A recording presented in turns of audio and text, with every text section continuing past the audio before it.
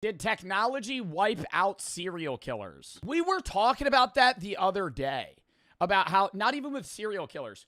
Bro, murdering somebody today, not impossible, but really hard. Like, if you were alive in the 1800s, you could have just walked up to somebody, shot him in the face, and left. Not even hidden the body. You could have your fingerprints all... How do you know? Because there's cameras everywhere. And forensics. If you were alive in the... Bro, people always glaze, like, some serial killers that were alive in, like, the 1700s. I'm like, yeah. I don't even like that, using the word term glazed, because they were serial killers. But people will be like, they were so sneaky. So sneaky? If you were a serial killer in the 1700s, 1800s, you could walk up to somebody, stab them, walk away, have blood, piss, urine, cum, anywhere over. They have no idea. If nobody saw the guy that killed him, they just go, I don't know, dude. It was dark outside.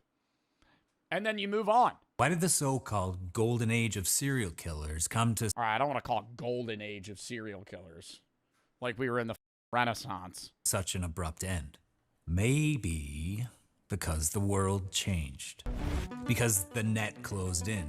Because cameras went up, databases went live, phones started ringing 3 digits instead of 10, 911. And the internet connected everything. See, the monsters didn't stop. The world stopped letting them move. Did technology kill? There's still serial killers that exist. I'm pretty sure the U.S. has like an estimated... Yeah, the U.S. estimated at... The FBI has previously estimated as many as 500 serial killers are active in the United States. More accurate sources suggest a limited number of 20 to 25 or 20 to 50 active serial killers at any given moment. There's serial killers active. But it's like not as many as there were back then. The serial killer? Welcome to Breakfast Cereal. My name's Josh. If you've been following along, you know I've been building a series asking, where did all the serial killers go? What killed the so-called golden age of serial killers? You know, that strange, terrifying stretch in the 70s and 80s when it felt like Kemper, Berkowitz, and Ramirez were everywhere all at once. I feel like that was because in the 70s and 80s, serial killers had the maximal amount of technology and things at their hands that they could use to kill and use other people. But that technology wasn't advanced enough yet to go against them, right? Like they had fast cars, they had phones, they had stuff, but tracking and knowing and being able to use that against people that were committing crimes with them was not possible or hard. So far, I've tackled lead poisoning, DNA, long-haul trucking, even the controversial idea that serial killers just evolved into mass shooters.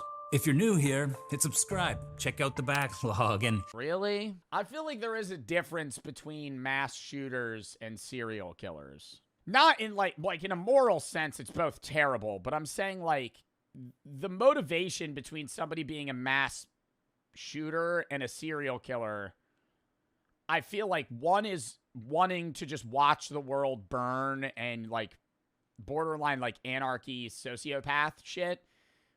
The other serial killing is more like they like the chase. They like the idea of getting away with it. Mass killers aren't trying to get away with it. Like they're just going in, killing people, and then either shooting themselves or getting taken down. Because honestly, that's where half of the real conversation happens. There are thousands of theories down there in some cases, and I love reading through. How many murders have you passed in your life? I think that's a statistic. It varies by person, but how many murderers does the average person walk past in their life? The average person unknowingly crosses paths with 16 to 36 murderers. But like that depends on your like where you are, who you are. Like if you live in New York City, it's probably higher. Through them. But today, like if you live in fucking rural Wyoming, you might never encounter a murderer. I want to zoom out a little wider. I want to talk about technology in the big sense. The stuff that turned the late 20th century into the early 21st. Not just DNA, but everything else. Let's start with this chart, because you know I love a good chart. And if you've been around here for a little while, this Serial killings have flatlined? because you know I love a good show. There's no way it's at 0. 0.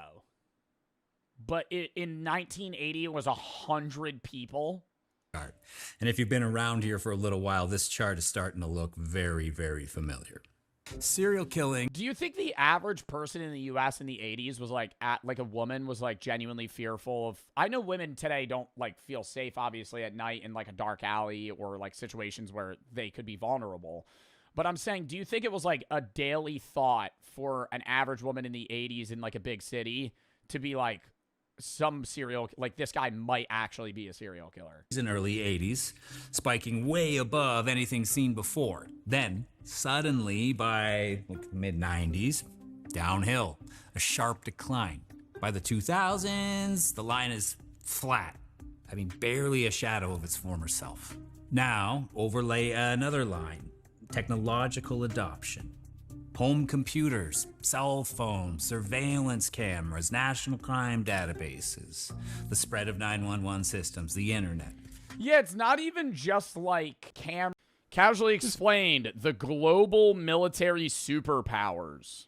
While we all know there's nothing we can do to improve our own lives and it's best left to whoever's in the White House, it's also the case that the people at the top of our institutional hierarchies have more than just the clamoring citizens to answer to, as they have real issues on the global stage they have to make worse. Meaning in order to actually understand the larger scale objectives of a nation, we have to zoom out and view every country like we're playing Civilization, and we're in charge of large-scale decision-making for the country's resources and political interests, rather than viewing the world as a citizen from that country. A good example of this is that in economics and politics, everyone says that America is the most powerful country in history, as they have the best technology and are the richest civilization of all time. Then immediately everyone in the comments... But we're the richest civilization by GDP. We're not the richest civilization by individual. I feel like that's such a gross inaccuracy. People always go, the U.S. is the richest country in the world. Yeah, but the majority of that wealth is held by the people that are at the top, right? The average income of somebody in the United States, we're not even like top 10. Like, actually, I gotta look that up. Luxembourg, Switzerland, Iceland, Ireland. Average annual wages in the U.S. 2000 to 2024. 2024 average annual wage is $82,000 in the U.S. That is just not true. Monaco, Bermuda, Liechtenstein, Norway, Switzerland, Luxembourg, U.S., Iceland, Ireland, Isle of Man, Qatar. What's the lowest? Burundi, $260. How do you even live on that? It says, well, I'm American and I'm not rich. And I'm sure that's correct, but observe how zoomed out I am on the map. I can't see you at all, meaning you are a trifling statistic to me. Similarly, what's clear both in real life and in video games is that the most significant threat to your empire is other nations enacting military force towards you while you're just trying to get your supply chain together to make light bulbs. For this reason, I wanted to look at the most powerful nations on Earth in terms of military might, which means looking at all 7 nuclear powers in the world, starting with the weakest and moving up to the Who's Winnie the Pooh? Oh, Xi Jinping. Strongest. To preface, I'm not going to be mentioning any countries in Africa or South America. This is because they don't have any nukes, meaning they don't matter or exist, so we can just delete those. This is how they do it in the Pentagon, by the way. First, we have our honorable mentions, which are countries that have no nuclear weapons but are still extremely formidable. Iran. Iran currently does not possess any nuclear weapons, but recently was enriching uranium to levels above 60% in a facility 90 meters. How do we know if a country doesn't have nuclear weapons? Is that like, are we able to know that? Like, couldn't a country have nuclear weapons and hide it? Even if you are spying on these countries, I'm not saying Iran has nuclear weapons, but I'm saying like countries could just have nuclear weapons and just not say it. But I think it's better to say it because that's the idea of mutually assured destruction.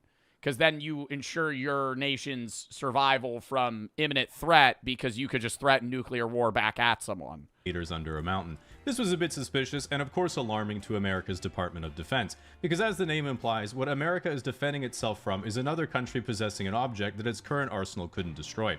Thankfully, there is not yet such a thing. Just so you know, I wrote that description before they rebranded to the Department of War, which, let's be honest, if you thought America was ever defending itself from anything, the only— Oh my god, and that jackass right now that's just fucking big. Dude, he's like a social media influencer. Who's the head of the Department of War right now? And he just posts on fucking Instagram Reels all the time. I'm like, dude, go do something. Go fucking do something. Pete Hegseth. Go fucking do something, bro. He's an influencer. He posts more than I do. Technology they would need is an Iron Dome that shoots down Boeing 767s. Saudi Arabia. Unrelated, Saudi Arabia also has no nuclear weapons, but is still top 10 globally in terms of defense spending, and is a fairly Defense spending, but I feel like Saudi Arabia is also just so, like, even if they're not the top in military power, they have just raw power from wealth. Like, the amount of money that the Saudi families have is more than, like, billionaires combined. Like, the Saudi families are, like, so fucking rich. quote from the ruler of Dubai, which was, "My grandfather rode a camel, my father rode a camel, I drive a Mercedes, my son drives a Land Rover, his son will drive a Land Rover, but his son will ride a camel." This statement might sound like he's humbly stating from shirt sleeves to shirt sleeves in 3 generations, but he's really saying, yeah, I'm just built different. Which pissed off his kids in the House of Saud, and now they all get chauffeured in solid gold Phantoms. Nevertheless, Wow. gold Phantoms. Nevertheless, they've recognized they can't just print money from selling oil forever, and their current grand strategy is to transition their economy from a gas station to the hub center connecting Africa to Eurasia and become the economic center of the Middle East. Plus, after hyping up their plans to build a 170-kilometer long city that is Yeah, didn't they just give that up? I feel like Saudi Arabia starts so many, like, trillion-dollar projects that they just fucking shit out for 6 months and then go, never mind. Like, they'll just, dude, work at 24/7 on it, and they go, never mind. taller than the Empire State Building and was getting me excited for someone to actually do something cool but really stupid for once. They shockingly paused construction and were then like, maybe we can turn it into an AI data center instead. Oh, is that what they really did? 7 as the weakest nuclear superpower is Israel. This is because Israel has no nuclear weapons, as it has committed to keeping the Middle East denuclearized. But they have stated that while they have no nuclear weapons, if they were to come under a mortal threat, they would be forced to use them. After turning the Gaza Strip into the Gaza Strip of all previous civilization, their current geopolitical objectives are to deal with international social outrage over their use of brutal force over a weaker territory by using their enormous political and media influence to convince radicalized Americans that they don't have enormous political and media. You're going on the Nelk podcast. So, Mr. Benjamin Netanyahu, what is your favorite hamburger? Number 6, North Korea. North Korea is estimated North Korea's the number 6 military superpower. I feel like that's just because they constantly threaten nuclear war. Like, there's no way North Korea is the 6th strongest nation militarily. to have about 50 nuclear warheads, although they're far more powerful and effective than any other nation's nuclear warheads because Kim Jong-un personally guides each of their targets, always knows where they'll land, and never makes a strategic mistake. Their current geopolitical objective Yo, the shit that was really funny was when they launched that. You see when they launched that military boat and it sunk in front of Kim Jong-un? It's not funny because he probably killed people after that. But what boat was that? Slipped into the water, bow remained on shore. Hull damage and compromised the boat as a whole. Wow. objectives at home are to continue launching ballistic missile tests over South Korea in order to further refine their capacity for strategic inaccuracy. Meanwhile, abroad, the soldiers they sent to the Kursk region to help addicted to porn. Addicted to porn, dude. All the North Koreans they sent over to Russia and to fight in the Ukraine war. Oh my God. They got immediately addicted to entertainment and corn. Russia wouldn't stop peacefully gooning to dancing girls after seeing the internet for the first time And TikTok. and have been sent home, likely undermining North Korea's credibility from the inside out with their tales from the free world. Number 5 and 4. Bro, what? Because they don't have internet. Well, they have internet access, but we watched that one video where they actually had somebody with a North Korean phone. And, dude, it's like all monitored. It randomly takes pictures of your phone. You can't access the majority of things. You can't download VPNs. Only approved apps and things are even downloadable on your phone. You constantly have to get it refreshed. Like, if you're on Wi-Fi or a phone in North Korea, that shit's about as useful as, like, a Leapfrog tablet in 2010. So when they went over to Russia and they had basically unmonitored internet access, they shit their pants.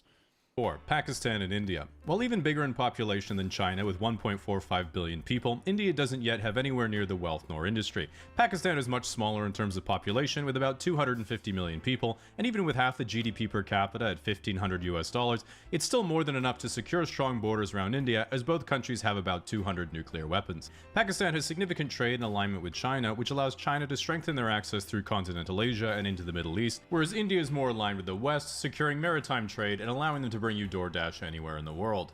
Now we get to the top 3, which are considered the real major superpowers in the world and a major jump up in power level from everyone else. Russia. Russia is by far the weakest of... It's going to be Russia, China, US.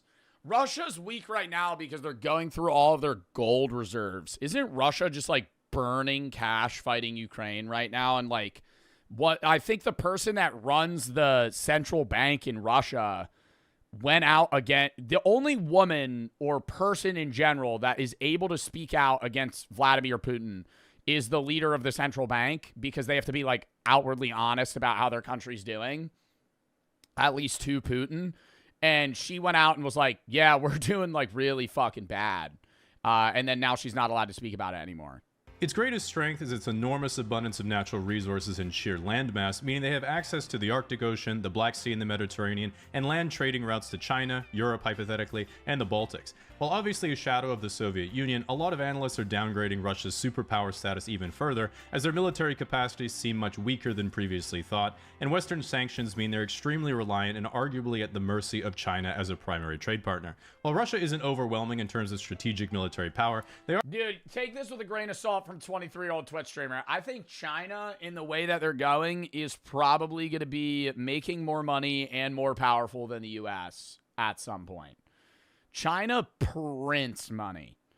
They fucking sell everything to everyone, and it's like not even close. Like, they fucking purposefully, artificially devalue their own dollar, and then their government just has so much money to spend on anything. Are basically unconquerable because they have 6,000 nuclear weapons, which is more than America. And so it's kind of like fighting a Voltorb who might just get pissed you're winning and at any moment self-destruct. Meanwhile, Putin says that pretty much all of Russia's military actions are not for conquest, but preemptive self-defense from the expansion of NATO. For people who are not aware what NATO is, if you ask a Westerner, we would say it's the political and military alliance formed between the United States and Western Europe after World War II that was then extended to more Eastern countries over time as they wanted trade relationships with the West and security guarantees for themselves after the collapse of the Soviet Union and the formation of a still threatening modern Russia to their east. This is of course my Western bias speaking, because you ask Putin what NATO is, he would say, Mordor. At any rate, it's... Seems unlikely any further land conquest is going to occur after Ukraine, because what was supposed to be a quick little pro-gamer move that everyone was going to ignore ended up looking like this on the live conflict map in January 2023, and this is what it looks like 3 years later. So you can make upset a lot of drivers who pointed out that it's actually against the company's agreement with these restaurants, as Uber requires them to give drivers access to their bathrooms, okay? Yeah, I think that's odd. If you're an Uber Eats driver, you should be able to take a fucking piss. It's different if you're like, oh, I'm going to fucking sponge bath myself in the McDonald's bathroom. But it's like, hey, I'm here to pick up an order. By the way, can I fucking piss real quick? Assholes. And many don't care and continue to enforce the ban, meaning many drivers are forced to make frequent pit stops and even piss in bottles, trucker style. I mean, come on, dude. Stop at a gas station. That's not that big of a deal, is it? It's not on my route. What's an average interaction with a fan? I'm a fan.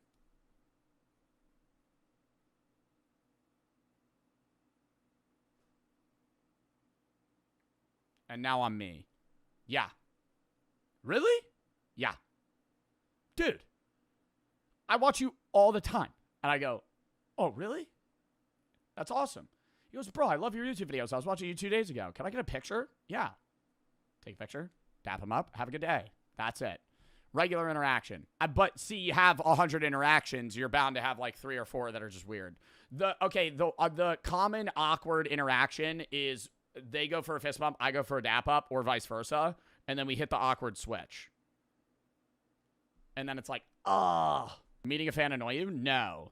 It doesn't annoy me meeting a fan. It annoys me when they stare at me from 50 yards away for an extended period of time because either A, they're not sure that it's me, or B, they're just too scared to walk up to me, especially if they're in a group and they're all kind of hovering around each other and just constantly looking up and staring at me. It, like, ruins the potential for me to have a fun time if I'm, like, out and doing something nice because they're kind of just, like, stalking me from afar. Like, just walk up to me. And so what I've done now is I've gotten pretty good at, like, if I see them, I know they know who I am because there's, like, a certain stare they give.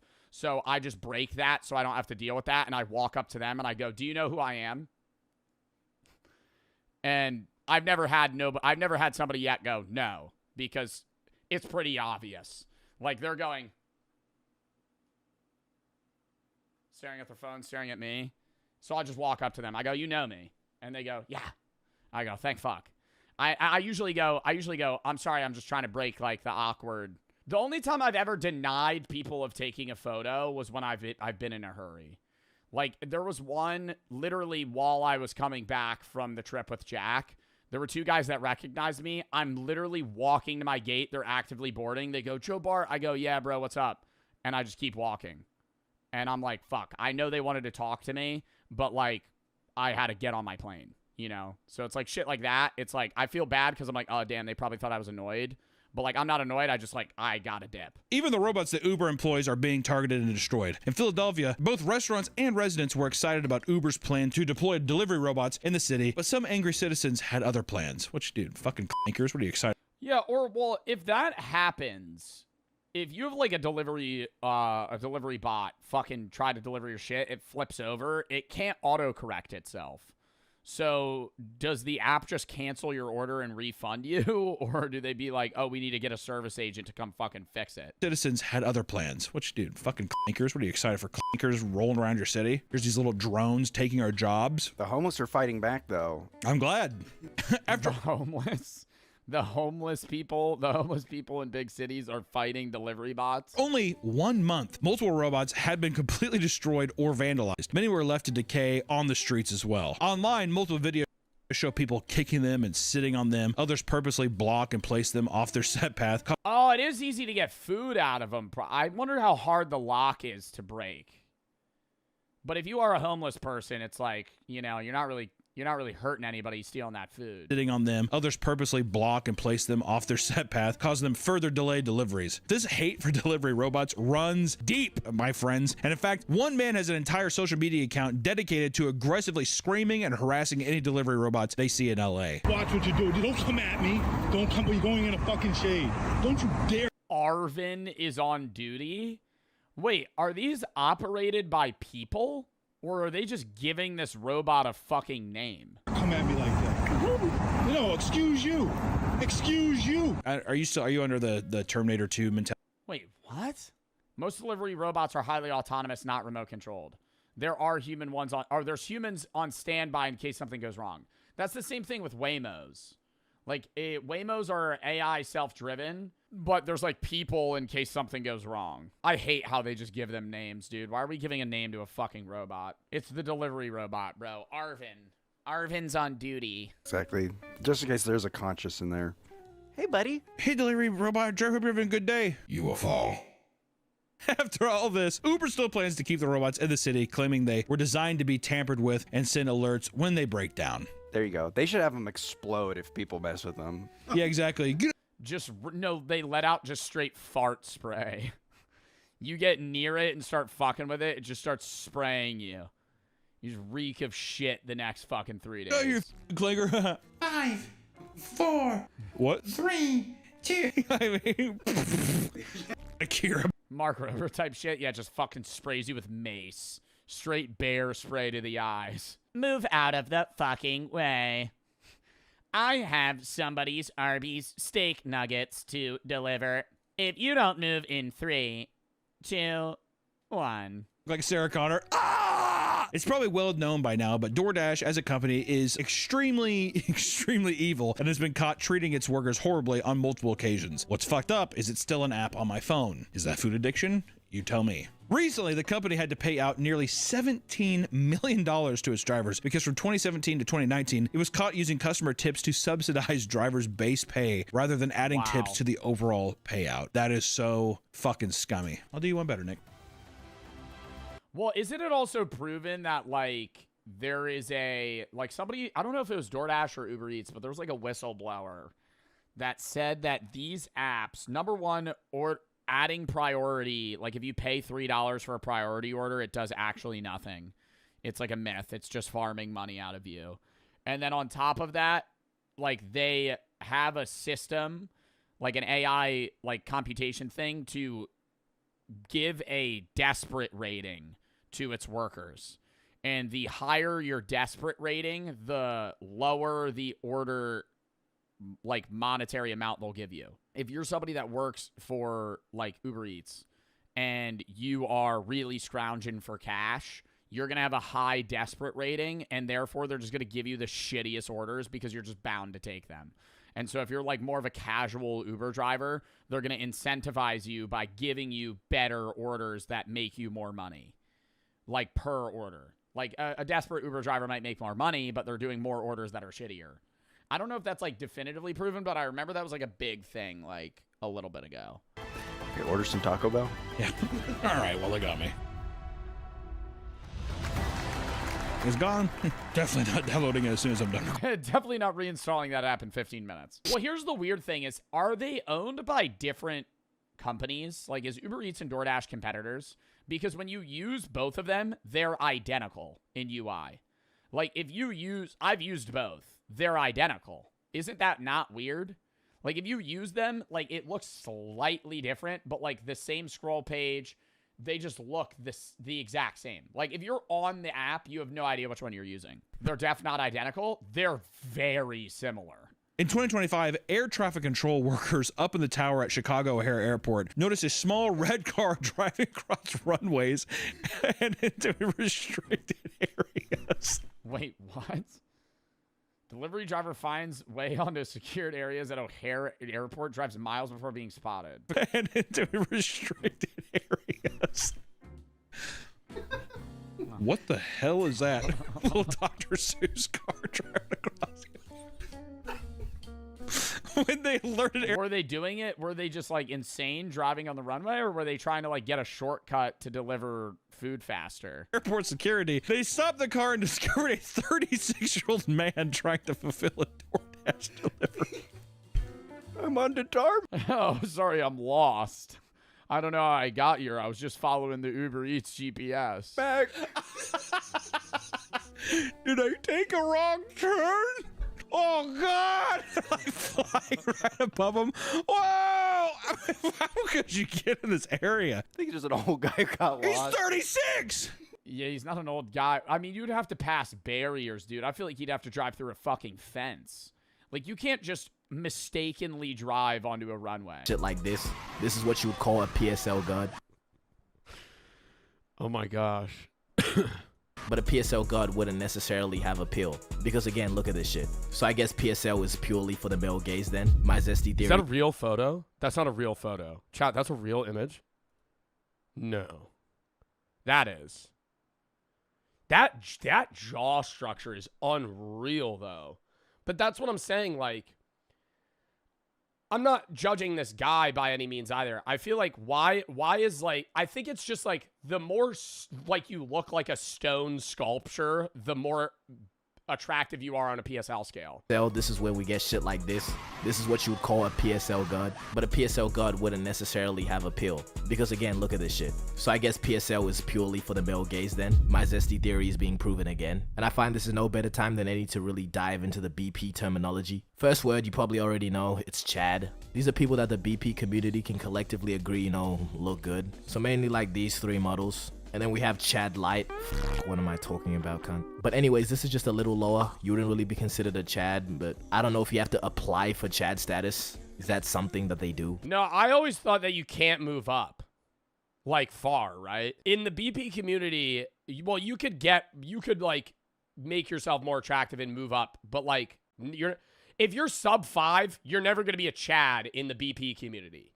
But if you're like a Chad Light, if you got like a different haircut, maybe like they'll fucking up you. I don't know. I don't know. But if you're an unidentified attractive person, you're what's known as an unknown slayer. Like this random ass kid in the back of this video, he went viral on TikTok for a little bit.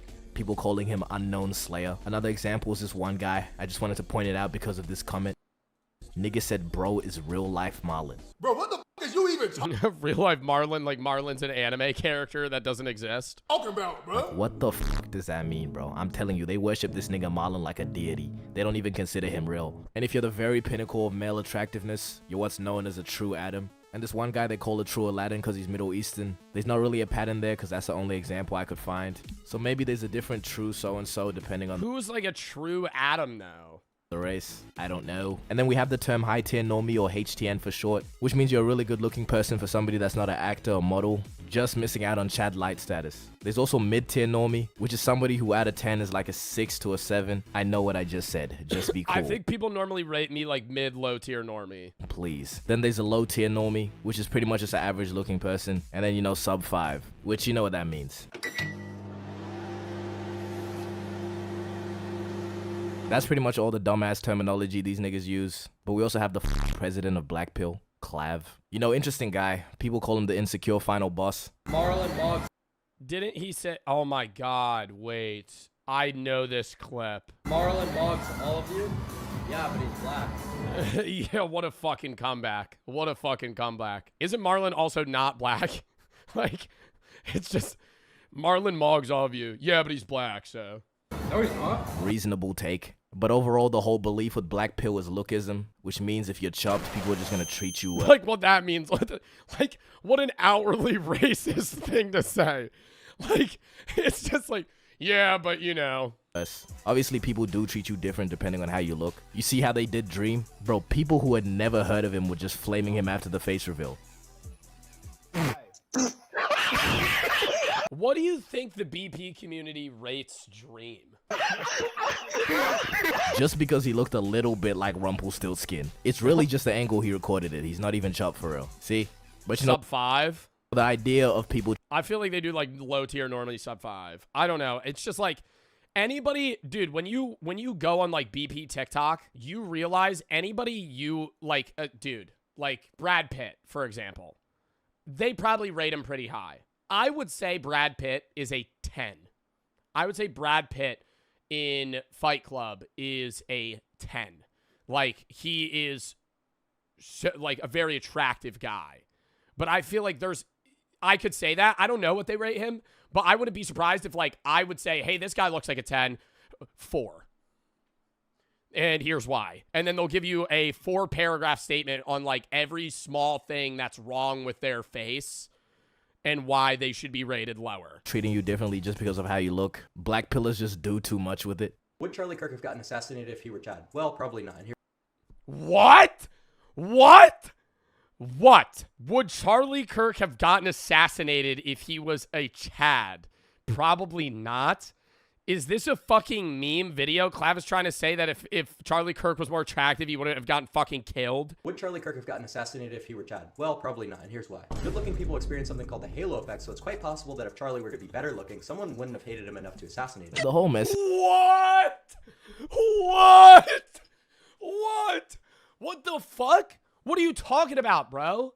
What do you mean? If he was more attractive, he wouldn't have died. I mean, I could understand, like, you're saying the halo effect of, like, people like more attractive people. Not in the argument of assassinations. I feel like the immediate counterpoint to that is, like, it wasn't John F. Kennedy considerably one of the most attractive presidents ever? Shot in the head. Broad daylight. You just lost to me now. I don't even know what's going on. The belief in this What? Oh, well, he was a Chad Light. He wasn't a Chad. idea is objectively wrong and also lame. Please find a place of employment. Where are you finding this time to edit over people that you have chopped? See, self-improvement, and I guess looks maxing by extension, is not necessarily a bad thing. And honestly, I believe having deep pockets is more powerful than looking good. Let's take this guy Cuffham, for example. See, I'm not gonna say he's chopped. Let's just let the results speak. The first algorithm we'll look at is designed to judge the beauty or attractiveness of your face. Point two?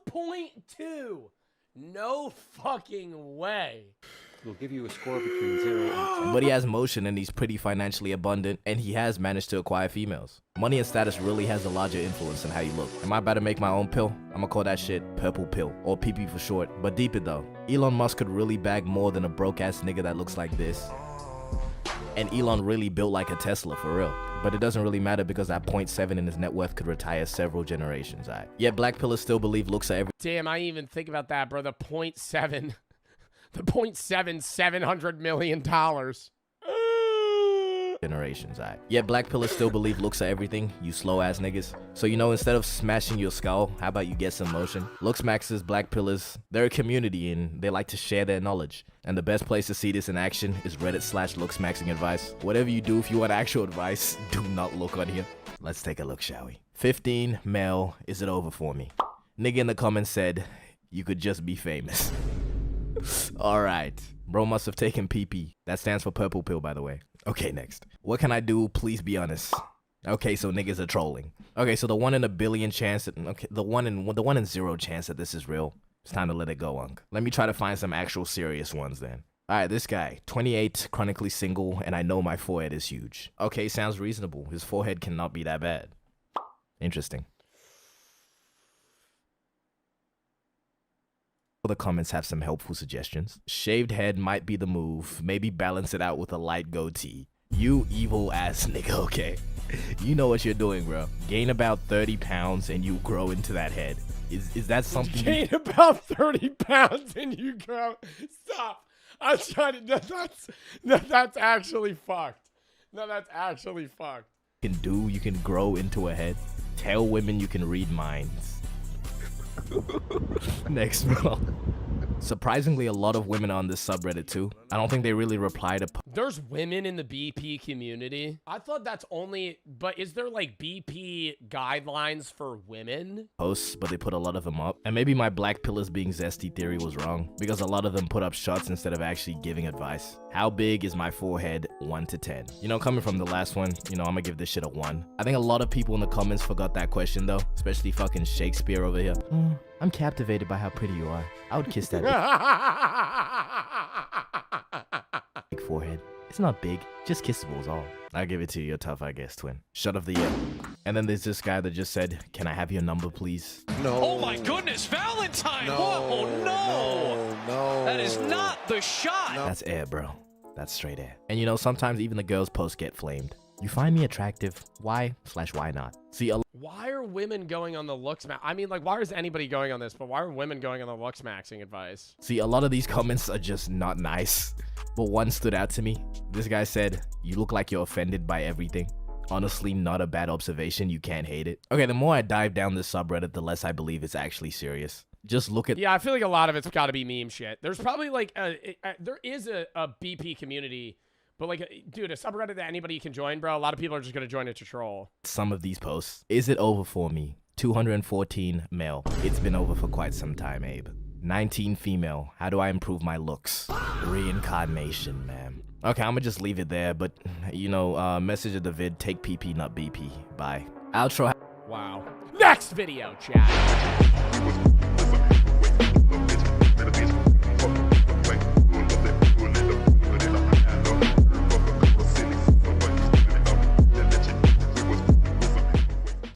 Courtney Cook. I need to find one that's like gross because she does make good food, but like some of them it's just like oof. It's like oof. Happy Monday. Okay, I have a big old sweet potato. Holy crap. Yeah. This is just lunch. Some green onions, some butter. Oh, Buddha K. What is that? I'm gonna pick them up. Oh. Just eating a potato. Just eating a potato and onions, bro. Like what is that called? Like a Baltic breakfast. I love watching those too. Some dude with just a bunch of onions and shit, and you just like just munching on them. Won't need to change. If Brandy wants to literally kill herself eating that much food, then she should be allowed. But she shouldn't be allowed to be monetized on these platforms for it. And I get that point where it's like you shouldn't be able to be paid for it, but I mean, there's so much worse shit that people get paid for on content. So. Although Brandy only has 160,000 followers. It's like if you demonetize this, you have to demonetize anything that's bad for you. And then like half of content in general is not monetizable. Adi Gutierrez has almost double that follower count and seems to have an even worse diet. What I ate today as a baddie. Cereal for breakfast.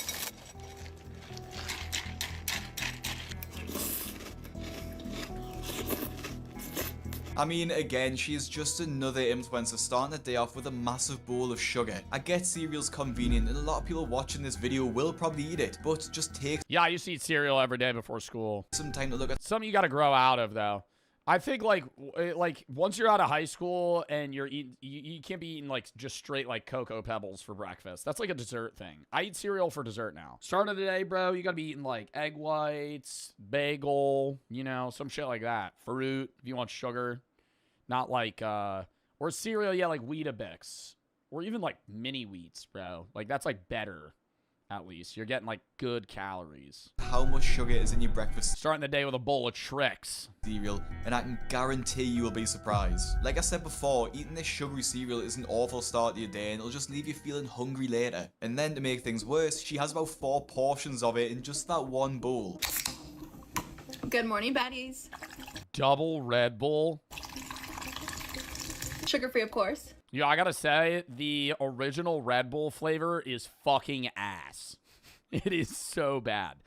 And Red Bull did a great job marketing-wise with, like, relating Red Bull to, like, sports and, like, energy and, you know, even, like, most alcoholic drinks at bars, like, mixed drinks, like, shots and shit, use Red Bull. So, but that's also one of the reasons I hate it. Like, if I'm drinking and I smell Red Bull, it's not that bad. But if I'm, like, sober and I smell fucking just a regular Red Bull, I'm thinking of Jaeger bombs. And that shit, fucking gross. Gross. Sugar-free Red Bull. No. And the original flavor is just bad. What is that? I made a quesadilla with hot Cheetos and hot mac and cheese. Hot. Bruh. Olipop. Now before she's even got changed out Oh, that balances it out. That has prebiotics. of her pajamas, she's probably honestly had about 2,000 calories in just an absolute mess of food. And I don't know if this is an American thing, but who puts Cheetos into a quesadilla? Now it's a good thing she has those 2 Red Bulls because her Dude, I've done that before. There was this, I went back when I used to do TikTok more. Dude, there was this one time I got home from a bar drunk and I felt unhealthy, so I just ate like 2 raw green bell peppers, and I was like, yeah, that'll probably balance it out. That'll probably balance it out. I had 2,000 calories worth of fucking alcohol. energy levels will Yeah, that'll probably do my stomach right. be absolutely through the floor by the time it gets to dinner time. Red. For dinner, I have some steak and some taters. Yeah, can we eat it? Can we eat it with a fucking fork and a knife, bro? What are we doing? What are we doing? What are we doing? Oh my god.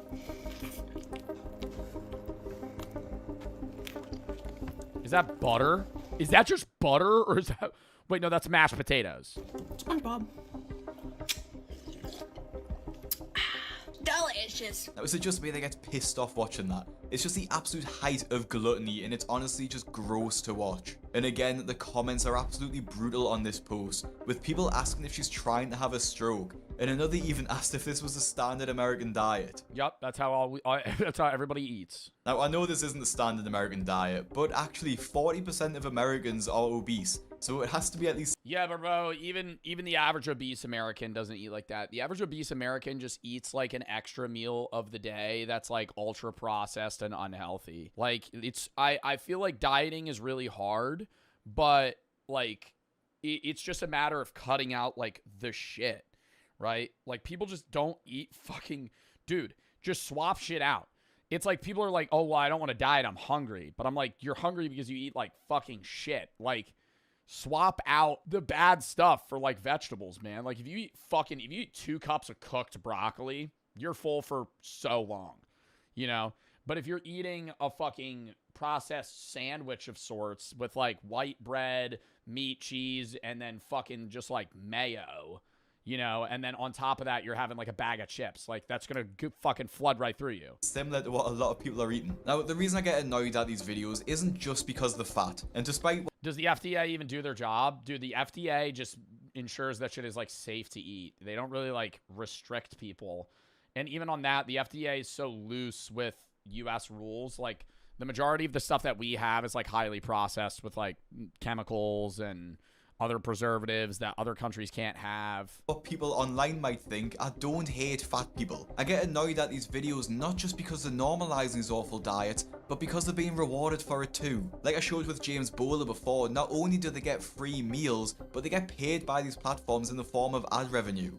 Addy has over 300,000 followers on Instagram and over 500,000 on TikTok, posting pretty much every day on these platforms. So it isn't a stretch to imagine that she'll be earning multiple thousands. No, she ain't making that much money, bro, and I'm sure of it. I did short form, bro. She ain't making fucking 30 grand posting these videos, dude. 7,000 likes. 7,000 likes. That video probably made $15. That video made about $15. Like, you're not... Short form media pays about fucking ass. Nothing. 7,000 likes, dude. 7,000 likes on a minute video. Even if you had like 200K views, $40. Tops. Probably like 5. Over 300,000 followers on Instagram and over 500,000 on TikTok, posting pretty much every day. Yeah, 200,000 views on a minute-long video. What I ate in Disneyland. She's not even making the money back for what she paid for the stuff. I mean, you know, granted, she's writing it off if she knows what she's doing. So she's writing off the food that she's eating because she's filming it for a video. But still, it's like, it's not offsetting the fact that you're still just like burning money on these platforms. So it isn't a stretch to imagine that she'll be earning multiple thousands a month. And then other people with poor... 40 cents per 1,000 views. Carson, if you think that anyone is getting 40 cents per 1,000 views on any platform, even YouTube, you are widely mistaken. Mr. Beast would be the richest man in the world if he got paid 50 cents per 1,000 views. Are you crazy? Diets will say this. Most of the time, like, my CPM, wait, actually, no, I think you're right. 50 cents per 1,000 views on TikTok is crack. It's probably like 3 cents, 2 cents, maybe a penny. On, what do I get on YouTube? It varies by video. How do I see that? Yeah, CPM on YouTube anywhere is between like 4 and like 8. So like $4 a 1,000 views. And start recording. That's YouTube on hour-long videos. On TikTok, regular CPMs gotta be like less than a penny. On themselves eating, thinking that they can make money while eating. And then the only way they get attention by doing this is by eating bigger and bigger meals, which just puts more strain on the health and society. And then when people like Addy get more money, it's pretty obvious what to spend it on. Facebook pays hella good then, that's what I make. Meta pays more. On Facebook in general, they just jam ads, and the ads are more valuable because the audience is older, and older people buy more products. The older your audience, the more money you make for ads. What I ate 16-year-old's a lot less likely to buy a product than a 35-year-old. today as a fatty. Good morning, fatties. I got a Core Power and Heavenly Hunks cake batter flavor. So that's my breakfast. We got In-N-Out.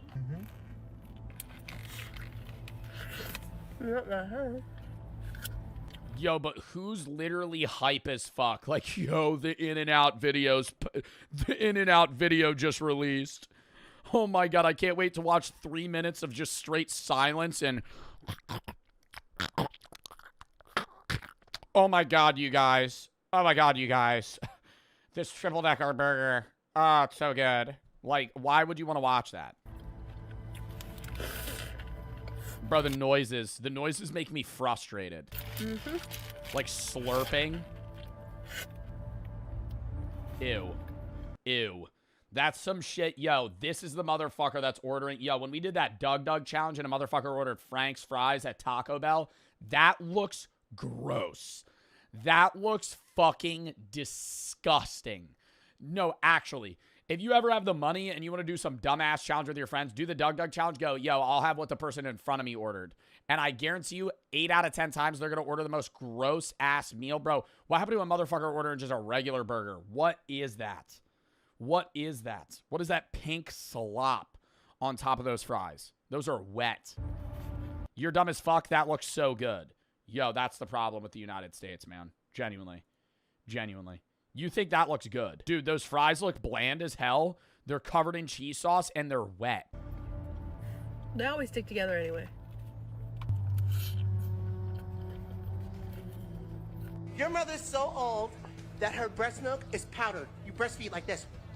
We got a hot cocoa beignet and a peppermint candy beignet. Let's taste them.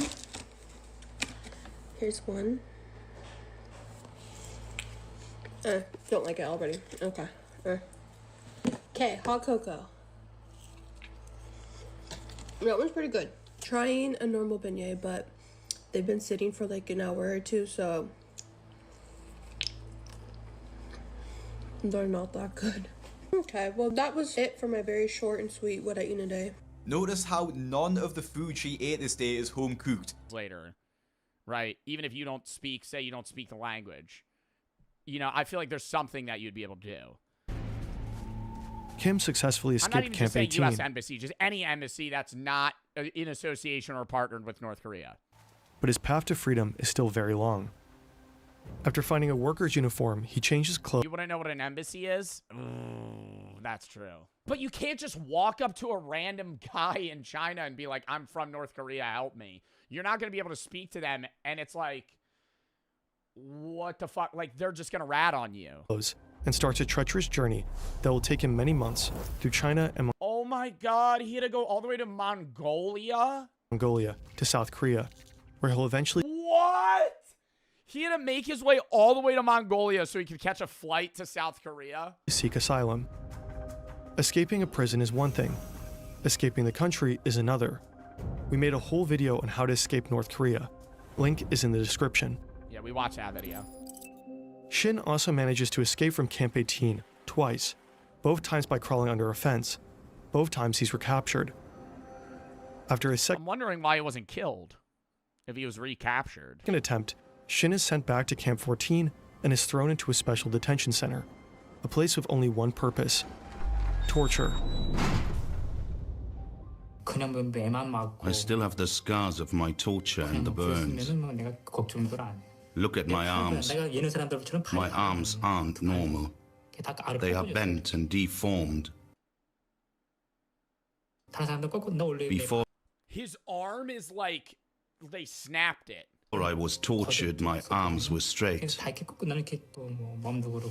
When I was tortured, my arms were tied up with a rope and pulled backwards. That made them more and more bent. I'm filled with anger when I stand in front of the mirror and look at my body after a shower.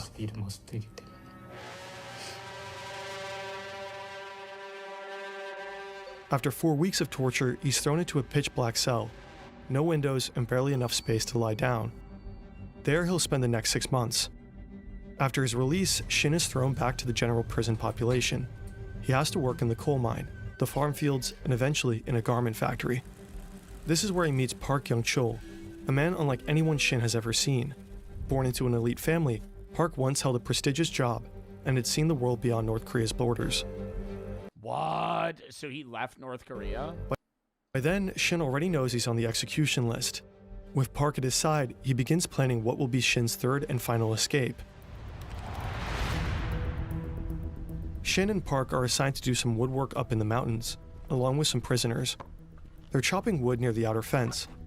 The camp's fence is around 10 feet high. And How many guards do you think they got for, like, a group of people? Because part of me's thinking, like, you could just rush those motherfuckers, you know? lined with high-voltage barbed wire. But I feel like, bro, if you got a group of 10 people, they probably got, like, 3 guards. And they're all holding machine guns or rifles. The next guard tower is a quarter of a mile away. Shin watches. Some people would die. Yeah, well, realistically, they probably have enough guards to where all of them would die, so they can't revolt. But I'm thinking, like, if you had 2 guards and 10 people, you could realistically try, like, knowing 8 of you are going to die, but, like, 2 of you are going to be able to overpower them and live, and then you just steal their shit. The patrols. There are long gaps between them where no guard is close enough to spot the 2. The plan is simple. Wait until dusk so that their footprints can't easily be traced in the snow. They slip through the high-voltage wires without touching them. risky maneuver. As the sun sets, Shin and Park move closer to the fence. They hack branches, pretending to stack wood. Nobody notices them. Park hesitates. Shin's heart races. He grabs Park's hand and they run. Shin slips. Park reaches the fence before him. He tries to squeeze his head between the two lowest wires and hits one of them. Park's body is not moving. The bottom wire bends under his weight, creating a narrow gap. Oh my god, and you just leave him. Oh my god, you just leave him. Shin crawls over Park's You have to. body. He's almost past the fence when his legs slip, hitting one of the wires. The voltage tears through him. His pants char. His skin burns from ankle to knee. It's that fucking high a voltage. Did it kill him? But somehow he makes it through. No! Okay. Park's body lies dead on the fence. Shin runs without looking back. Oh, because he got hit in the head. For 2 hours straight until he realizes that he made it.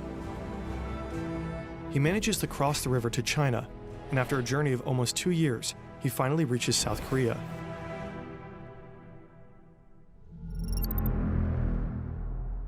These are all the prison camps that are most likely active in North Korea today. According to Greg Scarlatoiu, Like right now. Like right now. I know time difference, like it's 7 p. Time difference, what time is it in North Korea? It's 8 a.m. There's people in North Korea right now in camps that are like doing slave labor. Right now. Like right now, there's probably thousands of people that are actively fucking doing crops, cutting wood, being beaten to death. Fuck, man. the camps are changing, and not for the better. Camps near the border have reportedly been moved further inland, likely to make escape even harder. And some new internal perimeters have appeared, possibly to isolate high-value prisoners. A third development in terms of infrastructure, evolution and development has been the creation of watchtowers and what appears to be intersecting lines of fire around the camps that would be meant to basically exterminate those who attempt to leave those camps. For some camps, evidence is even scarcer. There's one camp that we know very little about, and that's Camp 16, 1-6. That's very close to the Punggye-ri nuclear testing facility. And I have spoken with the South Korean nuclear scientists who said, look, we don't believe that prisoners are used in digging those tunnels for the nuclear tests, but it is very likely that they will be, used and abused while cleaning up after those nuclear tests. The HR Oh my God, what? And then thee gonna like die of radiation. NK estimates that up to 120,000 people in these camps. people are currently held in North Korean prison camps. In fact, as a viewer of this video, you might know more about them than most North Koreans ever will. We have to remember that these people are being tortured and maimed today. They were tortured and maimed yesterday, and the same will happen tomorrow. So, I think it's a matter of moral, ethical, religious, and political obligation to continue to maintain our interest in these issues. This is Shin today. He gradually adjusted to a life in society and became a public speaker and advocate for human rights in North Korea. In 2015, Shin Dong-hyuk retracted parts of his story and admitted to changing certain key details in Escape from Camp 14. The book's author published a detailed statement outlining every change Shin had made. According to Shin, some memories were simply too painful and others too shameful to share truthfully at the time. This is Wow. So it's not even like he made it seem worse. He made it seem better than it was. Like one of the edits it showed was that he hated his brother. And so it was easier for him to rat on him. a common reaction for victims of torture, who often cope by suppressing or distorting their accounts of what really happened. Greg Scarlatoiu and others believe Shin's changes don't alter the fundamental truth of his reports. Was Shin Dong-hyuk a political prisoner? Yes, 100%.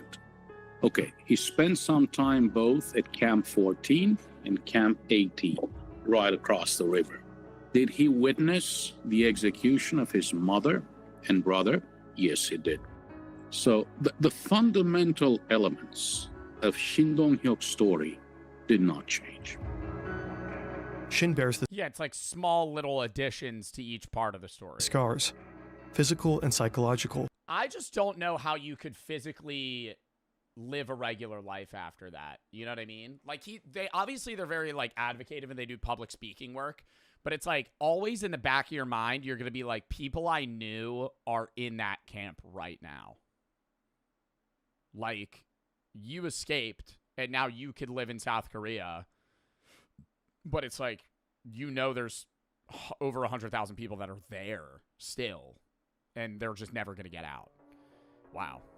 That's a sad video, but I'm glad we watched it. All right, count me down 30 seconds, Sean. I got to piss, then we're going to hop.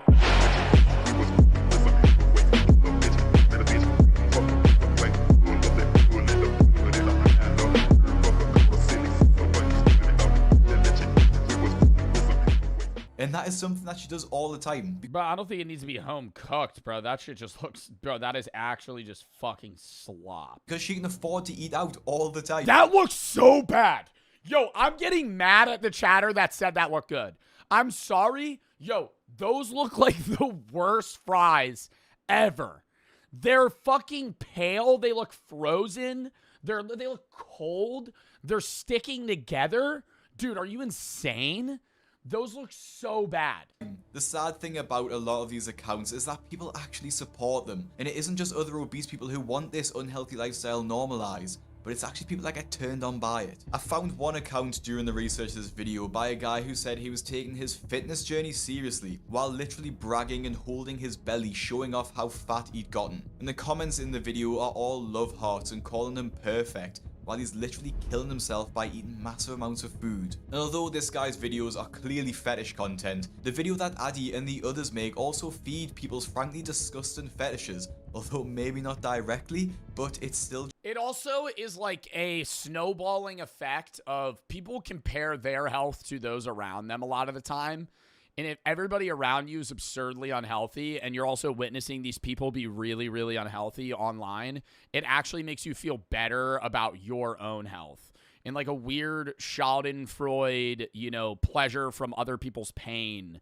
You're witnessing this person like eat themselves to death. And you're like, oh, you know, maybe I'm not that unhealthy. Just as bad. It's blatantly obvious too, because when they post a video that doesn't go viral, the only people that are commenting are from men, just posting heart eye emojis about her. And I mean, a feederism fetish has got to be one of the worst that I can possibly imagine. I just can't imagine finding somebody eating their body weight in food attractive at all. What I ate today as a fatty. For breakfast, we got cookies.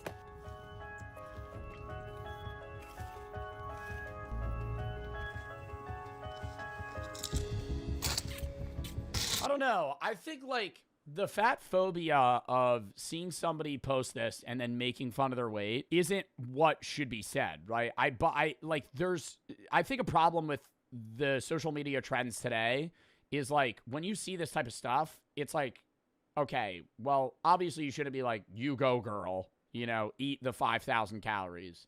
You at the same time shouldn't make fun of them, right? Because it's like, that's fucking weird, right?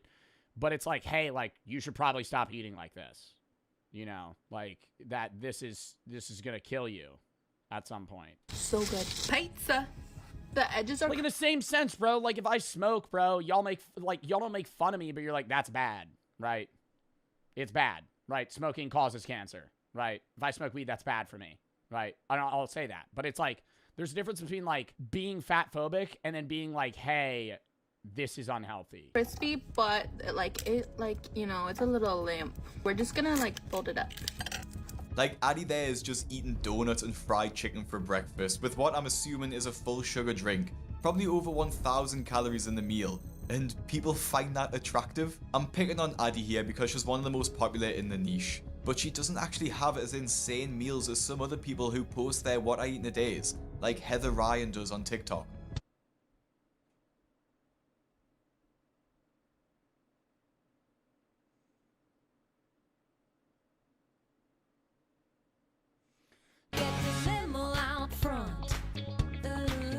Does anyone believe that she only had one piece of chocolate? Every shoe, every color. Yeah, when you're famous, it can be kind of fun. What's in that, dude? Shoe, every color. Yeah, when you're famous, it can be kind of fun. It's really you, but no one ever discovers. In some ways, you're just like all your friends, but on stage, you're a star. You get the Now this is weird because it looks like she just had cheese balls with sweet potato fries, and then a big sundae to finish it off. Like, there's actually no real meal in there. But this isn't the end of the world, as long as she doesn't have too much food afterwards. Bro, it's like, I don't know. Like, this isn't, are these mozzie sticks? What is that? Like, the potatoes and the peas aren't that unhealthy. Like, I mean, they're seasoned, maybe covered in butter, but, like, that's not bad. Never mind. And if anyone was wondering, she actually had 18 egg rolls. They looked a little thin to be egg rolls. Potatoes on that plate. Heather seems to think that her massive weight is a bit of a joke as well, and actually seems proud about the fact that she eats this much food. I want my ladies to show. I think, dude, and that's what I'm saying. I think there's a difference between being proud of your body and then being aware of the health thing, right? Like, I don't think anybody that's overweight should feel ashamed in their body, right? As long as you're healthy, that's all that matters. But it's like, don't sit there and then eat 5,000 calories on camera and be like, I'm doing fine. Like, no, that's bad. Off their jawline. You shouldn't be proud of being unhealthy. Well, there's a difference between people that are just overweight and then unhealthy, right?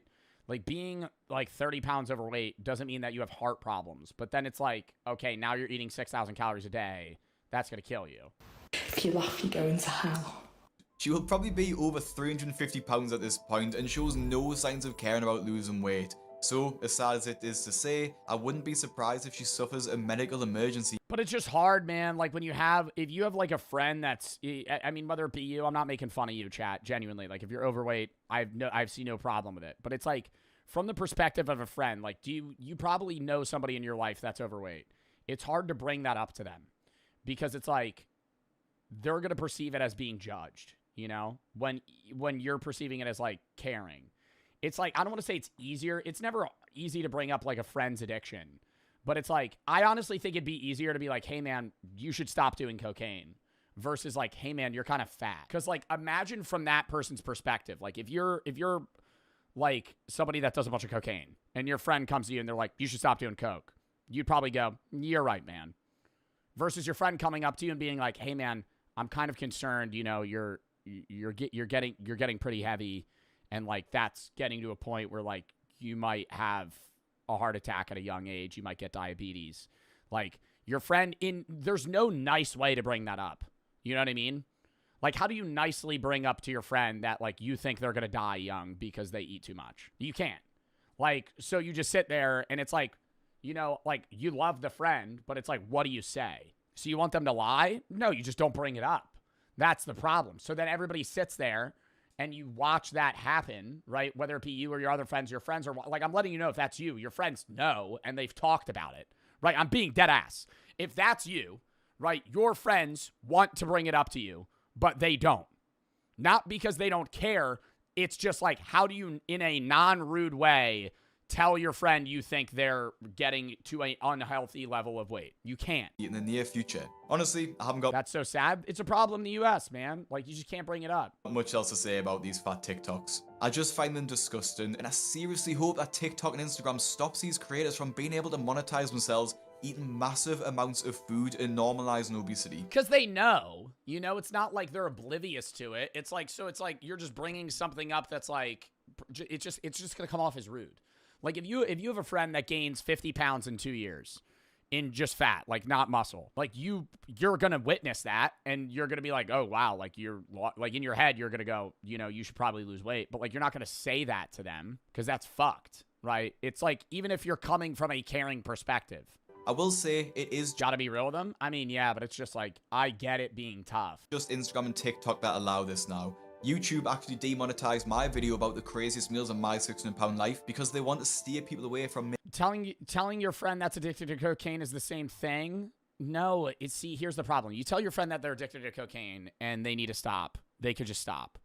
But if you tell your friend that you think they're overweight, then they're gonna feel they're gonna feel like insecure eating around you. You know what I mean? Like anytime they ever eat unhealthy around you, they're going to feel insecure, right? They're going to feel like you're judging them, right? Even if you're not, right? That's the problem. It's like if you tell your friend you should stop doing cocaine, he's going to be like, yeah, I should probably stop doing cocaine. And you could judge him when he does coke. You could be like, you shouldn't do that, right? And now imagine you tell your friend, hey, man, like I'm getting concerned about like your weight. Like I think you should lose weight. Then you and him go out to eat fucking 3 months from then, and he orders like cheesecake for dessert. In the back of his head, he's going to be like, this guy's judging me. Making this type of content. It just means quitting cocaine isn't that easy. I know, dumbass. I'm saying it's easier to fucking judge somebody for doing coke than it is for fucking eating a cheesecake, okay? I'm saying, like, do you understand the point that I'm trying to make? I'm saying your friend's not going to feel insecure when it like, your friend already knows coke's terrible, right?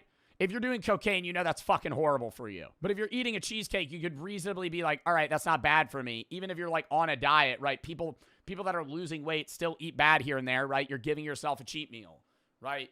But they're constantly going to feel like bad about eating around you. I need to be a bit more careful. It's like this fucking, it's like an unseen, like it's such a complex problem that on surface levels, like, just tell them they need to lose weight. It's not that easy. What I say in videos. Now, this was a bit of a different style of video for me, and if you want me to look at more What I Eat Today TikToks, let me know, and send me some on Instagram at BigCraigYT. Make sure you subscribe so you don't miss a video, and if you like this— oh my god, man, that was like a really upsetting video, dude. Feeder content, nobody makes noises like that when they eat. Oh yeah, no, if you're moaning, I'm not a food addict, I'm an alcohol addict. Imagine if I made What I Drink in a Day videos that were me slamming shots at Everclear. That's what I'm saying, it's normalized, it's normalized. If you're like, what I drink in a day, and then it's like you're just fucking on your 15th beer on a fucking Wednesday, you'd be like, yo, you're an alcoholic.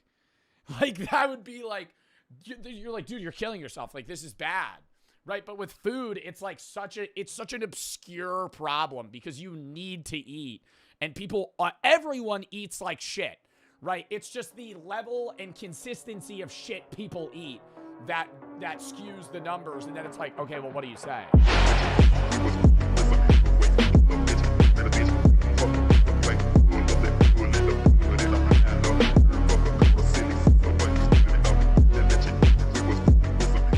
And what if you see that person, bro? Amber alert. 6'3" man in all red. You look out your apartment window, he's just right there. I would think that I'm not actually experiencing this, and I would be like, okay, I don't want to false report this, but that is eerily similar to what I just saw. Online. I mean, look at Luca Magnotta. See, he wanted to be infamous, and he used the internet as his stage. Before he ever killed a person, he posted disturbing videos online of animal cruelty. Entire internet communities spotted the clips, debated whether they were real, and started trying to track him down. So when he murders Jun Lin in 2012, he filmed it, uploaded the footage, and then fled the country. And here's where the internet really showed its power. Interpol alerts went out, news stories raced ahead of him, and thousands of strangers on the internet picked up the trail. So if you've ever seen the Netflix documentary, this one, Don't Fuck with Cats, you know the story. A handful of amateur sleuths on Facebook went full. Just found him in a different country? How the fuck did they do that? They like tracked his airplane? They froze frames, analyzed the backgrounds, tracked. Oh my god, like some GeoGuessr shit. Oh my god. Like, he takes a video of himself somewhere on, like, a street, and they're like, I know where this is. Down items in the room, even trying to triangulate his location based on things like the style of electrical outlets. See, for better or worse, the internet made it possible for the average person to play detective. And it's not always a good thing. Vigilante internet investigators can easily misidentify people, ruin innocent lives even. But yeah. In Magnotta's case, it created a pressure cooker. He couldn't move without someone online trying to pin him down. He was finally caught by technology and his own vanity. He went into an internet cafe in Berlin, logged online to read stories. What do you think he was reading about? himself. The clerk recognized him, called the police, and the net snapped shut. Wow. Now, here's the pushback. In fucking Berlin, he kills somebody in the U.S., flees to Europe, and somebody's like, I know this guy. I've never even heard of that dude before. Have you guys heard of him? He was just like fucking killing cats on like Live Leak or something, and then he murdered somebody and filmed it. He killed the serial killer. Why do we still see cases pop up? Why do we still uncover guys like Samuel Little, who confessed to killing 90 women over decades? Seems to me that maybe some killers adapted. They targeted the most vulnerable, the homeless, sex workers, addicts, people society still tends to overlook. Even with tech, if nobody cares enough to look for the victim, the predator. That is very true. That's what people always say about like how if somebody gets murdered and they're from like a wealthier family, the police or that city will try harder, which is like fucked. But it's like, dude, if you kill like a homeless crackhead, nobody's like, I'm not going to say nobody, but like the odds of somebody looking for you are a lot less than if you kill somebody of like prominent positioning in a school or a city or a town, you know. Can slip through. So maybe it's not that technology ended serial killers entirely. Maybe it's just made the game harder. The careers that used to last decades now burn out in 1 or 2 murders. And that brings me to the bigger question. Did technology really kill the serial killer, or did it just change the shape of the shadows? Because every time we build a new wall, predators find a crack. DNA, database. What, so he's saying maybe there are serial killers out right now, but nobody's connecting the dots yet because they're doing it in a different way? Bases, cameras. They close doors, but human darkness doesn't just vanish. It adapts. And maybe the scariest thought is this. For all the progress we've made, are we just fooling ourselves? Is safety real? Or is it just another illusion until the next predator figures out how to beat the system? What do you think? Did technology end the golden age of serial killers? Or I don't think it okay, golden age maybe. I don't think it gets rid of serial killers. I don't think you would ever be able to get rid of serial killers. But I think it's a lot harder to be a serial killer now than it used to be. But yes, I also like I've completely forgot about like the homeless thing. Like I wouldn't be surprised if there's like a serial killer that goes to like Skid Row and just murders people and then leaves. Right? Because that's already such a huge homeless population. Nobody's looking into that. People die all the time there, and there's barely any investigations.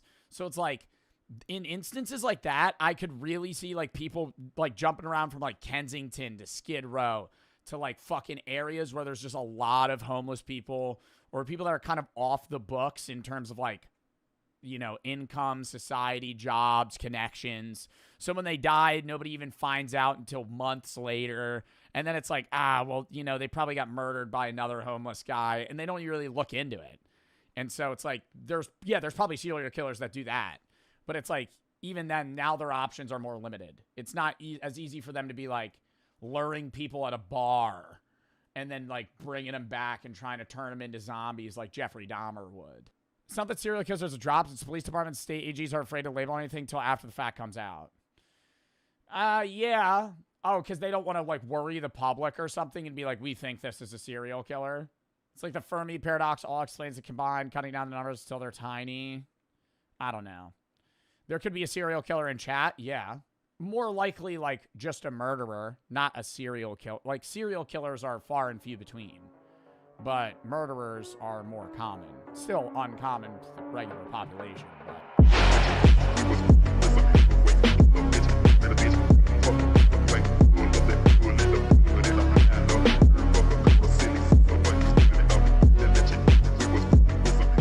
Leave the casino? Yeah, really cashed out big today. Really ran them for their money. I profited 1/5 of what I came in with. I gotta be up double. Curious situation. Trying to positively identify somebody who may or may have or may be using a fake ID.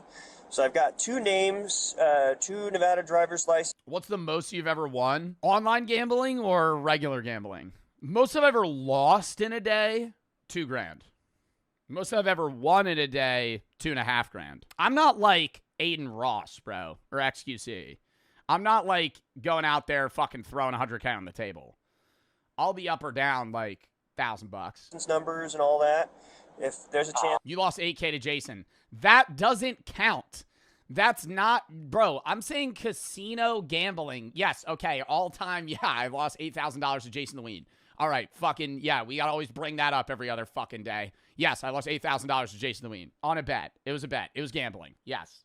Fine, sure. I lost $8,000. So I could have you run both and see if any of them come back and maybe send me... And the YouTube video did terrible, so I didn't make the money back. Pictures. I did not make that money back. In an email of what their IDs come back as? Yep. Huh. That is super weird. Do you see resemblance in those? Yeah. Yeah, that is... But yeah, they're CA 83. Are you up or down all time? What a stupid question. Buddy, down. Down. Are you kidding me? I don't even know how much I'm down. Down. Surely.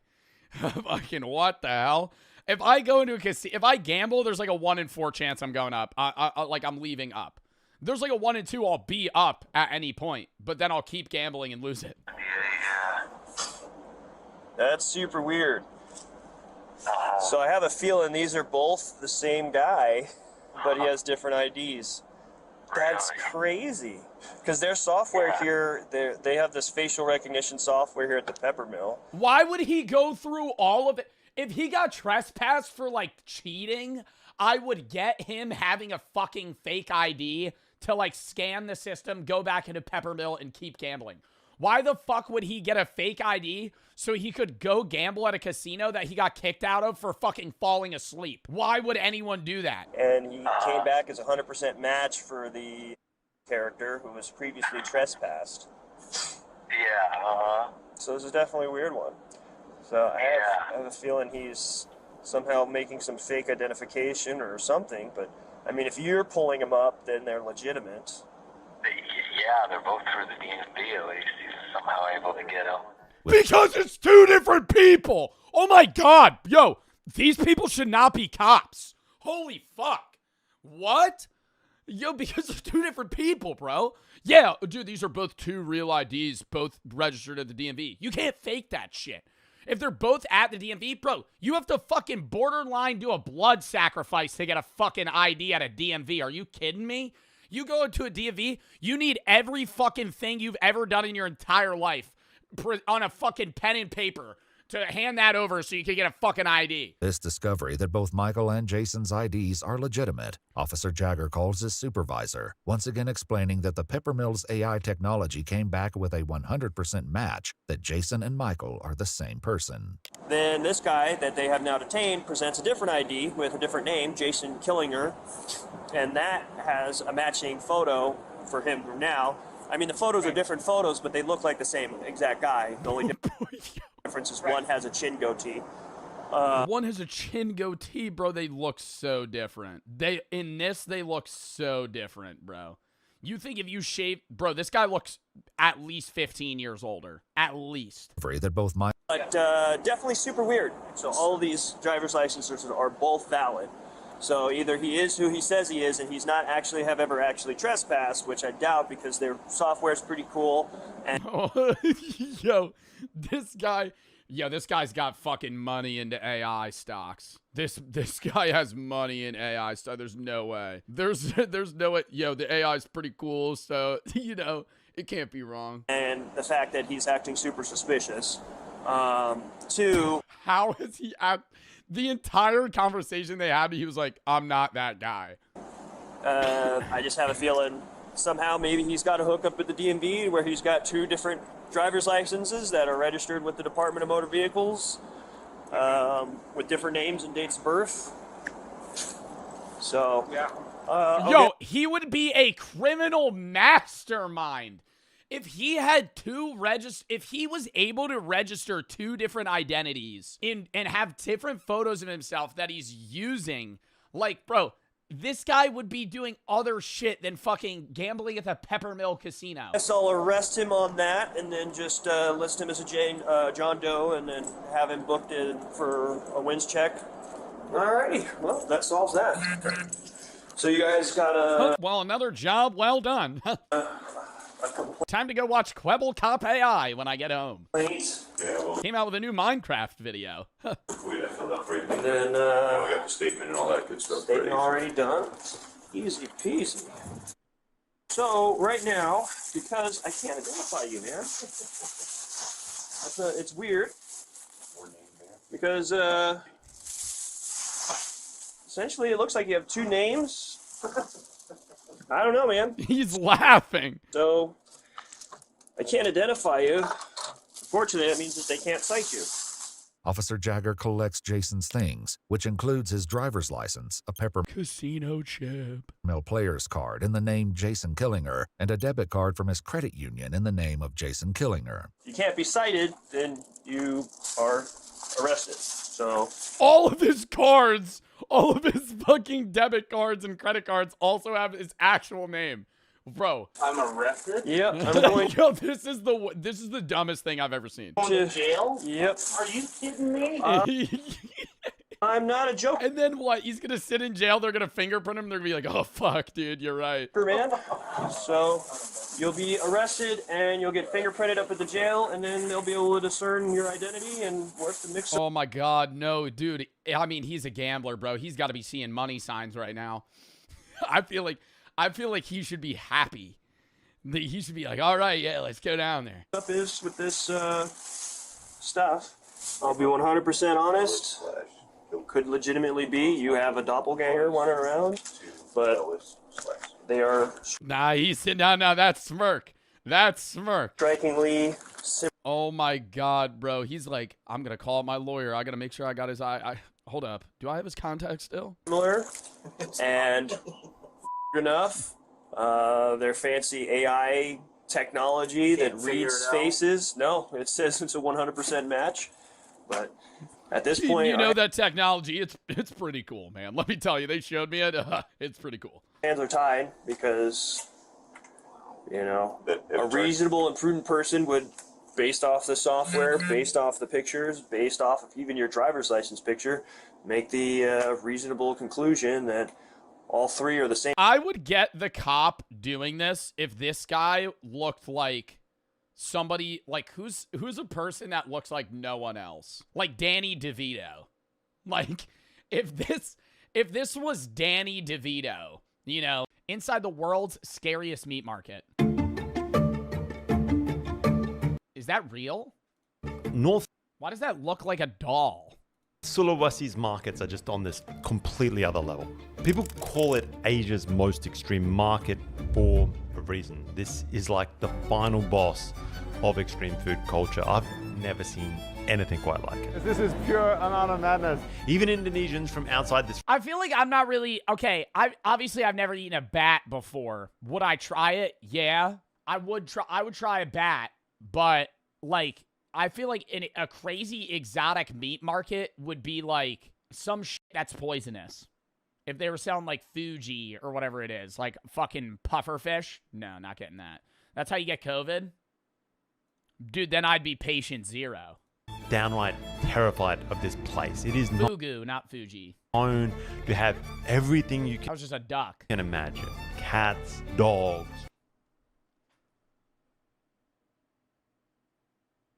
rats, pythons, and endless numbers of bats. All right, hard pivoting what, yeah, okay. I gotta be honest, guys. I don't know if any of this ever makes it on. Would you eat a dog? No. I'd eat a guinea pig. I would never eat a dog. I'd never eat a dog or a cat. I think that it's, obviously it's like different culturally how you view that animal, but I truly believe that like dogs and cats are basically bred to be human companions rather than food, so I don't think it even makes, not even just moral, but like logical sense to eat a dog. Would you eat a horse? I would try a horse. They serve, when I was in Iceland, I can't eat a horse, because I have alpha-gal. Anyways, I would try one, though, if I could.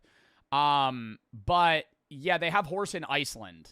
That was, like, a big thing on one of I went to, like, a big steakhouse, and they had a bunch, they had steak, they had whale, they had horse and then puffin. And I was like, wow, I'm not going to try that. And I wish I kind of did, because now I can't. Whale? Yeah, I feel like I wouldn't like whale. I don't think I would like eating whale. Puffin probably would just taste like chicken. And I would bet that horse just tastes like steak. YouTube. And what I would bet horse tastes like steak. What appeals to me Like is word, that word for word. isn't about some kind of crazy shock value. It's not some weird medical claim that's driving the appeal. It's not novelty for tourists. It's none of that.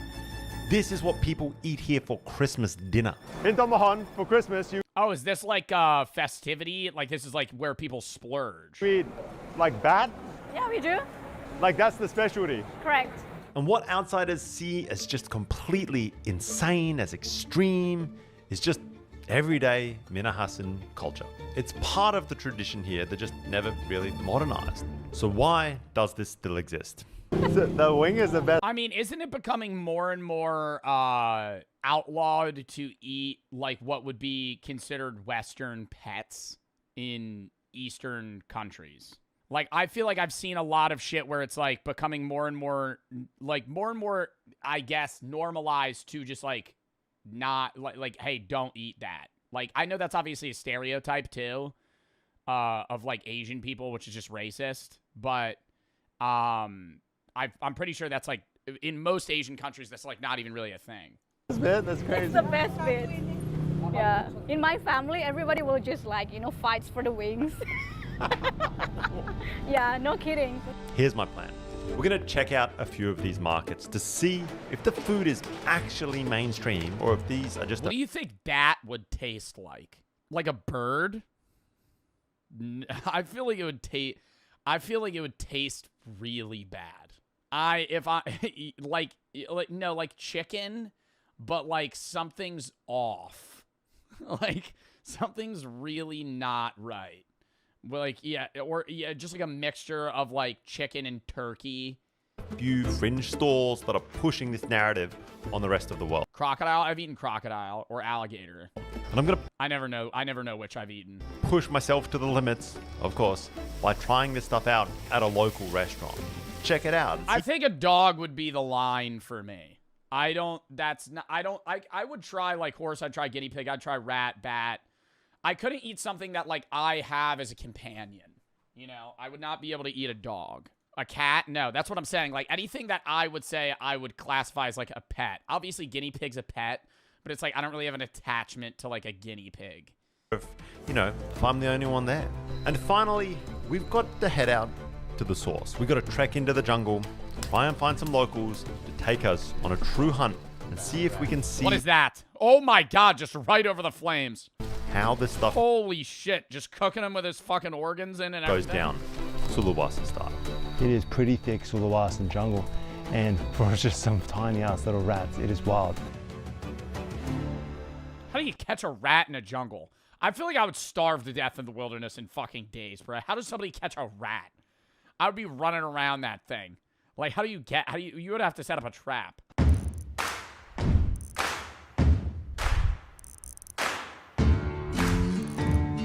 Raccoons are becoming domesticated. I would love to own a raccoon. They're little bandits. Wait, where is this? Sulawesi. Have never seen this on GeoGuessr. In Indonesia. I never guessed that island. I happen to see the side of the road of bat vendor. Just like... Oh my god, I could tell you right now, if you fucking spawn me on this goddamn road, I'm going Jakarta. If you spawn me on this road, in GeoGuessr, I'm going, that looks like English, but I can't understand any of it. There's no special characters. It just looks like I'm reading gibberish. That's how you know that you're in Indonesia. Because it's like, okay, Babi Utang, Patolo, I don't know what I'm reading. My kind of jam, Just roadside, retailing bats. Boar, python, bats, frogs. Well, hello. Ooh, I'd eat frog, no problem. Oh. They're skewered on sticks like some kind of popsicle from hell. What an entrance to a market. We didn't even get there yet. We just saw this roadside guy just hanging out here. I have bat blood dripping all over my hands, but if you ask me, that is a good start to the morning. Let's go. Good morning. All right, we gonna get a taste test here? I wish we had like a Disney adult go to one of these markets. All right, guys, so the market's gonna close in under an hour. Are we gonna be able to see how many bats we're gonna be able to eat in the next 30 minutes? Like, are we going to be able to make the rides in the next hour? People, we are in Tamahon Market, which is well known. I'm looking for a few items that I don't know whether or not they're going to have. Well, first off, fugu. Poisonous fish.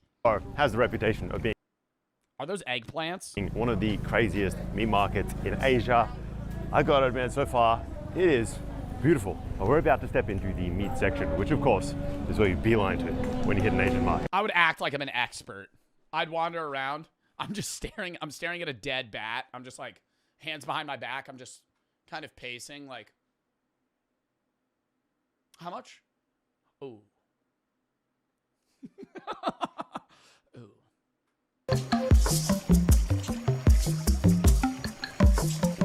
Crazy.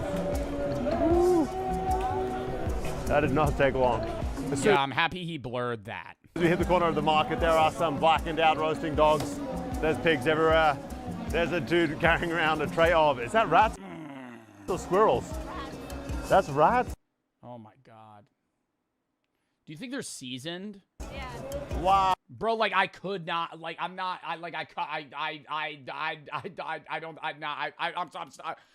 oh my God, I don't think I could eat that. I know I'm stuttering. I'm like, holy fuck. Oh, if you guys know anything about me, you know I'm very much a rat I don't fan. think I could eat that. I would try it, but like, dude, I would want you to just hand me a piece of meat and just be like, tell me if this tastes good. Don't tell me what fucking animal it is. I don't want to see the whole dead rat and be like, all right, I'm going to buy it on a stick. Of the market, there are some blackened out roasting dog squirrels. That's rats? Yeah. Wow. If you guys know anything about me, you know I'm very much a rat fan. I don't know why it's become this kind of like sick addiction. Jungle rat here in Sulawesi is a huge, huge thing. But we're going to venture a little bit deeper into this market, see what else we can find. The second you step in, it is just absolute sensory overload. There's not one or Oh my God, I love that guy. Smoking a cigarette, just fucking cleaving away at this hunk of meat. absolute sensory overload. There's not one or two stalls here. Every Oh, vendor they're all doing it. is just stacked with jungle fare. And one thing mainly jumps out. Bats. They are everywhere. They're stacked on trays, they're hanging on hooks. Vendors are flapping them about to try and attract customers. Oh my God, guys, I don't think I've ever seen a market like this. This is pure amount of madness. It's just like, we are 2 steps in. I thought I'd have to hunt down the exotic meat, but this is like next level. And the sight is wild. But the smell is what really brands it. Just burning hair, charred skin, blowtorches, firing up the... Yeah, like, I don't want to say are they overcooked, but the bats are char black. Is that just, are they not cooked and they look like that? Like, I'm going to be real. I don't think I've really ever seen a bat close up in real life. I know they have like fur, but you only see them in the sky. Second and order lands. We have huge pythons hanging from this structure. The boar is everywhere. Obviously, not that common in Indonesia.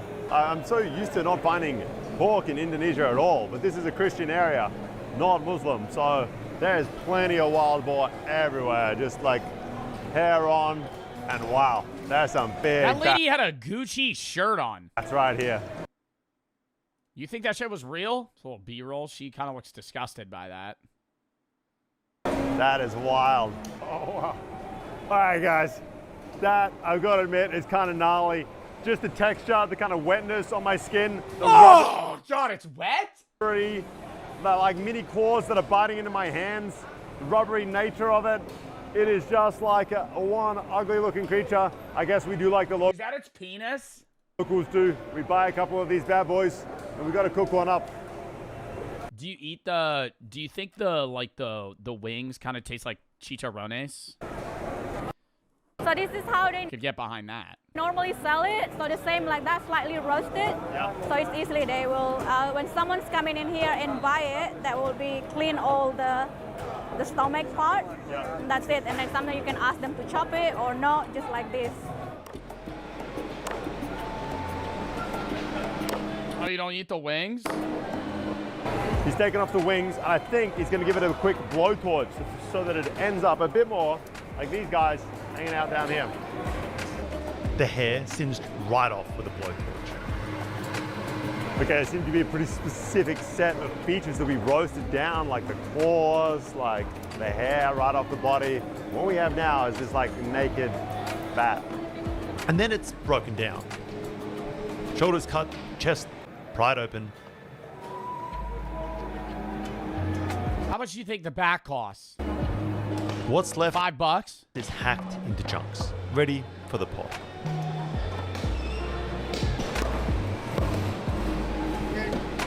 We have this kind of... Bro, I'm eating right now. I could eat watching this, no problem. I never understand that shit.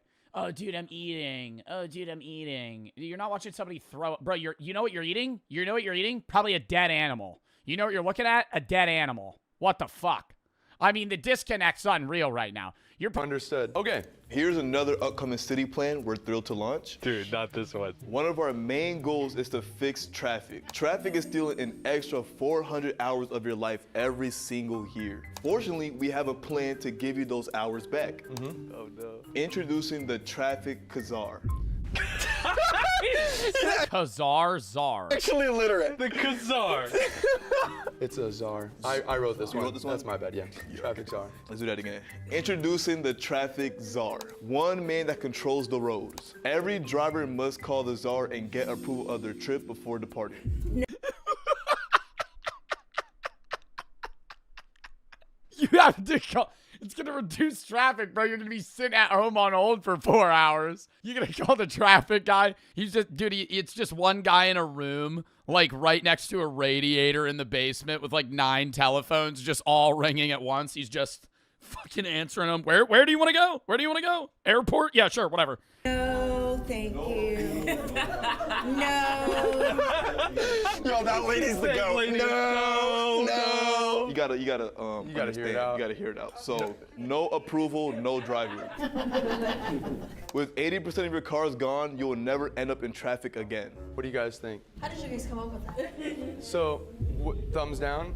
So you have to call before you start driving? Yeah, you have to call him and then you have to book your travel. And if your trip isn't important, he'll deny you. If he allows it, Dude, what would make this actually believable? The calling it makes it not believable. What would make this feel real to me is if they were like, instead of calling the traffic czar, you have to download the app called Ready Drive. And it hooks up to your car's remote start. And your car will not start until you submit like an application to drive somewhere and it approves it. Like, that sounds real. I'd believe that. Like, the second you go, you have to download an app, I'd be like, oh, you gotta be fucking kidding me. And I get mad because that's like everything in life. Oh, you want to use this? Oh, we have an app. There's an app for that. Awesome, but if your trip isn't important, he will not allow it. That's not a good idea. Yeah, that doesn't, yeah. What happened to living in the free country of the United States of America? Yeah! USA, USA. That's what I'm going to throw at you. This is ridiculous. Well, he would if I want to do crack on the sidewalk, I should well be able to because I live in the USA. Probably approve you, but not other people that are like lazy. I don't know. Well, he would approve you, but he wouldn't approve anybody that's like lazy or like not doing it for a real cause. This is ridiculous. No, this is serious. We don't live in North Korea, thank you. Oh my! Dude, North Korea, you wouldn't even have a car. North Korea, bro, you're riding a bike to work. God. I'm gonna say it. I don't care. We can go to the next one, I but mean, I maybe think. Yeah, next. I think this one's good. In Russia, next. Yo, the lady in the back might be the goat. If we lived in Russia, maybe. No, she might be the goat. We have new adjustments for the education system to change the game. Oh, fuck. This might blow it, bro. This is racist. Recent data reveals students' test scores have plummeted to historic lows, threatening our community's future. Who's ready to flip the script? Well, let's see what you got. Let's make it happen by transitioning our teacher staff from our current diverse lineup to a selective high Oh my God, all Asian people? achieving team proven to deliver exceptional results. Any feedback? Let's not look at skin color and just look at the scores. No, these are literally the highest achievers. Yeah, we didn't look at skin color. They're actually the highest. They're literally the highest achievers in this area. They're very hardworking. Well, you know, kids are usually, 7 hours a day at school. So, you know, having really good teachers dramatically changed their life. You can have all the good teachers you want, but if you don't have an infrastructure and At home, it's not going to work. And all kids are at different learning levels, so there you go. Yeah. Do they speak good English? That's another Next. thing to do. Ooh, that's a little racy. That's a little racy. Whoa, they're the highest test scores. They just happen to be Asian. Whoa, now you're saying whether or not they speak English. I don't think they want to go next. I don't think it ends right here. We're bringing some opinions out of the crowd right now. We're fucking. This is a surefire way to fucking get some people's minds racing, dude. You get some. You do this town meeting, they're just gonna start fucking spewing shit. Dude, this is not gonna be good. Okay. Jay? Is he laughing? Jeremiah? He's laughing. And rest assured, He's totally laughing. Is he laughing right now? He's totally laughing. That's a laugh. That's a laugh. What Oh, they get penalized for laughs? is he doing? And guys, every time the presenters laugh, that's 1 point off their score at the end. and rest assured, he's been sneezing a lot. And rest assured, 12% of their salaries will fund their Uber rides to and from schools. It's a win-win situation. Sharper minds in class and fewer risks on the road. This really sounds racist. I don't know what to do. It is pretty racist. It is. What is Jay doing? He's laughing again? Are you Dude, serious? he looks like he's fented out. What the was it? Why is he laughing? Yeah, I feel like it'd be better if he just outwardly laughed than like leaning down, like they know he's giggling. Stupid. That's not a good. He wrote it. Stupid. I'm going to. So what? It's stupid. What's stupid? The whole thing. We have more Bro, he's not breaking character at all. policies that you guys will probably like. So While we're on the topic of education, immigration is good, but it's a problem when they don't speak English. I already know I don't like this. Fortunately, we have a solution. Allowing immigrants to learn English at Bro! Yo, that's his third laugh. Jay is throwing. Hey, I don't care though. They're gonna be doing the f***ing punishment. allow immigrants to learn English at elementary schools. Oh, these are going downhill pretty fast. I'm not against it, but I thought they were already doing that. In a lot of- They're not in here. Thought they were doing that. What? She thought they were just having like random 40-year-old immigrants sitting in at like a first grade class. What do you mean she already thought they were doing that? What? They're not here. So this will help them learn the basics so they can integrate flawlessly in America. So they would be in school with the elementary students Yeah, at the same yeah. time? So just to double up, like, so we can save pay on like the teachers to. I just say no. I mean, learning with children might be a little weird, but Well, maybe the children can learn like life experience from the older people. Maybe children could learn life experience from the older people. No, thank you. No? No, you don't think. Yo, they're done. They're fucking done. I wouldn't feel safe with my kids with adults. well, we have teachers in the classroom and security and officers. Oh my God, that would just be so. That's just that is really a bad idea. Would you install like TSA metal detectors? TSA, bro. Why? I feel like you got to be doing that already now. What? That's a dumb fucking question. You gonna be installing TSA? Oh, brother, yo, there's fucking 300 school shootings in the last fucking year, man. Like, we already need to do that. For individuals like that come into the classroom? Why do you say that?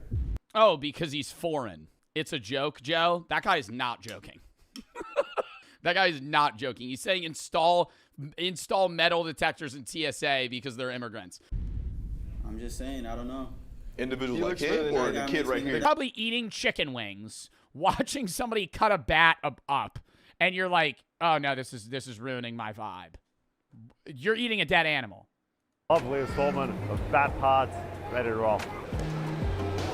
Okay, thank you. All right, thank you. We got a sub, people. Yes. Oh, thank you, sir. One package bat, ready to go. I want to see him eat it. When are you gonna eat it? This looks like a nondescript house in the middle of Sulawesi, but in fact it is a restaurant, and inside they have some of their local specialty dishes. This is like a common local eatery. It's not like you got to go to someone's backyard who cooks up special Chinese medicine infused, whatever, like you might find bat and cobra done in Jakarta. Here, it's... See, cobra's a no-go for me because that thing's fucking poisonous. Like, anything that kills prey by, like, poisoning them to death or, like, inserting some sort of venom is a no-go. Like, I wouldn't want to eat that. You also have alpha-gal. I could eat a snake, Zod. Snakes aren't fucking mammals. A staple. So we're going to check out how it's done right now. Let's go. The Minahasan people are devout Christians. How do snakes have sex? I'm not Googling it. And it is absolutely everywhere you look. You walk into a restaurant even, and you can just feel it everywhere. There's crucifix. They don't? No, they do. No, they definitely do. I don't think it's like a salmon thing where, like, one lays an egg and the other fertilizes it. They have coils. Yeah, I'm assuming it's like a hole. Verses on the wall, and just this faith is woven into this space. And in my mind, that's kind of starkly juxtaposed against what is on the menu. It's not that there's anything wrong with it, it's just not what I usually... That's no problem, bro. Rice with chicken, I'm getting that off rip. ...associate with sort of really traditional Christian meals. Either way, the menu is just straight up jungle fare. There's bats, pythons, dogs, you name it, and the place is just packed. Locals are pulling up, lining up at the counter and ordering canteen style like it's just another weekday lunch spot. They're like, I'll take a better cat, a better dog, some of that python, a bat please. It is kind of wild. And out back, the cook is already in his groove. I hand him the bat, and he is more than happy to show us how this is done from scratch. All right, the fly's going over. It's a problem. The bat first gets cubed, and I'm talking just straight up cubed. Everything is going in this thing. Organs, intestines, the hairy ears, those pea-infused wings and skin, the whole lot. Pea-infused wings? Pea? Bats store pea in the wing? No. People, they eat with pea. Am I mishearing what he's saying? Pea from the wings. Guts. Oh, really? It was like a medicine. Wow. Yeah. With the guts in the bat. Yeah. Obat apa? Oh, asthma. Asthma medicine. For the traditional remedy, they will get the guts out and, don't know, some like mix with something you can do for asthma remedy. And by the okay, I like they're giving a time it hits the pot, I'm already questioning my life decisions. It looks kind of wild to me. I'm not. I would be like, make that shit extra well done. I want it to be like char. Gonna lie, I thought the bat wouldn't be that bad, but I think it's kind of like it is pretty challenging with like all the guts and the organs and everything in there. Yeah, honestly, I don't think the bat's the problem. It's that it's eating, like he's cooking everything. If it was just like, oh, we're gonna take some of the meat. After a good 20 minutes or so of boiling, the bat is then set aside, but the wok water, notably, is saved. The broth, they will drink it. So that's how they keep strong or maybe healthy, just like traditional medicines, apparently. The wok is then refilled with oil, and the cooking shifts gears. We're gonna add some lemongrass, garlic, huge spoonfuls of chilies, shallots, ground turmeric, and then, of course, the bat. And on top of all of... Hey, they're kind of saving it. They're kind of saving this right now. It kind of looks disgusting still, but like what they're adding, maybe I'd give it a try. This. He pours back in that leftover broth, that rendered down stank, just to add a little bit. I need to smell this. Can YouTube implement a system where there's like some tube that just emits whatever this smell is? That would be if it smelled rancid, I would throw up. But if it smelled like chilies, I'd probably be able to eat it. More funk to this water. I'm not looking forward to this bat anywhere near as much as I was the python. I don't even know if you guys saw the python. Might be a different episode. We're then going to hit this with some pretty intense heat. Just basically stir fry it up.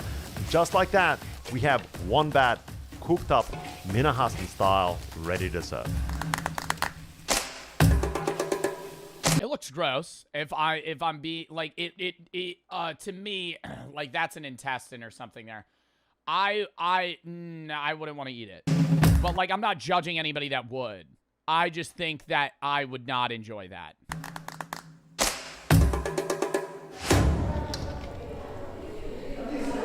No.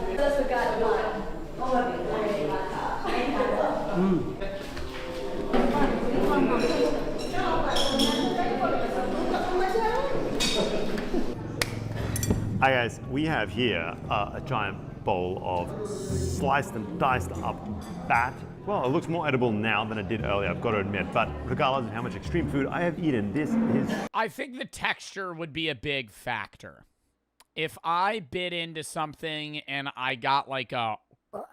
like I was biting into like a ligament, that would induce instantaneous vomit from me. Like it would be like just like in the same motion I would throw up. Or if I like bit into like an organ of some sorts and it like kind of popped in my mouth like a gusher. I have eaten. This is probably going to push me to the limits. There's something about a bat with its reputation, and then seeing this thing cook with just like all of its guts, with the broth added back in for like extra flavor from it being boiled. But this place is packed. Everyone's chowing down on a bat and python. Oh, is that a bone? So, if everyone else is doing it, I guess we dive right in. Nice. Dive right in. What do you mean? I guess we dive right in, dude. You're doing a fucking Squidward bite right now. What the fuck is this? Man, it's tough. And it's tough. Your skin is just so tough. It's wild. It's almost like a leather. Just eating that, you gotta really work it. You know, you guys might not have seen it in this episode, but I literally just chowed down on a bunch of python that was cooked this exact same way. And I was under the impression that it would be very much the same flavor profile. You cook two animals in the exact same recipe, but this is completely different. This texture of a frog, it is just the craziest, oddest creature. There is nothing like this. That is for damn sure. It's got a bunch of this black skin. Oh, there's hair on it. Oh, I don't know if I can do the hair. That is, wow. Look at that. Sorry guys, I draw the line at the hair. That is bonkers. You gotta really work this thing to get at this meat. And I thought this would almost be rat-like. Well, let me tell you, this is so much of a leaner animal than a rat. The organs were placed in here with this as well. And that is clearly like a kidney or a liver. And he said this cures asthma. Now, I don't have asthma, but it's put in there for people to eat. We're gonna chow down. Sort of powdery. That's almost better than the meat. Like, so Honestly, I'd probably rather eat that. I'd probably rather eat. No. I know I had a kind of like a guttural reaction when I saw it, but I would rather eat that because I feel like it would be more akin to like something that I've eaten already versus like just the weird bony bit that's covered in like tough skin. You eat it? The wing? And why'd they cut off the wings and fucking get rid of them? It's like lots of people, that's most favorite part, the wings. I think what we have here is like an elbow, you know what I mean? The middle of that middle knuckle of a bat wing. And this is apparently the prize bit. So we're gonna try it. Here we go, guys.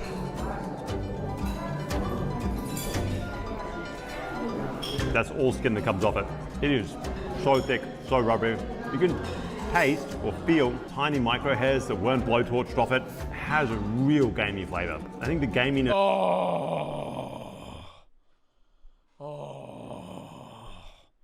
See, that's what I would be fearful of. I bet like raw with all the seasoning stuff probably smells fine. See, no, the gaminess is a no-go. So this is what is kind of throwing me off. A really, really difficult flavor to handle. Let me tell you. Whoa. Oh, I don't know if I can do that. That is tough. No. Oh, and he's being so respectful, though. Not for me, guys. Let me tell you. Like, if this was like, they just pull a guy off the side of the street, they're like, yo, try this. Some dude from, like, London. Yo, try this. He'd be like, oh. Undetected. But when he abducted Samantha Koenig in 2012, cameras began closing the circle almost immediately. An ATM camera caught him withdrawing money from her account. Gas station cameras picked up the car he was driving. Each frame, each timestamp, stitched together his trail.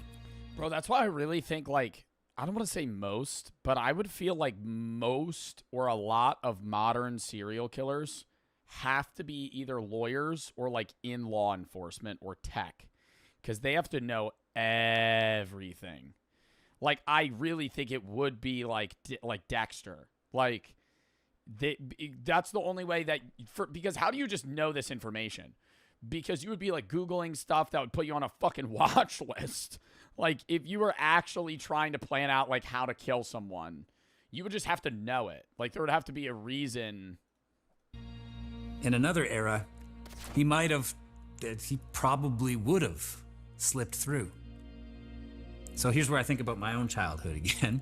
I grew up in the 90s, so when the first camcorders were becoming a little more common, my friend's mom had one of these giant ones, you know, it was like this big. It basically had a VCR attached to it. She'd bring it to our baseball games, and it looked like a news crew was showing up. But by the time I was in high school, cameras, they were getting smaller. We had digital cameras, right? Like those Canon Power Shots and stuff. And then now, bro, now it's like, yo, now they got the meta glasses, bro. You ain't even know if somebody's recording. You're a serial killer trying to like lure a guy and kill him, and he's like, hey, buddy, got the metas. Got the meta. Actually, I'm live on Twitch. I'm live on Twitch right now. A few years later, of course, phones. I can't even imagine being able to do something violent in public and not ending up on like a dozen lenses at this point. See, serial killers are predators of opportunity. Take away anonymity, and you're taking away half their hunting ground.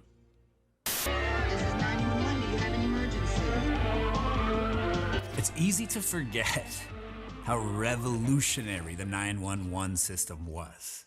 I assumed it had been around like practically forever. Yeah, I'm going to ask a mad stupid question right now. When did that exist? Did they just not have that before? Obviously, like way back, no, but even in like the 60s, you couldn't just call for help on like a landline? Pretty shocked when researching for this very episode to learn that nationwide adoption of 911, that didn't even start until the 80s. And it was... What? So what would you do in like the 50s? Just fucking deal with it? Nothing? Somebody just has a heart attack, you're like, oh, I guess I gotta drive you to the hospital or you're dead. It wasn't even until the mid-90s that it was like standard. Before that, you had to find a landline, know the number for the local police, and like pray to God and hope that they picked up. That's fucking wild. Oh, he's having a heart attack. Quick, somebody call 5... Quick, somebody call a 12-digit phone number and then wait on the line for the person to connect you. By the time they even answer, he'll be dead. 557372768.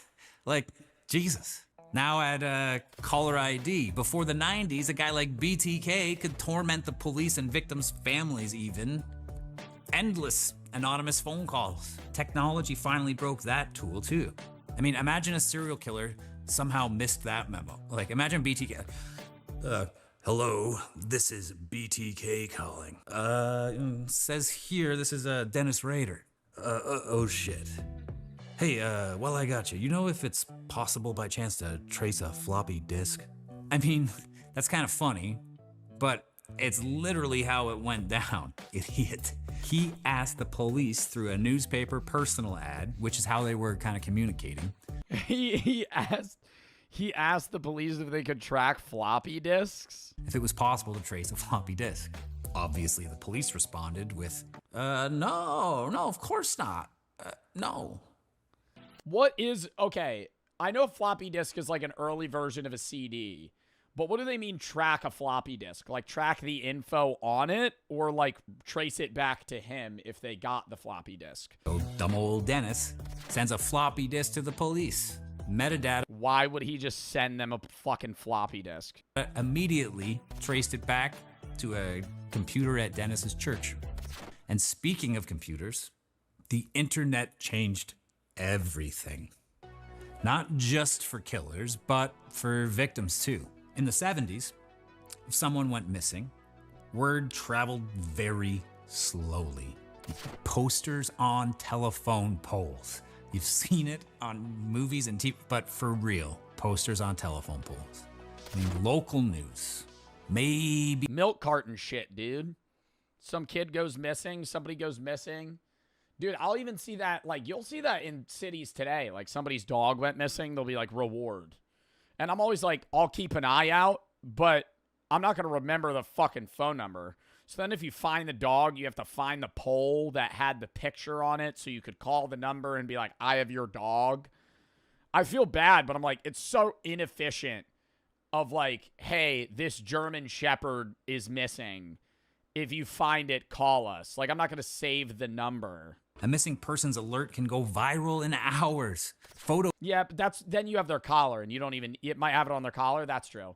But then at that point, then what's the missing posters for? Just so people keep their eyes out? Shared across the globe, entire communities mobilized on. Oh, I feel like Amber Alert. Dude, we didn't even talk about that. Amber Alert definitely fucked over serial killers too, man. Amber Alert, I always see those and I'm like, damn, like he was right next to an airplane. An old guy got lost. Yeah, if he was an 84-year-old man, I'd be like, well, yeah, he's what he's supposed to do. 36 and being like, well, I don't see why. How did you get there? How did you get past the gates? Did you think? It's not even get past the gates. Like, airport runways are so big. Chicago O'Hare Airport is so massive that it's like for him to get to an airport gate, he had to have driven like 2 miles on this fucking runway. Like, he had to have been passing planes that were actively moving around him. He just did, I have a DoorDash, and they're like, and they open the gate. I mean, what the fuck happened? Apparently, he just drove straight through the gate at the front of the tarmac and began driving for miles up and down the active runway. I mean, there's planes everywhere, dude. Well, once they saw him, they probably grounded everything. You know what? The thing earlier, your flight gets delayed.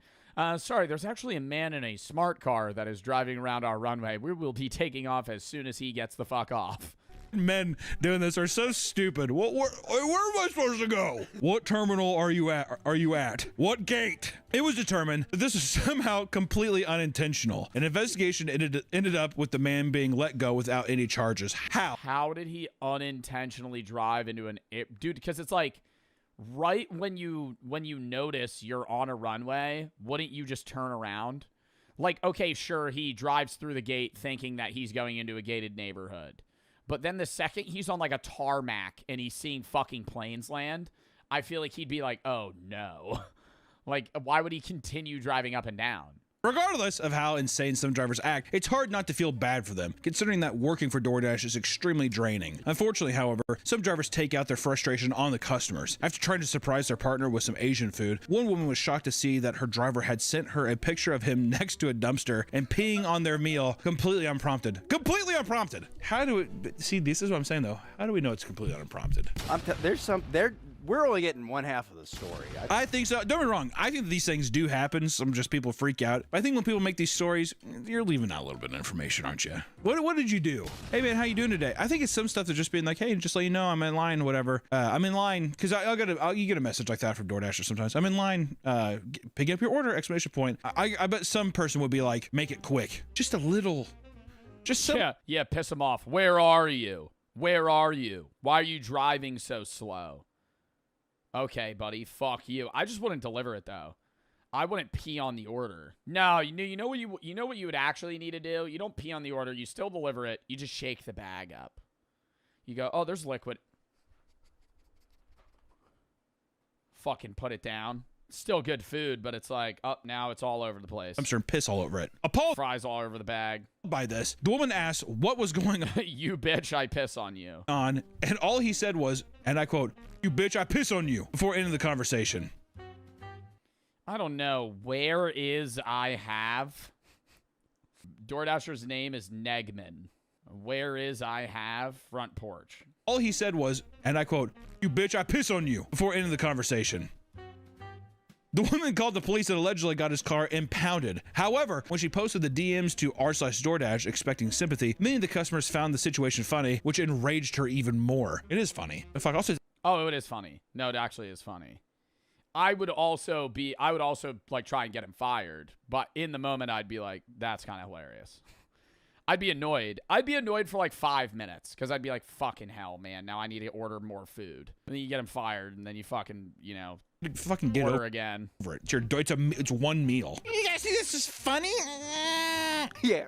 See, that she definitely fucking did something. I think she did. Yeah, why are you posting it on Reddit assuming that people are going to be sympathetic towards you? That's our first problem. Some guy peed on my DoorDash order. Oh, I'm so sorry. That's so upsetting. Oh, I would be so upset if I were you. Oh my God. My heart goes out to you. Another driver was arrested after she got caught pepper spraying a customer's order. Courtney Stevenson had just finished delivering an Arby's order. Bro, I heard about this one. Was this one recent? I feel like I saw this on TikTok. Yeah, 2025. He got caught pepper spraying a customer's order. Courtney Stevenson had just finished delivering an Arby's order to a home in Evansville, Indiana, when she pulled out a small bottle of mace from her keychain and sprayed it inside around the bag. When the customers brought it inside and began eating, the wife began to choke and vomit, claiming her throat was burning.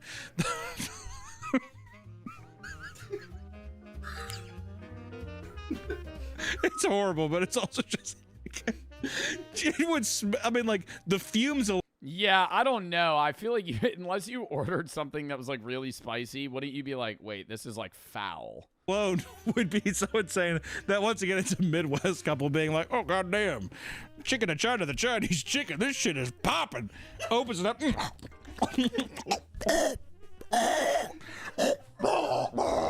Yeah, you'd have to smell it. It's not that bad, Carol. Arby's just smells like pepper spray base. Bro, I've never eaten Arby's. At least that I remember. I think I've eaten Arby's maybe once. I told you should have went with General Chow's. Courtney was charged with 2 counts of battery, resulting in moderate injury. 2 counts of consumer It's like fucking biochemical warfare, dude. You're spraying food with fucking pepper spray? product tampering, and was banned from DoorDash. The horse. Can we, do we get a reasoning? I hate when it's just like, we say this, we move on. I want to be like, why did you do that? Like, what made you go, I'm going to spray this order with pepper spray? Also, horrible fit. Horrible fit. We got blue jeans, a long black leather jacket, and just a tucked in white shirt. Ugh. A driver named Olivia was caught up in a massive scandal after receiving a delivery. The instructions stated to leave it on the front steps of the home, which I will say, the delivery note option. This was the one that like blew up, where it was like there was like a naked man on a couch and she took a picture of him and she was saying that he was like waiting for her with the door open, but he said that she opened the door. I don't even know what actually the full result was of this case. I feel like she got like fined or something. The delivery note option might as well not even be there because I've never seen them actually do it. It's almost always disregarded. I digress. When Olivia arrived, she noticed the door just slightly creaked open. After a brief inspection, she could see a naked homeowner asleep on the couch. Instead of filming him's wild. Walking away and reporting the customer on the app, she decided it would be a good idea to walk further into his home and record him. Everyone's probably seen this. Her walking further into his home is a claim made later by the man in court. There's no publicly available evidence. Story by now, but it still appalls me. I can't believe it. She then went home and uploaded the footage to TikTok, claiming she had been sexually assaulted. Wait, hold up. This is a lot. Contrary to popular belief, the video you just watched is the only publicly available evidence.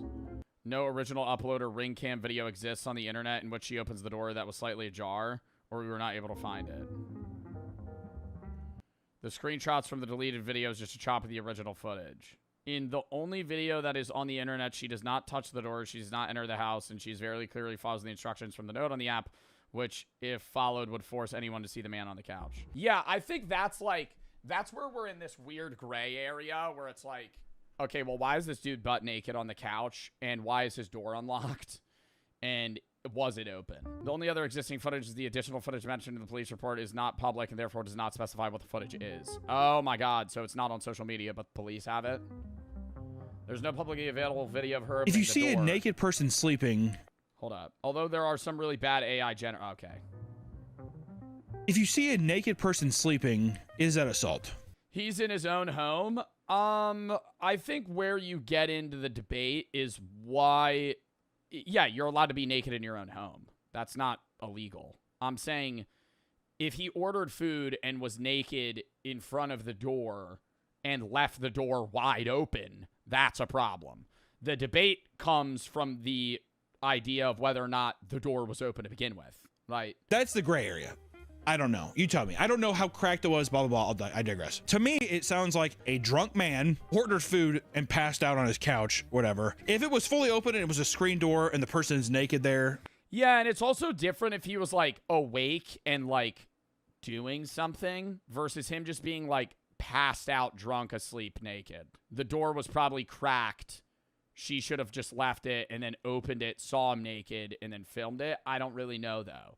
Like, I don't want to assume. Actually, that would be like, what the fuck are you doing? The internet did not side with her and called her insane for walking into someone's home, even if the door was slightly open. Things would only escalate when she continued to post online, screaming at the top of her lungs and doubling down that she was sexually assaulted and how DoorDash was in the wrong for banning her. When local police got hold of her footage, they determined that the man was clearly drunk and asleep on his couch. This clearly indicated that there was no assault or wrongdoing since he was in his... Yeah, like, that's what I was saying. Like, if he was, like, left the door cracked and he was, like, fucking, like, jorking it or some shit on the couch, like, that'd be, like, way fucking worse. But, like, I think the way that the lawyers are mocking it up against her was drunk man, ordered DoorDash, fell asleep naked on the couch, door was probably cracked. She should have just dropped the bag off, left, saw the doors cracked, opened the door, saw him naked, opened it more, filmed him. I don't know, though. Like, I have no idea how this turned out. But however, in January of 2026, she was charged with 2 felonies, 1 charge of unlawful surveillance, and another... Oh, she got fucking charged?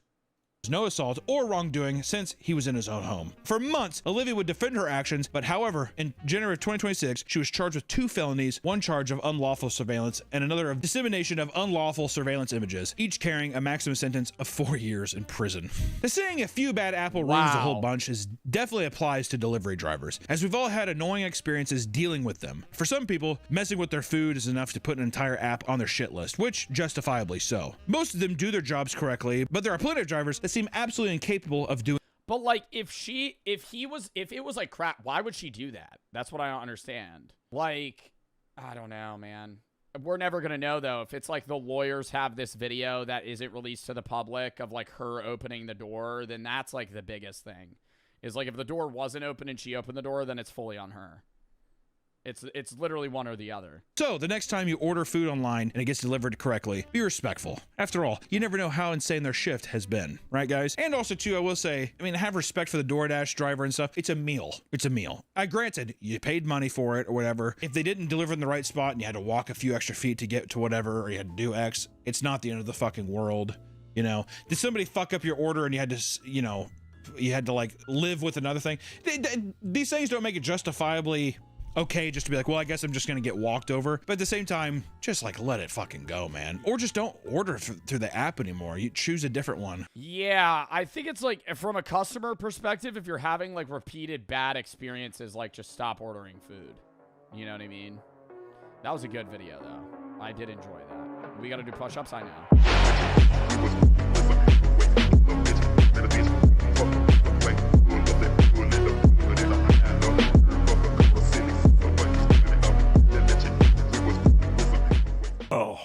I think texture is the bigger thing for me than taste. I think the gaminess I could probably get past.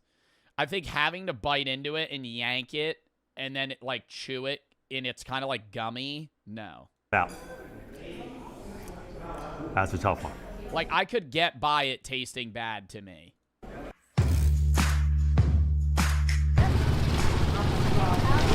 All right, market number 2, people. What's this market, Nita? Langawan Market. Oh god, there's another market. What are they gonna fucking sell at this one? A little bit outside of Tomahawk. Oh, is this even for food? This looks like beta fish. Nah, that shit looks good. That shit looks good, though. What is that? That looks like smoked salmon. Hi guys, this market seems wild right away. We've got these huge kind of grilling stations behind the various stalls, similar to what we saw in Tomahawk, where once you order something, it just gets one more blowtorch, maybe to clean it off before you hike it back home. I see huge chunks of python getting grilled off, a dog in the corner. There is bats absolutely everywhere. And again, it just seems to be like a primary meat in this area. It's not just like some kind of novelty. Cat, python, more cats, dog. Wow, I wonder if you can even show cats. Guys, these pigs, these long-nosed pigs, is just wild, right?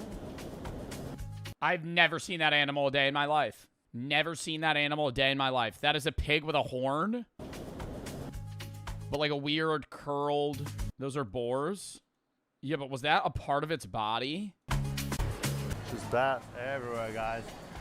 Bat and paw. How are they getting this many bats, though? Are they farming them? Or is it like they're finding them in the wilderness? Because I just don't understand how every market has fucking hundreds of bats. It's how much? 3 for 100,000. Correct, yeah. That's how they normally sell it. So it's $2 a rat? Like in like 3 pieces for a like higher price.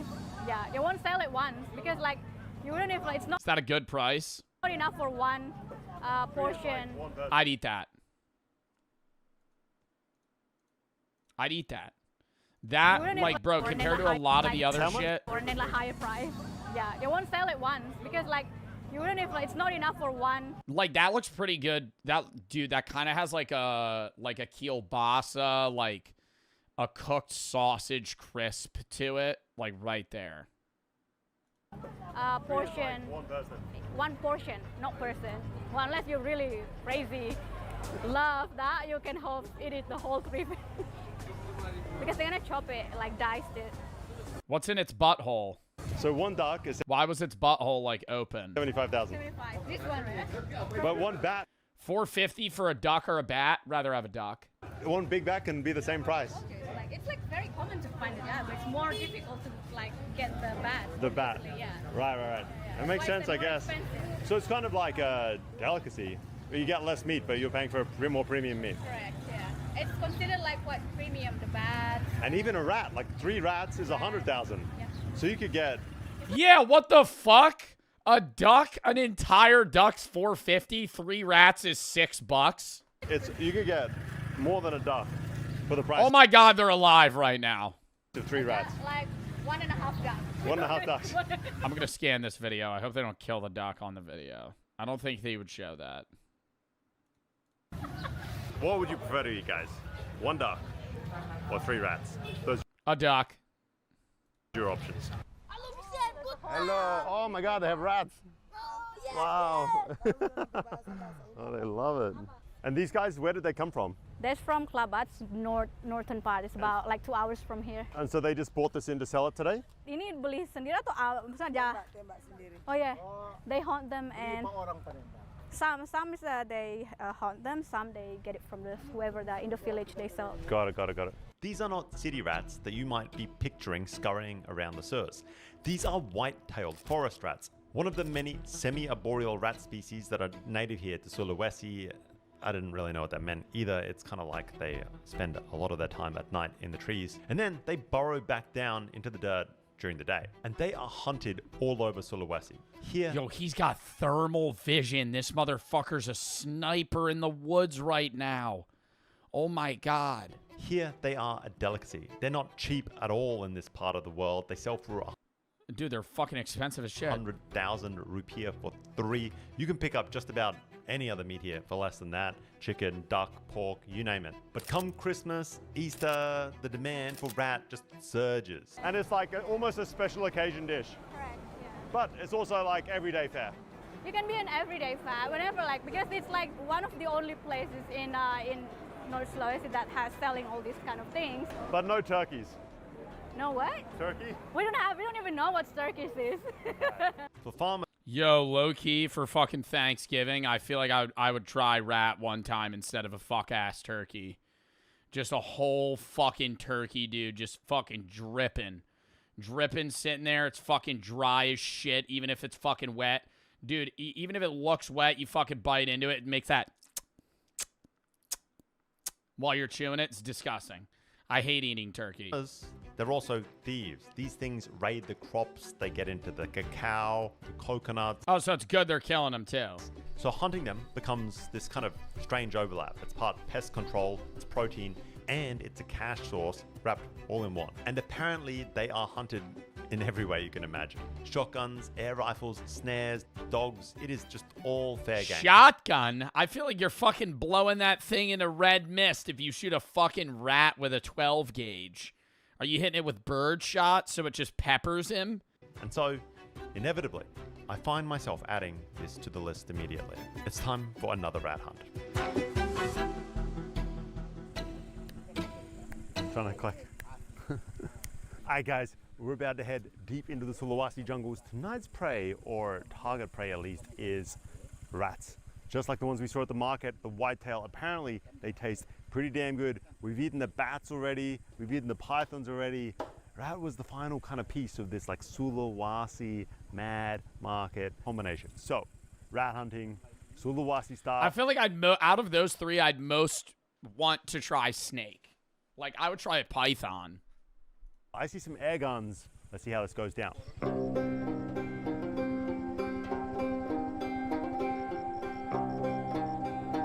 don't know if you guys can see anything. I'm gonna have to do this Blair Witch Project style view. We're off. I don't know how quiet we have to be or anything. We're just parking the motorbikes here in the jungle. But we're gonna start trekking. We're already pointing at signs, and we're up in the trees. So maybe we're after some kind of like tree rat. I just don't know. That's the problem. So we start just clocking miles down this main road. It's sort of like a supply trail into thick jungle, but there are sort of plantations of cacao and coffee dotted along the way. And whenever we find a promising spot, basically a tree with some fruit. Dude, I'd just be so I mean, I got bit by a tick in the woods and got a fucking rare meat disease. I feel like if I'm in the jungle in Indonesia, bro, I'm gonna be like, yo, some shit's gonna fucking bite me and I'm gonna swallow up like a fucking melon and die. Something's gonna fucking latch onto my neck and bite me, and I'm gonna get some sort of disease that's gonna fucking kill me. Like, that would worry me. That I wouldn't even be worried about. Like, being with these guys, I'd be like, yeah, okay, I'm not gonna die to, like, a fucking animal. But I'd be like, dude, some bug's gonna fucking bite me, and that's gonna be hell. Mosquitoes? Well, I know when you go to certain countries with, like, diseases that they have elsewhere that are transmitted by bugs, you have to get vaccinated before you go. We start just trying to call in the rat.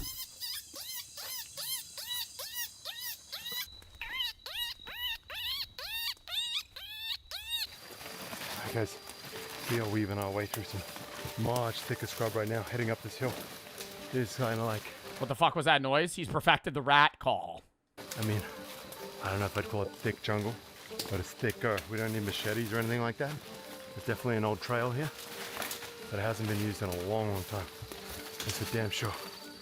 Hopefully there's some rats to make this worth it. Must be like a horror game for rats. I think life is a horror game for any animal that isn't a human. And even some humans. If you're an animal that is not predatory, you're a prey animal, your life is a horror game. You will never die of old age. You will always die a gruesome death. Like, genuinely think about it. Maybe a few would have like a heart attack or some shit and die.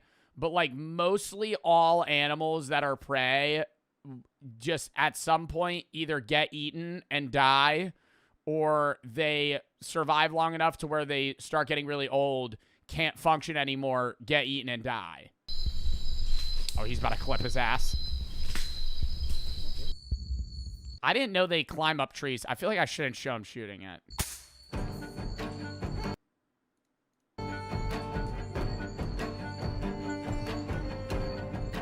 Oh, there he goes. Oh, there we go. Boom. It's one fat rat. Oh, let me hold that thing. There we have it. This is like the first jungle rat that we have had come in. They're called like white-tail rats locally. I do not think these are the same kind of species. Yo, that thing starts twitching on me. I'm going, oh! And all the guys would make fun of me around there. I know it, dude. If it started having death throes. And certainly they're not eating sitting rats or anything like that. It behaves like it started fucking clawing at me. It behaves almost like a possum or something. It is way up there in the trees. We're only scouting the rooftops. So I don't think this is the kind of thing that you're used to seeing in, I don't know. Oh, no, I would assume they would have lived on the ground. They're all in the fucking tree branches. Average household.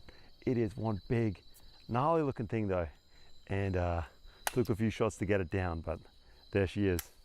Look at that. It's like white-tailed, crazy looking creature. Possum, I would rather eat rat. I would rather eat rat and snake, maybe bat over possum.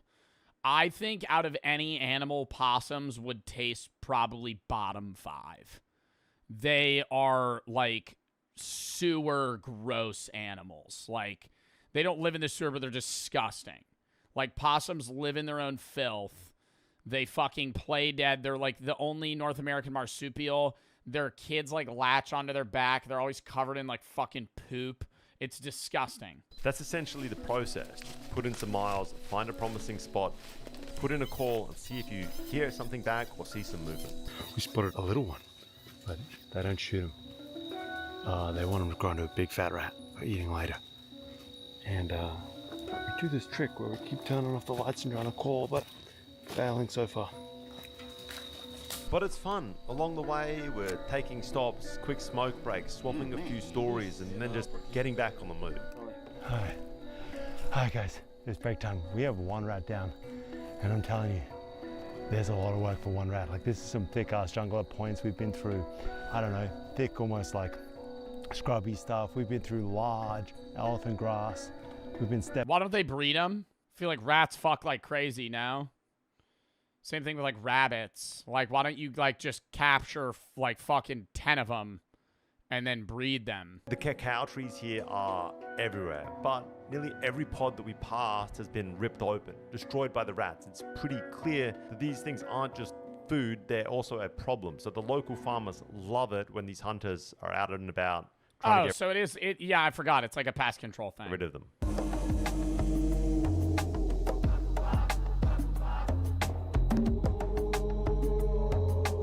Push on past old farmhouses, stopping along the way every now and then to gather mushrooms and nuts that we might use for cooking later. Hi guys, I think we've come to a clearing.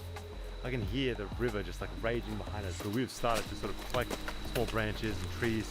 I think the deal is I make up some plates. And I don't really know how we're going to cook up these rats. I suppose we need a fire.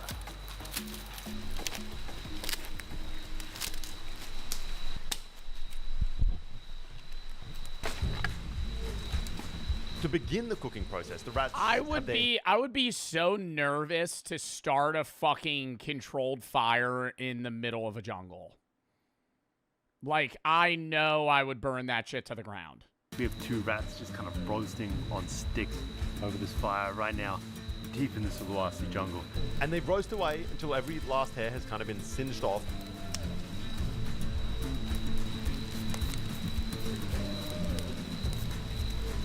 And at this point, you could probably just eat them right away. But we've got a fair bit more prep to go because these guys take even their jungle meals pretty seriously. These guys are blackened to a crisp and they are cooking away. Now that the rat is cooked, they get large sections of bamboo, just really wide chunks of it, and start beating it into strips with a machete. They leave just enough fiber in between the different strips to hold it together, and it can be sort of unrolled. Oh my god, are they gonna like... Wait. Are they gonna, like, oven bake the fucking rats? Like, over the flame? Maybe not. Tree branches are then lashed together with vines, the bamboo mat. Or, like, rotisserie. They're gonna fucking... They're making, like, a makeshift fucking rotisserie thing. It's laid on top. Oh, no. Some banana leaves are added, and I'm guessing terribly. You've got this kind of really cool setup, this jungle table of sorts. Meanwhile, 4 short sections of branch are hammered into the ground beside the fire to form a stand that's going to hold a pot for cooking rice. Another section of bamboo is used to sort of split open, creating these large water containers and a makeshift chopping board along the way. This looks so complex. Oh, I think it is going to be like, not like an oven, but they're doing like, I think they're trying to transfer some of the, I guess the taste from, they said the banana leaves to the rats. On the table. Maybe package it up. Oh, it's like a little chopping board. It's genius.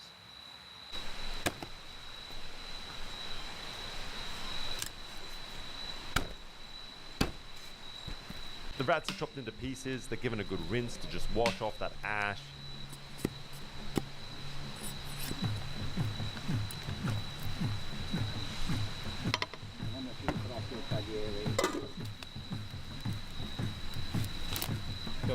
Then we begin preparing the rest of the meal. They slice shallots, local herbs, lemongrass, sauce and toss in some mushrooms that we gathered along the way earlier. Chilies and garlic. Turns out they're hallucinogenic. Garlics are mashed together in this rough. That'd be an experience, dude. You're like, oh, yo, actually, rat's not that bad. Why do you have 3 eyes? Wild mushroom salad going on the side. This chili mix spread out on top. Oh, yeah, dude. They're doing a whole fucking buffet. Kind of a wild dressing, but I'm digging it.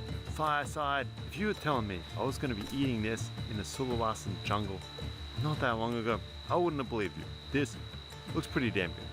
And everything just kind of gets mixed together with a pinch of salt. And I sort of thought this was it. It was kind of like some jungle rat salad. But no, there's more cooking ahead also.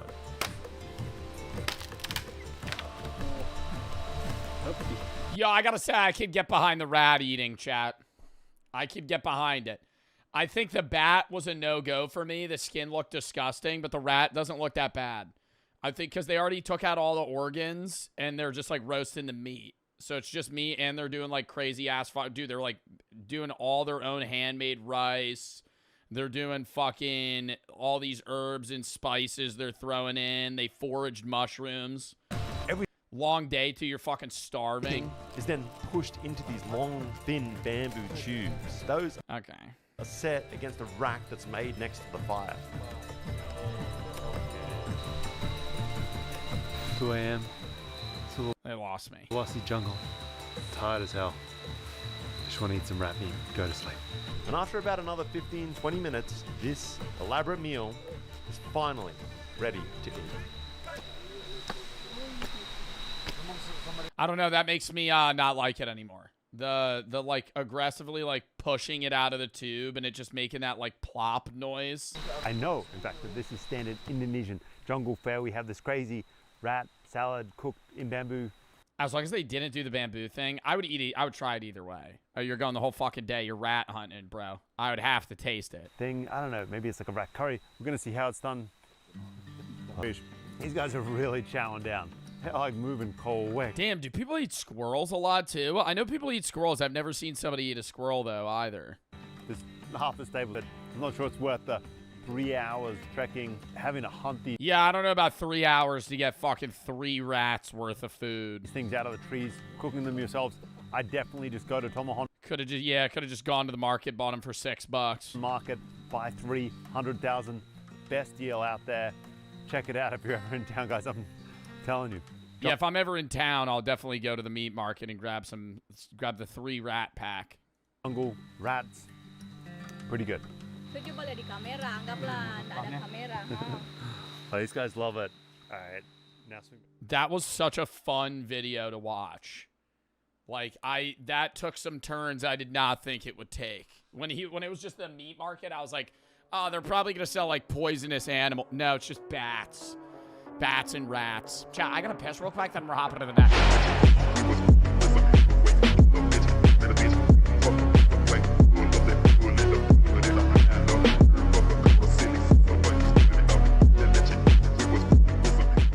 Which jobs have the most psychopaths? Somewhere around 1 to 4% of the general population, but in some industries, they represent over 20%. If you thought they'd be busy managers, no. It's gotta be like CEOs. Has the most. Streamers? Streamers probably has a pretty high rate of psychopaths, sure. Streamers, maybe social media in general. But I think like CEOs, CIA, yeah, like a lot of jobs that need like no empathy. Where you just like fire people, kill people, and not care, like working in dark alleyways or cutting people up in basements or chainsawing pretty young girls so you'd be safe in your smelly little office cubicle. You're wrong. Blackjack dealers. Blackjack dealers. 7 card 21. Good luck next time. Reshuffle the cards. You flip a fucking 2 queens. 2 queens, perfect pair. You didn't bet it. 20, I'll stand. You go. They're flipping a 6. They flip 6, 5, 10, 21. Bet again. You got an ace, 8, 19. Stand. They flip a 4, or they have a 4. They flip 4, 3, 4, 11. Flip a 5. You go, oh shit, they got 16. Another 5, 21. Sorry, good. Better luck next time. Better luck next time. They're far more likely to be in corner offices on live TV or running for re-election. Because while some careers reward empathy and compassion, others reward manipulation, power, and control. Let's quickly understand what a psychopath is and then dive into jobs that attract the most psychopaths Making meme coins. in the modern world. Psychopaths aren't just like the villains in movies. More often than not, they're high-functioning professionals living right next to us. Psychopathy is defined using the Hare psychopathy checklist, and it splits psycho traits into two major categories. We've got interpersonal and emotional traits, and we've got behavioral traits. Psychopaths have a major lack of empathy, absolutely no remorse, they're pathological liars, they're superficially charming, and they'll manipulate you in any way they can. They're also highly impulsive, thrill-seeking, irresponsible, often highly ambitious, and chronic rule breakers. In practical terms, a psychopath can fully understand what they're doing is harmful, they just don't care. Neuroscience studies back this up too, showing they're simply built different. Their amygdala, which processes empathy and fear, runs on low power mode. You put that kind of person into the workplace and what happens? You suddenly have a predator in an environment built for cooperation. They play office... Well, they would still experience fear in some way, right? I never knew that psychopaths have a lower level of empathy and fear. But could you have the reverse? Like, who's the guy that climbs those towers? You know what I'm talking about. He free climbs towers in cities. What's that guy's name? Alex Honnold. Is Alex Honnold a psychopath? I don't know.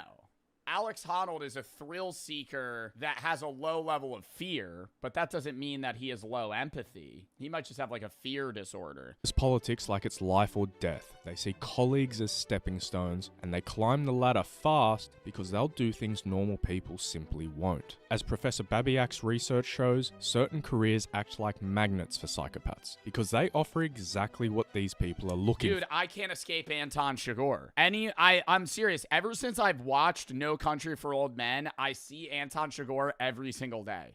Every single day, I see Anton Chigurh. He's like the most popular figure in my day-to-day life. For status, power, and the... Who is that? This guy. Anton Chigurh is a character in No Country for Old Men. He's a psychopath. Because they offer exactly what these people are looking for. Status, power, and the ability to control others. So, yeah, it's usually like higher power positions. That's why like CEOs are a higher percentage of psychopaths. They're not 80%. It's just like there's a higher...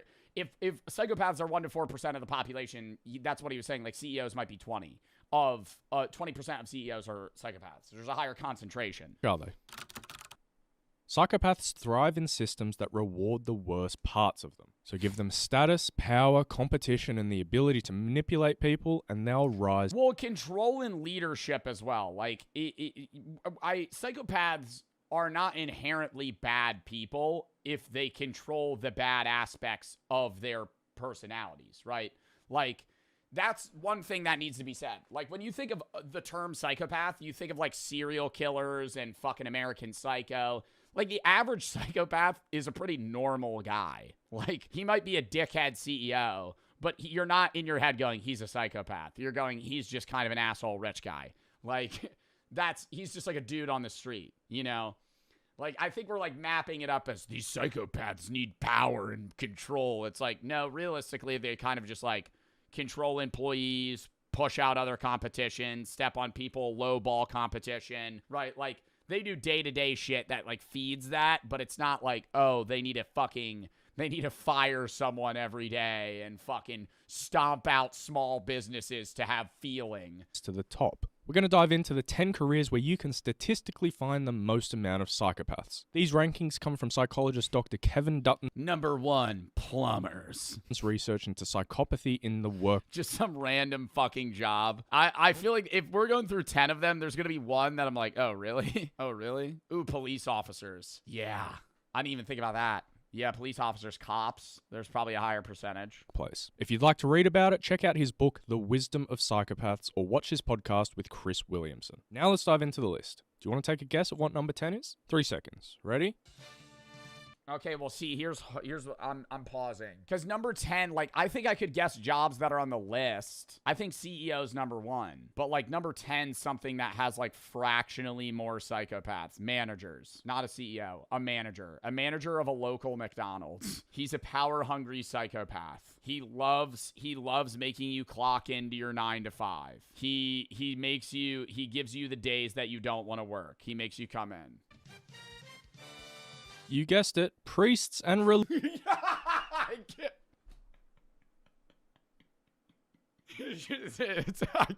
That would have been the last guess. That would have been the last guess, right, priests? religious leaders. Just kidding. They're actually number 8 on the list. Oh, fucking hell. What the Number 8 is priests? What? We'll be diving into them a little later. First up, we've got civil servants. More specifically, we're talking about those roles where they're like the fake police. Parking ticket officer, welfare case manager. Just fiending on that fucking power, man. Oh, you're fucking 6 inches too close to a fire hydrant. Ticket. Some fat, miserable, blue-haired bitch at the DMV. Whoa. That kind of role. Why do psychopaths like these roles? Supposedly 3 reasons. Whoa, 1, settle down. rule-based power. So authority is baked into the job. 2, low transparency. Everything's hidden behind Side note, side conversation. That was a little crazy. I saw somebody say that in my Walking Dead playthrough, I'm like overly sexist and I use the term bitch too much. When when I use the term bitch, I don't mean women, right? I just say I use the term bitch in the same way that I use the term dick, right? So it's like, when I say that, I don't want you to think, oh, I'm calling somebody a bitch because they're women. I'm just saying that you're being a bitch, right? You're being a bitch. You're being a dick, right? I use them interchangeably. bureaucratic curtains. And 3, diffused responsibility. No single person is blamable. These guys get to inflict hardship while experiencing 0 emotional discomfort. Or I'll go, bitch. They say somebody says something crazy. Bitch. Because policy provides the moral cover. I'm not denying you. I gotta rewind. No single person is blamable. These guys get to inflict hardship while experiencing 0 emotional discomfort because policy... Oh, you're here for a new ID? Do you have your 6 points? Ooh, that's only 5. Well, I drove 30 minutes to get you. Ooh, you're gonna need your birth certificate. Sorry. Policy provides the moral... Adrenaline coursing through their body. ...cover. I'm not denying you healthcare. The system is denying you healthcare. Dr. Kevin Dutton describes this category as everyday authoritarianism. People who... No, the DMV is really a dystopia. The DMV is like gray. They have those shitty, highly requested video. We fooled locals with offensive city plans. Give us feedback on our new city plans. We're installing the world's biggest pride flag. Hell no. Are you joking? No. Do you guys disagree with that? I'm like, I can guarantee you no one will ever vote for that. Who wants to see us? I always wonder how, like, YouTubers and even mainly, like, Impractical Jokers still get people to believe these things. But I've come to realize that they always get old people that are, like, really detached from society and reality in, like, local rural towns to do, like, a town meeting about city plans. Like, somebody that would be a part of the HOA in, like, your rural Nebraska city. Not gullible? I don't know. I wouldn't necessarily say the word gullible. Maybe. But, like, yeah, no, people that are living in 50 years ago. Society where parents stay together longer. Well, we have a solution. A 50% rent increase for single mothers. What? I'll need something to throw at you. We'll take that as a yes. We'll take it as a yes. No. Are you trying to go? I feel like these guys can pull it off because they're YouTubers, but don't you ever wonder how, like, I don't watch Impractical Jokers anymore. I feel like nobody, I don't want to say that's a dead show, but, you know, it's not 2013 anymore. But I always wonder how they still get people that don't know them. You know what I mean? Like, who below 50 is going to walk into a Walmart and have Murr or Sal walk up to them and be like acting really weird and laughing before they say anything? Like, obviously they have a person in their head telling them what to say. Like, even if you don't know them, you'd be like, yo, you're a part of a bit. Like this, I'm on camera right now. The NFL playoffs are here. Football is at an all-time high, and there is no better time to get in on the action than with DraftKings Sportsbook, the sponsor of today's video. If you sign up with DraftKings and use promo code JOEB at sign up and place a $5 bet and your bet hits, you get $300 in bonus bets instantly. What an offer! DraftKings Sportsbook is the place to place touchdown bets. Not only do they have same-game parlays, they also have live betting for the people that love the thrills of live betting, betting on drives, betting who's going to get a touchdown, if they're going to place a field goal, whatever, in a given drive. DraftKings has you covered. And if DraftKings isn't available in your state yet, one of the green states, you could still take advantage of DraftKings Fantasy. So sign up for DraftKings today and use promo code JOEB at sign up and place a $5 bet. If your bet hits, you get $300 in bonus bets instantly, minus 500 odds required. Thank you to DraftKings for sponsoring this video. Let's get back into it! Us, we have said no. Disclaimer, everything said in this video is for entertainment purposes only. This does not represent us. Do not replicate or act upon any content shown. We invited local residents. Oh, so you don't think single mothers should have a 50% rent increase? Huh. Yeah. To attend what looks like a real city meeting where we are posing as officials presenting new plans that will affect them. But the catch is we are given extremely offensive ideas that we have to present no matter what. After the presentation, I would love to be a part of this. I feel like okay, no, here's the thing. I could never do the presentation. You would fold? Oh, 100%. I could not do the presentation. I would love to make the presentation. You know what I mean? Like, I'd love to be the guy that makes the slideshow of something that's just, like, obviously gonna get bad reviews or, like, a bad reaction. But I don't think I could ever stand up and just riff, you know? Stand up, read a presentation, click this next slide, and it's like, we're gonna ban gay people from, and I have to defend that. In front of a fucking town meeting of people that are just going to be appalled. Strangers will raise their hands if we convince them to support our new plans. And just like the Impractical Jokers, whichever team gets the fewest hands raised will face the terrible mystery punishment at the end. It's actually... So this is Impractical Jokers. This is... This is a one go on Impractical Jokers. There's no thumbs down. It's just if you lose, you just get the punishment. I'm telling you right now, it's not good. It's not going to be fun. Yeah, we're not doing all that. We're not doing all that. We're not going to do all that. No. You guys can do terrible. We're not doing terrible. We do like the chill. We do like the prizes. We're not doing punishments. No, we're not doing the punishment. We're winning. This is the winners. Do you guys see what's behind you? That's your presentation. That's your presentation we made. What do you know about your presentation? What about you? Don't know shit. Dude, I would just pull every buzzword out of the book of something that's controversial. Like, the presentation would just consist of, like, every single, like, buzzword that just gets people upset. You don't know shit about your presentation. They're fine. Is it that bad? It's bad. What do you mean is that bad? Yours is so bad we have a security guard here. Oh my god. Oh my god. JD and I are going first, and remember... Security guard here in case what? One of the people fucking rushes them? We have no clue. Yeah, abortion. Yeah, dude, literally abortion, LGBTQ, Charlie Kirk, gun laws, immigration, DEI, just everything. Climate change, minorities, religion. What they put on this presentation. Alrighty. Thanks for being patient, guys. Thanks for coming. Thanks for making the commute. Like, you know, for the lady with the rainbow choose kindness shirt on, you're going to have to shoot different compared to the Karen in the back. Every slide's got to anger somebody else. Random strangers in front of them. So how's your guys' day going so far? Is everybody good? Yep. Very good. Awesome. Are you guys ready? Yeah. All right, guys. Give us feedback on our new city plans. We are McCain and Jeremiah. We've been selected by the National Youth Policy Initiative to represent Orange County at the legislative level. Today we're presenting several proposals and need your feedback before they are finalized. This is Do these people get paid for this?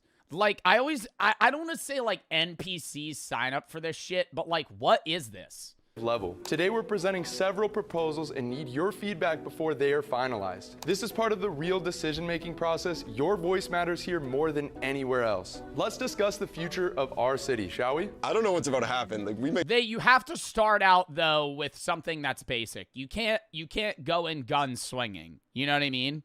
If you're the enemy team crafting this presentation for the guys presenting, you don't want the first slide to be, we're going to raise a statue of, somebody that's going to piss somebody off. You want to start out with like, hey, we're going to implement street lights in these roads where a lot of the time it's too dark, and something that they're like, oh, that would be nice.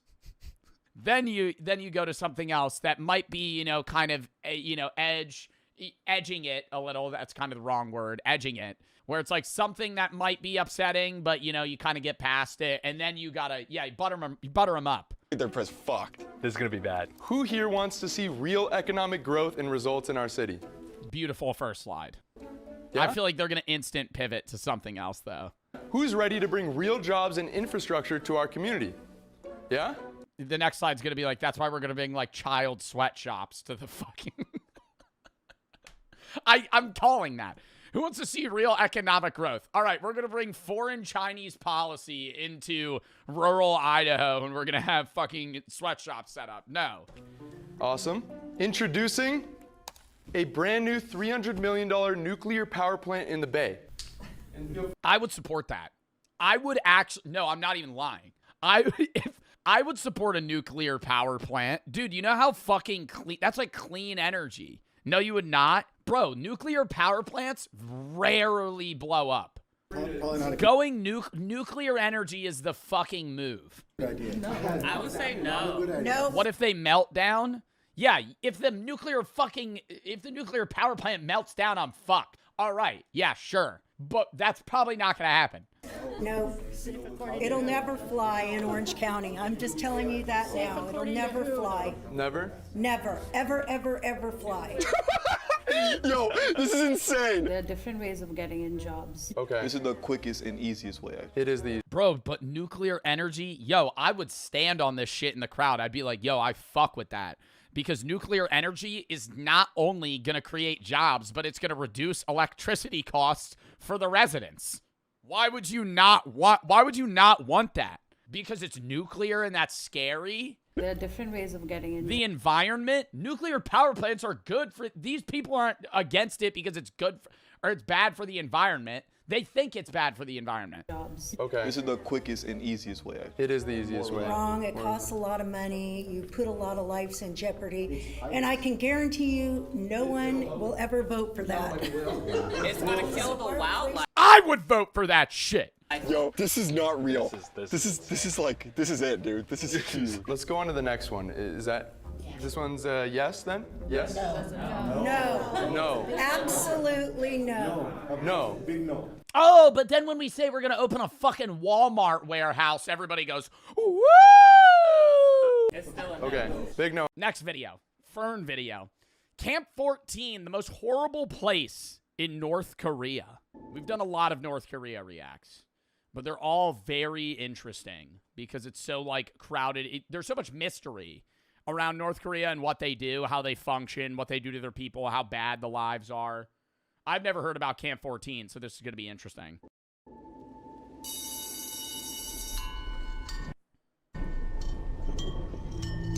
Class is about to start for these 40 school kids. Like every week, the teacher starts searching everyone's pockets. This time, he finds something on a little girl. 5 kernels of grain. The teacher snaps. 5 kernels of grain. They're searching their pockets before school starts. 5 kernels of grain is bad. Like rice? And commands the grain like wheat. Girl to come up front. She has to kneel down on the hard concrete floor. With a wooden stick, he strikes her on the head. Again. On the head? And again. And again. And again. Her classmates watch in silence. The beating goes on until the little girl collapses. Afterwards, her classmates carry her home. The same night, she dies. What? For having 5 kernels of grain in her pocket, they fucking beat her to death? Why is that a violation? The little girl and the other 39 children are all inmates in one of North Korea's deadliest prison camps, Camp 14. Oh my God, no, we did hear about this in the Johnny. We didn't hear any specifics about it, but we heard about the camp, the Johnny Harris video, where you could see the camp and the outlines of it. And this is where they send, like, dude, it's like an entire city. There's like thousands of people that live there. Comparisons have been drawn to the Nazi death camps, to the Soviet Gulag. You know, they're accurate, and in their own way, they're different. A lawless detention facility hidden in the mountains of Kaeshan, a place where people are imprisoned for the crimes of their parents. Once you end up here, you will most likely die here. This is truly a space. Crimes of their parents, but what's so weird that I don't understand about the camp is, like, yeah, in North Korea, if somebody tries to escape or they commit a crime, part of your family lineage is imprisoned in a camp. But if they have kids in that camp, are those kids also imprisoned? Like, is their family lineage perpetually there for the rest of eternity, or can they ever get out? That is outside humanity, let me say that. Prisoners are forced to work under inhumane conditions. The smallest mistake can cost them their lives. Escape is almost impossible. Only a handful make it out, risking everything on deadly routes. Make it out, but then they probably have to go all the way out of North. If you make it out, you can't stay in North Korea. You would have to flee the country entirely, and I feel like Camp 14 isn't bordering, like, China. In North Korea, there are several of these death camps, and the regime has kept them a secret for decades. But through the relentless work of human rights organizations, satellite imagery, and reports from survivors, we can have a glimpse at these facilities. Why are people being sent to Camp 14? What does daily life look like inside its walls? I just don't understand why North Korea and Kim Jong-un, and, you know, whether or not he's a figurehead and his sister runs the country or it's a culmination of things, neither here nor there. Why purposefully crush your nation like that? Like, I understand he keeps his power. I think that's what it is. If he keeps his nation in, like, an impoverished state where the majority of people are either imprisoned, starving, or dirt poor, he can be rich. But, like, if he actually tried to even still keep it a dictatorship, not be a genocidal dictator, and actually run his country in a normal fashion, wouldn't that benefit his own people and therefore him as well? I think it's like he would rather it's better to be feared than loved, is what he's saying, right? I think that's kind of the mindset. Who said that? Another dictator said that. Machiavelli. But it's like, why? That's the route he's going down because it keeps him in power, but it's like, dude, your nation and you, I feel like he would be more rich. Even if he was less powerful, he would have access to more shit. What horrors do the inmates face? It gives himself more importance. I think it really boils down to also just like straight up narcissism, because he needs to be the center of his entire nation. And if his people are prosperous, then he's not the guy they bend to. And how do people actually get out? This is the story of the most horrific prison camp in North Korea. It's some Hitler shit. Well, it's the same sense of Hitler shit in, like, he's basically being genocidal to his people. But Hitler was obsessed with world domination.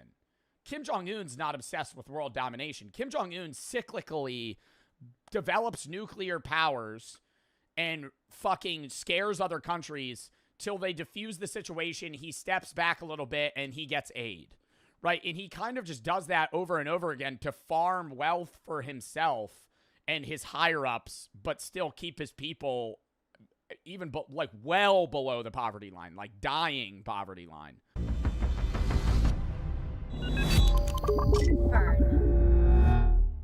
This story is based on Escape from Camp 14 by Blaine Harden.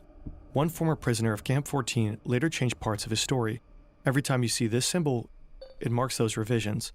If you want to know more about the exact changes and the reasons behind them, we recommend reading this article. Since North Korea did... I would just be so worried, even as a North Korea defector. Like, if you left North Korea and you wrote about it, don't you think that Kim Jong-un, at least in part, his insanity, he hires some people to try and track these people down? Like, even if now in modern day you live in, like, Switzerland, or you live in Germany, or even the United States, I could easily foresee, like, Kim Jong-un trying to hire people to come kill you. Like, because he doesn't want you to talk shit about him. Like, that's how tight-knit this is he, like, they hate satellite. I wouldn't be surprised if they have shit underground now, or that's what he's planning to do, because then that keeps shit under wraps. Because he could say all the time, no, we don't have death camps, but, like, you could see them on Google Earth.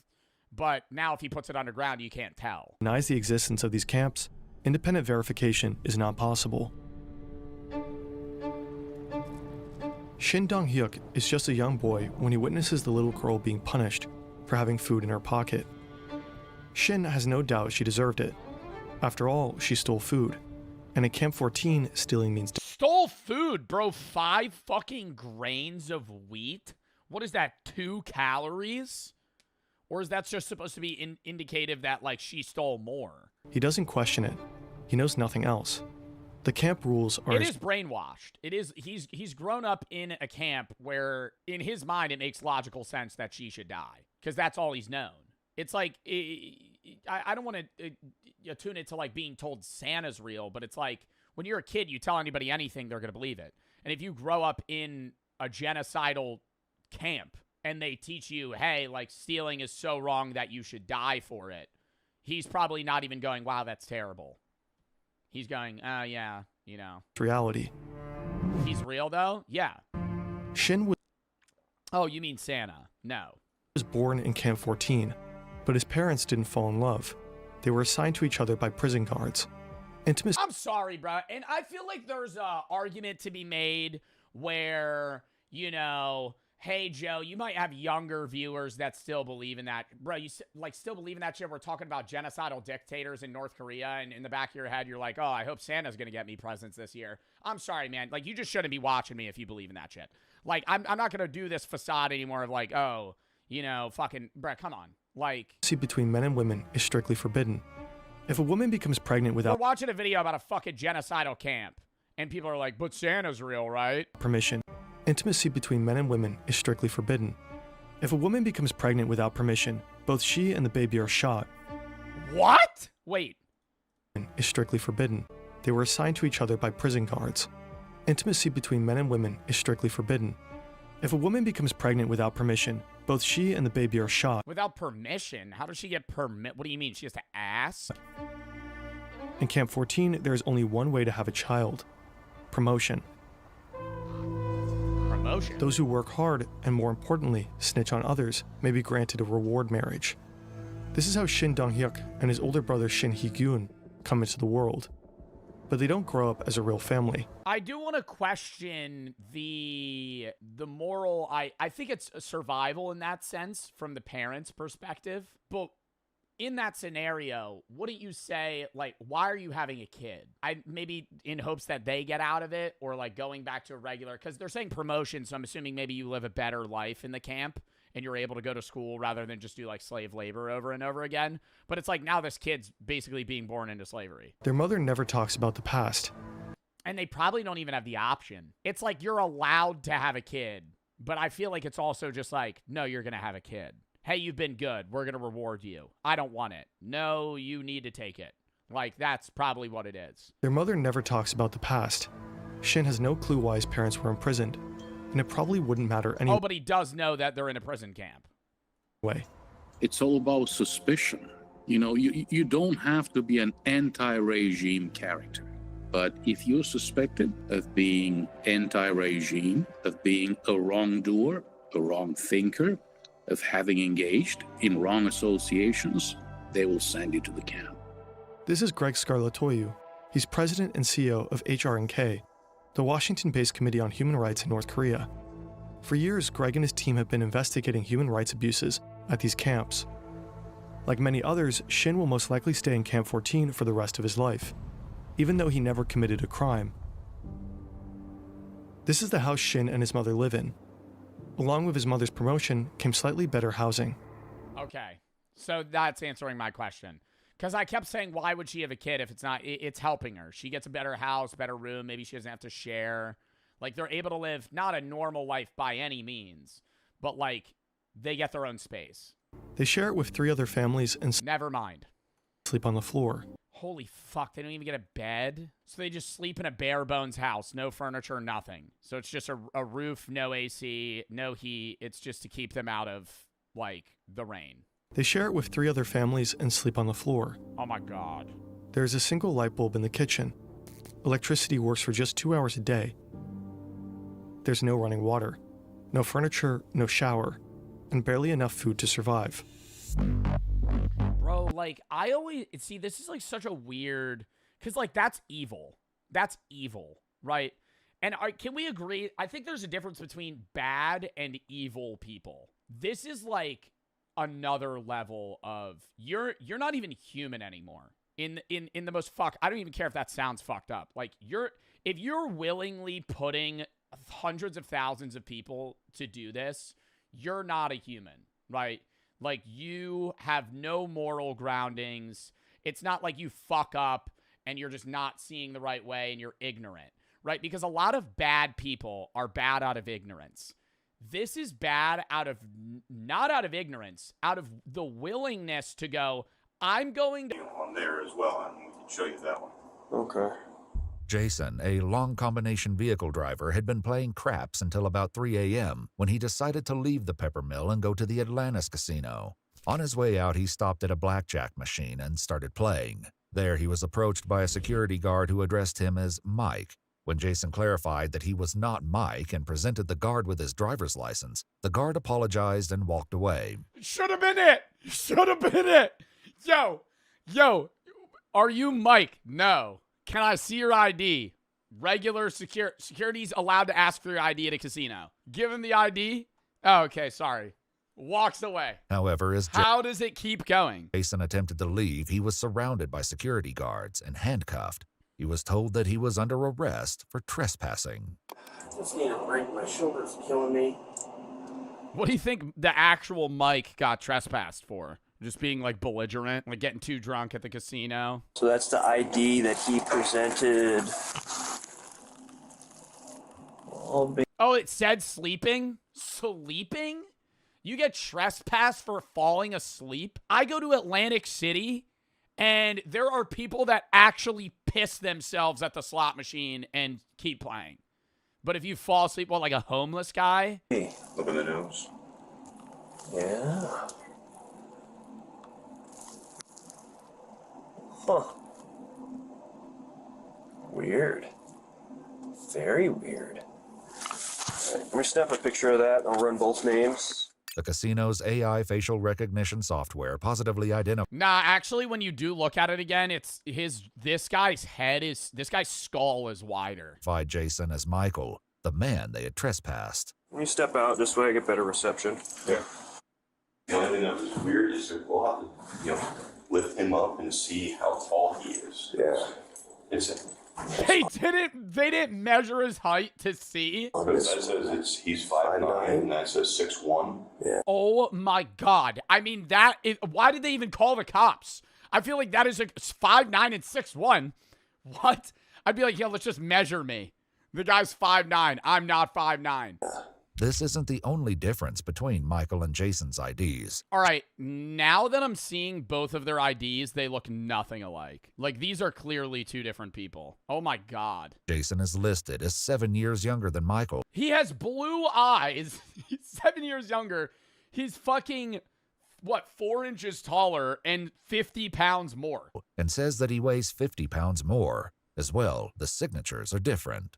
In his report, Officer Jagger wrote, quote, "The associated demographics on each driver's license were fairly similar, with the only major distinction being hazel and blue eyes, which are by their very nature similar eye colors and are dependent upon lighting." And the pictures are... Imagine Jagger goes to the guy, he's like, You get that leg lengthening surgery, boy. So you put on a few pounds, change your eye color. You're wearing fucking contacts, aren't you? I bet you fucking got that metal rod shoved in your fucking leg. That's why you're 6'1", just so you could come back to the pepper mill, eh? Harry, I mean, the nose. You want to keep playing fucking craps? I bet your dumb ass wants to. I bet you have plans to fall asleep here again. And then we have our Call you a little napper. new system, our new facial recognition system, and that's what it's telling us.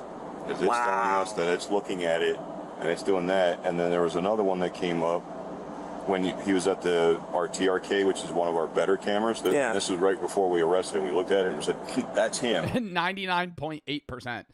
Dude, from the imagery, it does look like him. And it came up 100%. Okay. 100% match. Yeah. So the software's saying it, that it's legit. Right. And it's pretty damn accurate. So either he presented a fake AI from 2023. I feel like AI from 2023 was not that good. a fake identification the first time, or he's presenting. When was like the Will Smith video where it was like he was eating spaghetti and it looked really bad? It now, even I if feel like that was like 2022, 2023. he had a twin, it wouldn't be 100. Not 2020. AI did not exist. Like AI in the way that like AI generative video AI, that was not a thing in 2020. 100% on the facial, right? I wouldn't think so, but I don't know, because they say twins share DNA. Facial recognition, not generative AI. Yeah, well, I'm just saying like the scaling of AI in general. Right. But I guess it depends upon if they're identical. I've seen identical twins where it's like moms can tell them apart. Right. So it's, I mean, are these two people fucking stupid? He has an entirely different first and last, or not first and last, obviously different first name. He has an entirely different last name. Why are they saying they're fucking identical twins? The thing that kind of made us feel suspicious, or us managers, was right after our officers made contact and they saw the ID that he's presenting today. And they're like, okay, it's not the same guy. He immediately gets up and starts cashing out, like running for the door. I'm like, okay, if it really wasn't him, why is he running for the door? why is he getting ready to leave? Jason. Probably vibe killer. He was gonna leave anyway, playing a little bit. That might be like a gambler sign to leave. Genuinely. You're at a casino, bro. People take signs to leave and gamble or stay or go to another table. Bro, like a dime could fall on the floor and they'd be like, that's a sign. I got to bet it all on 10. You know, some shit. You know, the security guard walks up to him. Hey, man, what's your ID? I'm probably going to call it a night anyway. And would later explain that earlier that Fucking night, 3 in the morning. he played at the Legends Bay Casino, the Nugget Casino, and the El Dorado Casino before Okay, this guy's a gambler. This guy went to 4 casinos in one day. arriving at the Pepper Mill around 11:30 p.m. He God damn. claimed that each time he was up $200, he would move on to a new casino. And Nah, that's a fucking strategy, though. Because it forces you to pull out. Like, you don't keep going. Wow. just before his arrest, So he's up $800. he had made $200. He also estimated that prior to the 16th, he had gambled hundreds of times at the Pepper Mill without incident. After speaking with the Pepper Mill employee, Officer Jagger calls to check the police records. Yo, I wish I had that mentality, bro. Because there's been so many times where I am up at a casino and I keep gambling and then I lose it all. Like, if you have a hard set, this guy has a hard set limit that he leaves. Wow. And then it's like a refresh, new area. If you lose it, all right, you're even, whatever. Versus like, dude, if I pull up with like $500, I'm not leaving unless I'm up like $2,000. Like, bro, because I'm like, yo, I'm not walking out of the casino up $100. If I come in with 5 and I'm up 100, what a lame ass fuck it. Emotionally detached, they really couldn't give a shit. See, when you're rewarded for attention rather than accuracy. Oh, do you think rappers would make the list? I don't know. I feel like you have to be like emotionally in touch to be a rapper, like in some way. Even if you're demented, it's like you have emotions. King Von? Yeah, but King Von had emotions. I think he was like a very aggressive individual. But psychopaths can be aggressive. They just don't have empathy. Empathy becomes a major liability. Television rewards narcissism. Do I care more about the truth of the matter or about what will cause more outrage and get more clicks? Kevin Dutton said it best. Psychopaths are social predators who charm, manipulate, and ruthlessly plow their way through life. So naturally, when you put these people behind a camera, they don't debate, they hunt. Take Jordan Peterson's interview with this bitch whose name I couldn't be bothered learning. He went there under the guise of having a friendly, cordial discussion about his new book. She ends up trying to tear him a new asshole, very unsuccessfully might I add, and saying to him minutes before going live, this will be quite the war. Sick, twisted, attention-hungry people. The more outrage they cause, the more views. And the more views, the more validation for people who feel nothing inside. Speaking of what's on the inside, number 5 is actually surgeons. The superheroes of the psychopaths. You need to realize, throughout medical school, these guys are trained to no longer view the human body as a person's body. They need to view it more like a machine. Different systems, different parts. I don't know. Could you say that like surgeons psychopaths? Or yeah, they probably have a higher level of psychopaths for sure, and it's also like a high level of, you know, success and money that comes with it. So I get people going into that field for the monetary gain versus like, you know, caring about saving lives. But I also feel like some surgeons that aren't psychopaths might test higher on low empathy ratings just because they've become numb to the job. Like, if you've seen 500 people die on a fucking operating table, like at some point it means nothing. Like, the weight becomes less. That's all. The people who do this the best, the ones who can completely emotionally detach. Just think about what these guys do on a regular basis. Slicing through skin, cutting through bone, operating on young children. And when it's all over, no crying, no celebrating, just moving on to the next patient. And one of the major attractions for those with psychopathic traits, you're basically playing God. Mix intelligence, status, and control over life and death, you're practically writing a love letter to psychopathy. As Kevin Dutton notes, psychopaths aren't all killers. Some of them are saviors. They just so happen to save you. Dude, I can't imagine having to do like open heart surgery, man. I kind of feel like it might actually be better you have a psychopath doing that. Like somebody that's just so robotic. Like, I couldn't have some, because it's like lower heart rate, not as stressed out, better, you know? Versus a guy that's like, oh, fuck, what if this kid dies? You know? Like, they just need to be, like, you can't have, your thoughts need to be fully just on the operation rather than like, oh, this is so sad, you know?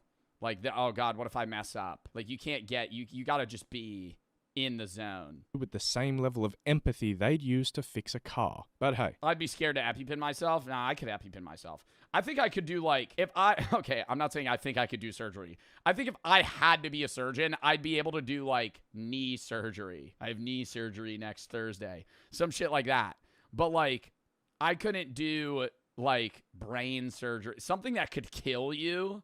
Fuck no. Thank God for surgeons. One group of psychos I definitely don't thank God for: salespeople. Psychopaths love sales. It's the perfect storm of manipulation, charm, and reward. They mirror your tone, your body language, your beliefs, all to build trust they don't actually feel. It's just a game to them. They read you like a player at a poker table. They find your weakness, they exploit it, and they smile with a shit-eating grin while doing it. And once they close the deal, that dopamine hit isn't from helping you, it's from beating you. And the scary part is, they're good. Really good.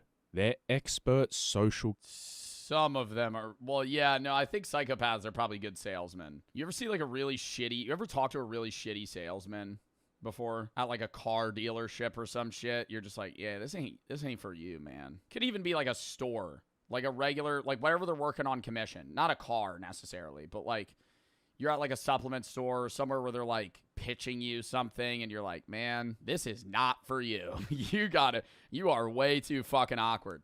You could tell when they're good at it, when they're like, hey, how you doing? And they like kind of force it onto you in a sense where it's like, hey, do you want help with any? No, it's just like, hey, I see, what are you here for? Oh, protein? What kind of protein are you looking for? Actually, I was just wondering, like, what are your like goals in this? And they just start like, you know, they open the door to that conversation. Chameleons. They know Insurance salesmen. Those guys are psychopaths. Fake it till they make it. They combine their superficial charm with zero guilt or empathy, and the result is Jordan Belfort-like salespeople willing to say or do anything for their commission. Number 3 on the list are the people at least partly responsible for how One of these is I think probably number 1 CEOs. up Western society has become in modern times. Media executives and journalists. If salespeople manipulate individuals, these pricks manipulate entire populations. The news industry used to be about truth. Now it's about Twitter account holders. engagement. And engagement doesn't come from accuracy, it comes from outrage. Psychopaths love outrage. Remember, psychopaths have no empathy, no remorse, no guilt. They're pathological liars and they can be crazy ambitious. So in a world where attention is currency, they're willing to say or do anything to control. Like propaganda pages. Like if you work for like a news media outlet that just spews shit. Your attention. Behind every breaking story is someone doing psychological calculus. How do we make people angry enough to click, scared enough to share, outraged enough to stay tuned? These people don't report the news anymore. They engineer it. And psychos love this kind of ecosystem because they don't have to pretend about caring for who gets hurt, who's defamed, or who loses everything. They're social predators who manipulate without remorse. Number 2 is lawyers. If there was ever a profession built to reward Never even thought about that. Yeah, that makes perfect sense. Like a defense lawyer. My client didn't kill this person. He literally did. It's on a security CCTV.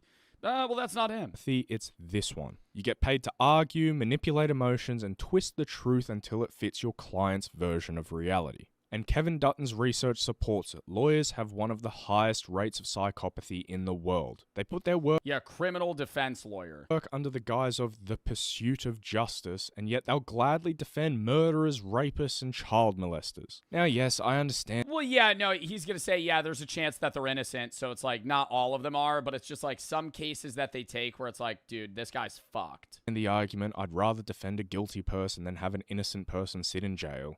I understand that everyone deserves legal representation to the best of their ability. But how? No, I'm not blaming them for doing it, but I do understand why psychopaths are higher in that field. How do some lawyers sleep at night knowing they've just defended a legitimate monster? Like, genuinely, how does the dream team... That, or you could say the flip, where there's a lawyer that's prosecuting a guy that's like more seemingly innocent, and then they get him put away. Who defended OJ sit there knowing their client is guilty as fuck and then just push that aside to get him acquitted. Pursuit of justice, my ass. It's the pursuit of winning. There's the thrill of deception, the allure of power and prestige, and permission to manipulate as long as you do it with... Yeah, I have no idea what that fucking clip was, bro. That had nothing to do. Was that Speed? Who was that? That was like a WWE guy getting like fucking twerked on. In the rules. And who wrote those rules? Other goddamn lawyers.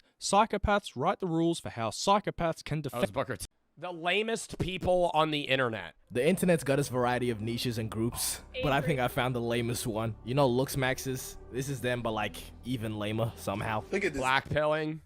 Bro, I keep getting on like blackpill content. Like people use this one clip of me where I say the first thing that somebody recognizes about you is your looks, and that's how they determine whether or not they're attracted to you. But then after that, I talk about how the majority of building a relationship and actually getting somebody to like you is your personality, and they just cut that off. So they just cut that off. So they put the clip of like me saying, hey, like people, the first thing that somebody notices about you is your looks. And then they're just like, yep, that's it. I'm like, that's not it. Like, I will say, yes, I think when you find it, like finding somebody attractive is off looks. Like that does matter more than some people say it does. But in terms of long-term relationship capability, no. But I'm saying, yes, the first thing that somebody recognizes about you is your looks, because that's their subconscious opinion is going to be how you look. But that's not the only thing that matters. And like the way that I understand Black Pill is that the only thing that matters is your looks. And I think that's wrong, because that is where not only, yes, maybe in the terms of like the first thing somebody notices is your looks, But then they're going to realize your entire personality is structured around how you look, which is like obscene narcissism. Like, it's just building a fucking rapport within yourself of like, I look great. I look great. I look awesome. This is how I need to look. I need to change my haircut. I need to start mewing. Maybe I should get facial surgery. Bro, you're 20. Bro, your brain's not even done developing yet. You're going to get fucking plastic surgery at 20 years old because you think that you don't look good. Like, it's your life, fine. But I'm saying, like, don't think that, like, that's the end-all, be-all on whether or not people are going to like you is how you look. It's because they take, like, the idea of black pill is they take something that isn't absurd to say and then make that the only thing that matters. Like, good-looking people get better connections in life. Is that true to a degree? Potentially. But I think that's the idea that looking good gets your foot in the door. But when you only care about looking good, and then you get your foot in the door, and they're like, okay, hey, and they start asking for your qualifications, or they want to learn about you, and you're the most dull person ever, because all you care about is whether or not you look appealing. It's like, man, that's like, I don't know. It also causes so much stress within yourself, you know? The idea of having to constantly be like, I need to look this way. I need to be this attractive. It's now you're like, you're hindering your own mood, you know? The pivot of how you feel in life is going to be how you look that day. Like, I don't know, man. And it's just like living for other people. Black pill content. This is a group of people that believe looks and genetics are the most important thing in life, and they decide how every interaction is gonna go, which is, you know, sort of. Well, what is it? It's like it's like subhuman, sub 5, sub 3, low tier normie, high tier normie, Chad. Like, there's a ranking system in the black pill like community where they like rank what you look. And a lot of the time they'll say that I'm like a normie or a low tier normie. Like, I saw one guy do a whole facial analysis on me and he said I was a 5. He said I was a 5. And he was like, if he fixed his hair and got Greek curls, he'd maybe be a little bit better. But they'll be like, his nose is crooked, his jaw's too far out. I'm like, man, bro, I don't care. And the guys that are making those analysis videos are like 3s. Like, I just, how are you going to sit there and make all of your content about like, hey, I'm going to rank how this person looks when you're like literally in a basement that's wet underground, just like fucking just ranking people. I'm like, yeah, sure, I'm a 5. I don't care.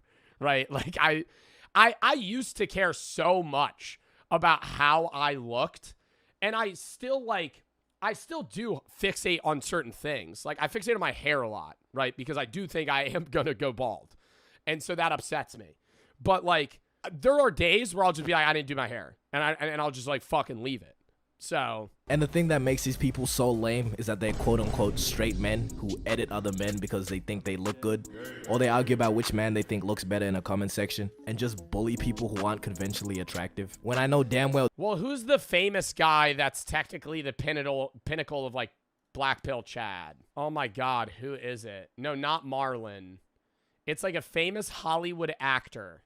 I don't know, man. I mean, like, this is the guy that's, like, one of the guys. Oh, no, it's Ian Somerhalder.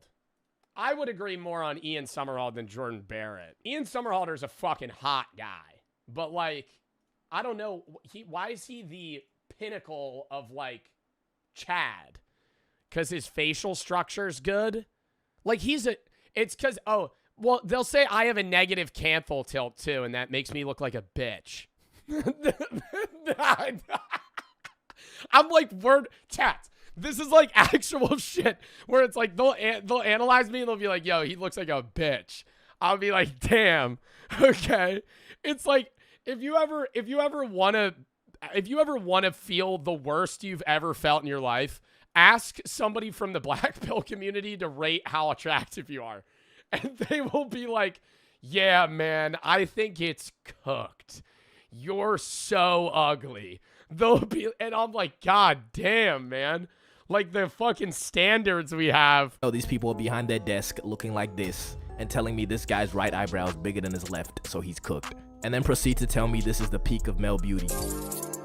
Yeah, man. Bro, actually, some shit that looks like you got plastic surgery. Alright, bro. As a part of this video, I've looked into the species I'm a cold. Honestly, bro, I think the biggest thing about attractiveness is how you carry yourself. I've seen, and you could say this is like some glaze shit. I've seen a lot of guys that own how they dress.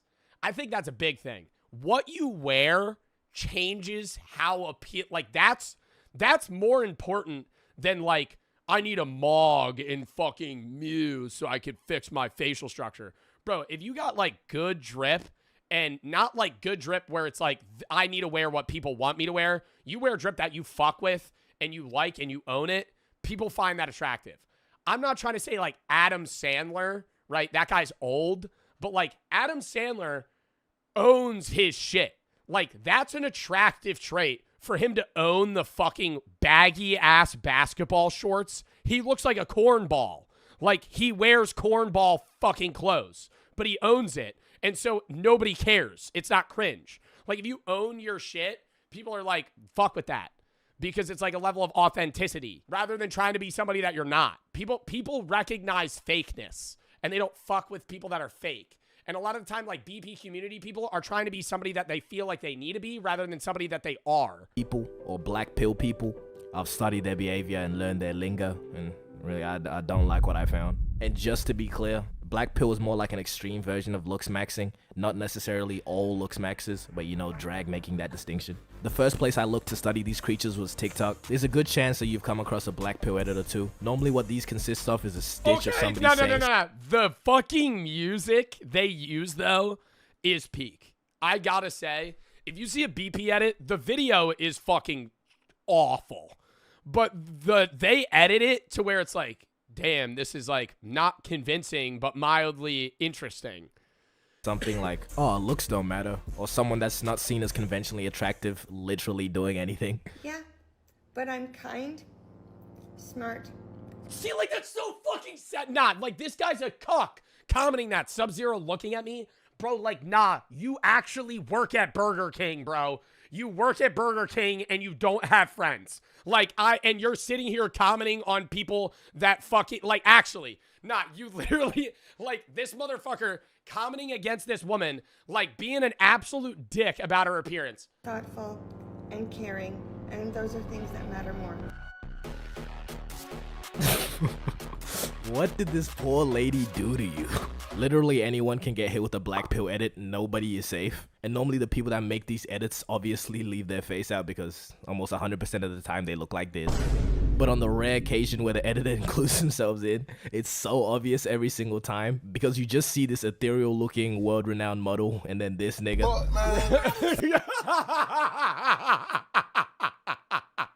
Okay, just try and figure it out yourself. Let me show you an edit and I want you to figure out which one is the person that made it. Okay, no, that's... Did you... I feel like that one's a joke, though. That one's a joke, though. Did you find them? Let's try another one.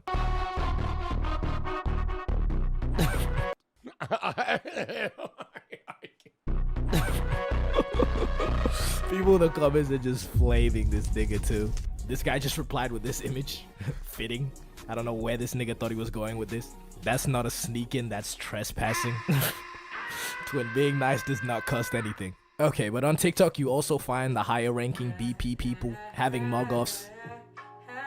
Bro, like, what the fuck? This is an actual thing? A mog-off? And they're getting donations to see who looks better. This guy's making like a weird rock smolder right now. This guy, I feel like this guy got the mog off probably. I'd vote him winning. But can we address the elephant in the room though? This BP business is kind of zesty. Really look at the facts here, alright? We have men editing other men. Yeah, it's like full focusing on other guys' attributes and being like obsessive over how they look.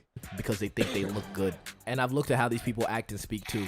They worship Marlon like a deity because they like the way that he looks. I don't know about you, but that sounds a little sus to me. You know, if they're taking back shots or not, that's not really my concern. I just had to... I really do feel like Marlon has a very big BP community. Like, not even like he's trying to have it. It's just like, I bet Marlon has a lot of people that just like him because they find him attractive, but it's also like a lot of people that like want to look like Marlon. I saw gay, so I said gay. But these BP people like to throw around the term female gaze. The whole goal of BP, I guess, is to capture the female gaze. And they actually do have a calculated way that they measure attractiveness. It's not just, oh, I think this guy looks better. And this is known as PSL. And bro, I don't know, man. I really feel like it's personality, bro. I have seen so many guys pull girls way out of their league at bars because they're just really good at talking. And I'm not even saying flirting, just holding a conversation. Like the amount of my friend, like I would say Brooke's out of my league, right? I would say that she's much more attractive than me. I don't think when we started dating, I don't think I was like some savant at talking, right? But like I think I got lucky, right? But I do have a lot of friends that I think are very interesting people.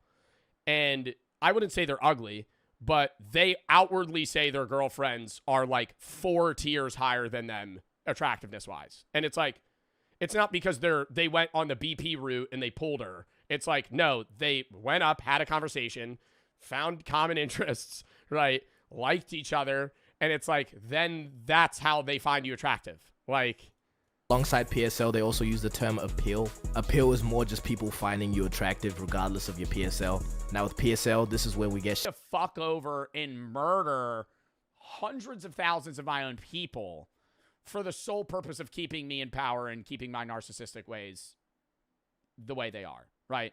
Kim Jong-un gets to eat whatever the fuck he wants. He gets to smoke expensive cigarettes and have nice whiskey, and his people are dying in camps in the middle of the fucking woods.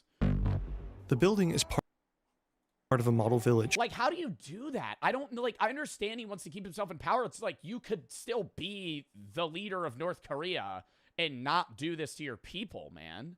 One of many.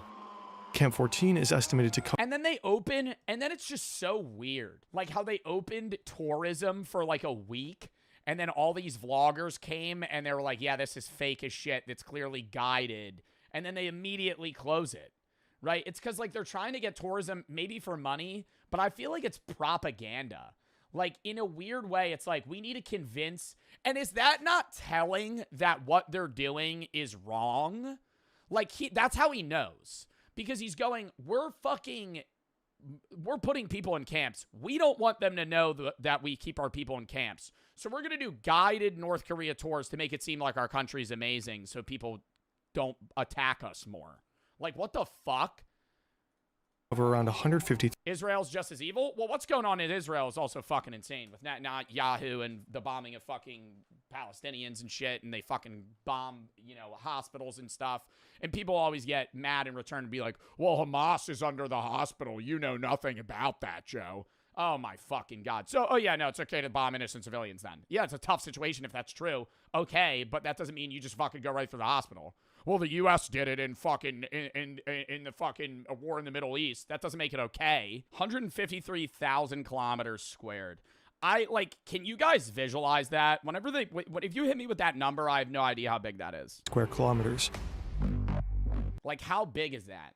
How big is 153 square kilometers? Like, what's 5 square kilometers? Like, what's like a block? What's like a New York block? Almost 3 times the size of Manhattan.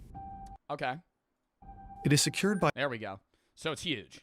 A 60-kilometer fence, patrol paths, barracks, guard posts, and checkpoints. The whole area stretches from river valleys to mountain peaks.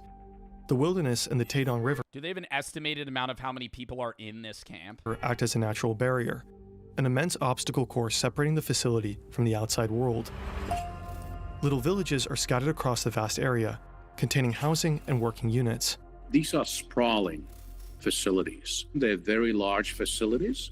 So at some of these facilities, you see farming, agriculture going on. You see some of these facilities that are adjacent to coal mines or other types of mineral exploitation. and it also has a school. I'm thinking that do you think these camps fund like a large portion of like North Korea's money? Like, I wonder if there was like a pie graph or a pie chart, what percentage funds what?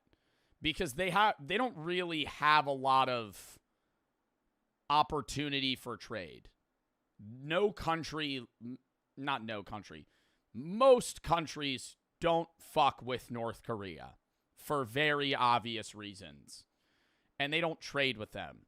And so all of their wealth has to come from in-house. And so I feel like to keep their country propped up, like the camp kind of runs that. Because they don't pay any of these workers. They just do basically slave labor. City. And it also has a school. This is where Shin goes every day. His teacher wears a guard's uniform, carries a weapon. They export a lot of minerals and coal. Yeah, but I mean, that's not like hyper valuable. Like, that's not gonna, like, their nation, even the best parts of North Korea are like very bad. Like, they don't have nice stuff. And teaches obedience above all else. Camp rules are brutal. There are 10 of them. Even the smallest violation can lead to execution. Shin memorizes them all. Rule 1. Wait, what? Execution. Shin memorizes them all. I think it's more insane to me, too. Like, even on the levels of, like, them having these concentration camps, like, killing an adult for fucking up a rule versus, like, a born-in-camp child, beating them to death in front of their fellow students because they stole 5 grains of fucking wheat. Rule 1. Any witness to an attempted escape who fails to report it will be shot immediately. Wow. Rule 3. Anyone who steals or conceals any foodstuffs will be shot immediately. Rule 5. Anyone who holds or hides a fugitive's possessions, conspires with him, or fails to report him will be shot immediately. The guards enforce the rules without mercy. 내가 총을 꾸려서 뭐 쏘거나 해도 I didn't feel the slightest bit guilty, even though I killed so often there. 두지 않았어. 일반적으로 우리는 그때 쏘도 나라를 지키. We thought it was the right thing to do to protect our country. So are these people just brainwashed? Yeah, I didn't feel bad. I was killing 5-year-olds. They stole rice. They stole food. That's bad for the country. Yeah, because that one kid stealing 5 grains of fucking wheat's gonna topple down North Korea from the bottom up. 지키기 위해서 내가 한 일이기 때문에. 그 수용소에는. It really does bring up that hard question of, like, are the soldiers responsible for things that the nation tells them to do? And I mean, that's ongoing today. It was in World War II with Germany. It was in Japan. It was in the US. It was everywhere, where it's like, you're being commanded to do this. While you're not entirely responsible, it's like, you're still making the wherewithal decision to be like, yeah, I'm going to, like, kill these kids. 들어오게 되면 사람이 아니에요. 사람이 아니고 내 마음대로 해도 돼요. 그 안에 사람은 사람이 아니에요. 사람이 아니고 내 마음대로 해도 돼요. 그 안에 사람은. And that's what's fucked, is it's like, I think there's like a line they cross where that's how they deal with it in the most fucked up way. It's because if you're seeing them as human, you don't, then your some level of morality inside of you kicks in. Where it's like, these soldiers are like purposely perceiving these people as non-human, and then it doesn't matter what happens to them in their brain. 그 자리에서 죽이게 했으면 죽이고 살리게 했으면 살리고 하는 건 내 마음이에요. 뭐 설명해 주세요. And that's also just like power hungry shit. I think people feed off that. If you're like growing up a soldier, especially in North Korea, where you've also probably grown up in a pretty shitty life, now you're giving power over others, right? Where like the power that's been inflicted, it's like a very hyper evolved version of like what's happening to you inflict onto others. What did he say? He was saying he had the power to kill or not kill anybody. It was entirely up to him. Across North Korea, there are different Like, he probably liked that. types of detention facilities. The worst of them are called Kwanliso. Camp 14 is one of them. It's also called a total control zone. People never get out of those. You know, they just waste away. They get killed by this vicious cycle of malnutrition and forced labor. Shin's mother has to work the rice fields, 10 to 15 hours of hard labor every day. If she meets her quota, 15 hours straight? She receives food, just enough to survive the night and make it through the next day. North Korea is all about production targets. If you don't meet them, and probably you will not meet them, you'll get less food, more work, less food, more work, and that's how you waste away and die. That's, the truly tragic story at these camps. From the moment Shin starts school, his life is split between the classroom and hard labor in the coal mine. Long work days are made worse by a constant gnawing hunger. Before school, Shin often eats his mother's portion while she's still out in the fields. She beats him for it, but he does it anyway. To him, she's not a source of love or care. She's a rival in the fight for every meager scrap of food. Wow. This is Shin's meal, served 3 times a day for his entire prison life. If he makes a mistake, his portion is cut in half as punishment. Sometimes he and the other inmates catch rats, the only source of meat in Camp 14. For Shin, this isn't as much as a nightmare. It's normal life. He has never seen the world beyond the barbed wire. Unlike this man.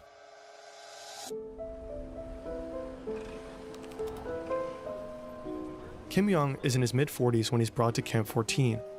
He knows the world outside very well. In fact, he was a high-ranking military officer and vice president of a state-owned company.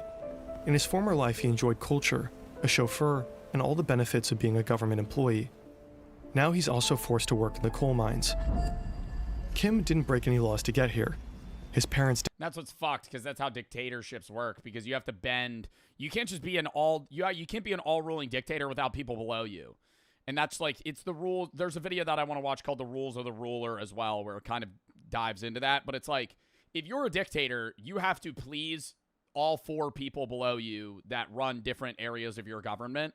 And those 4 people have to please the 5 people below them, right? And at some point, you don't have to please people anymore because they just have to bend to your power.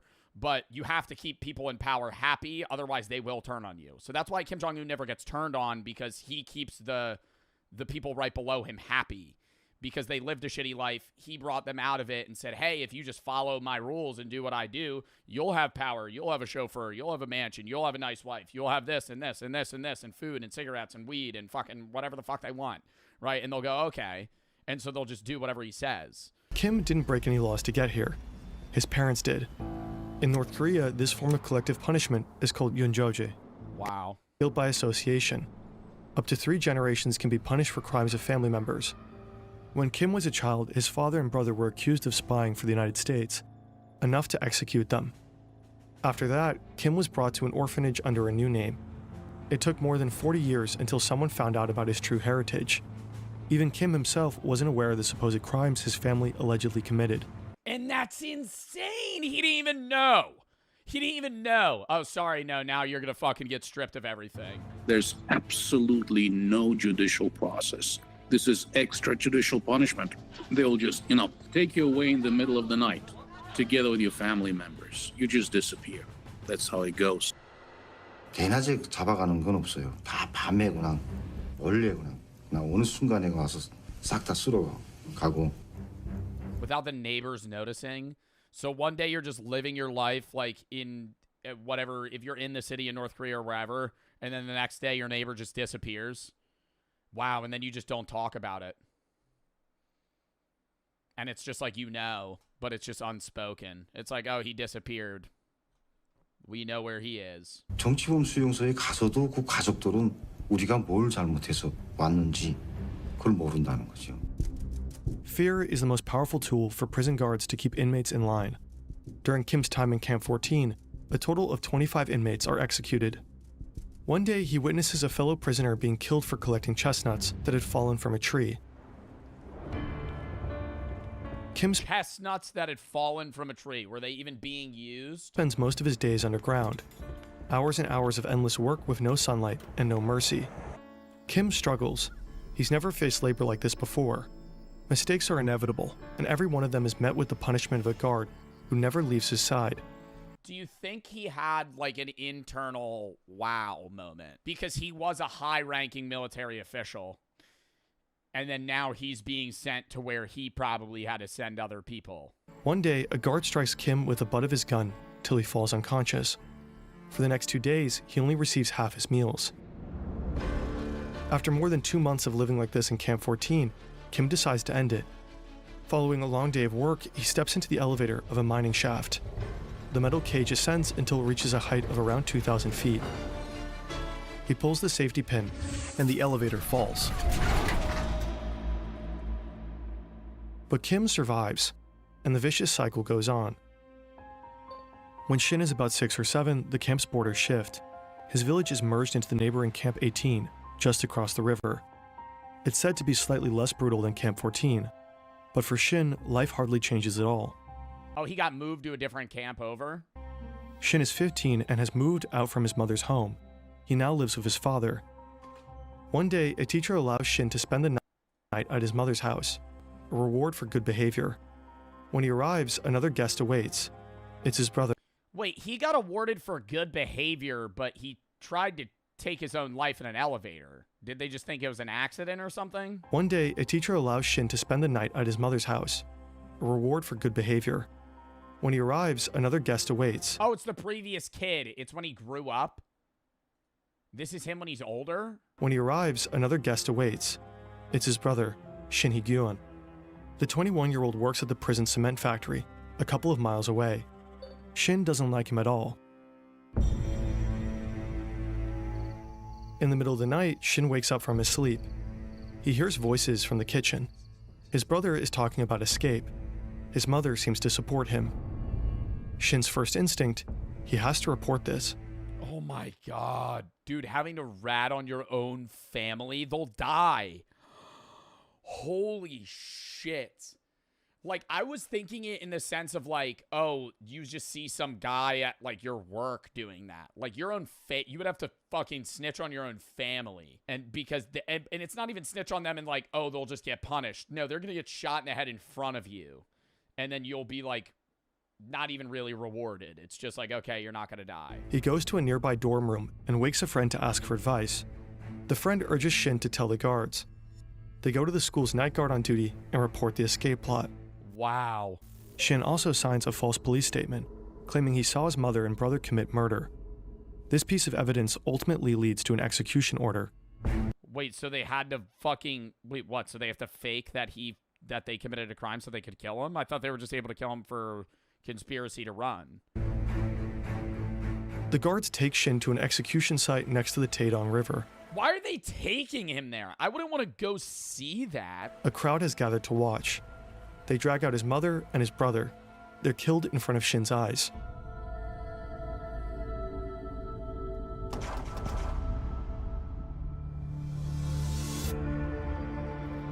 In 1996, Kim Young is transferred to Camp 18.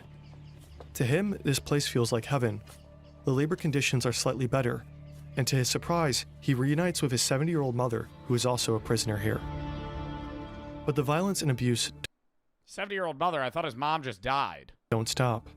One day, he has to witness how guards beat up his mother and force her to do manual labor.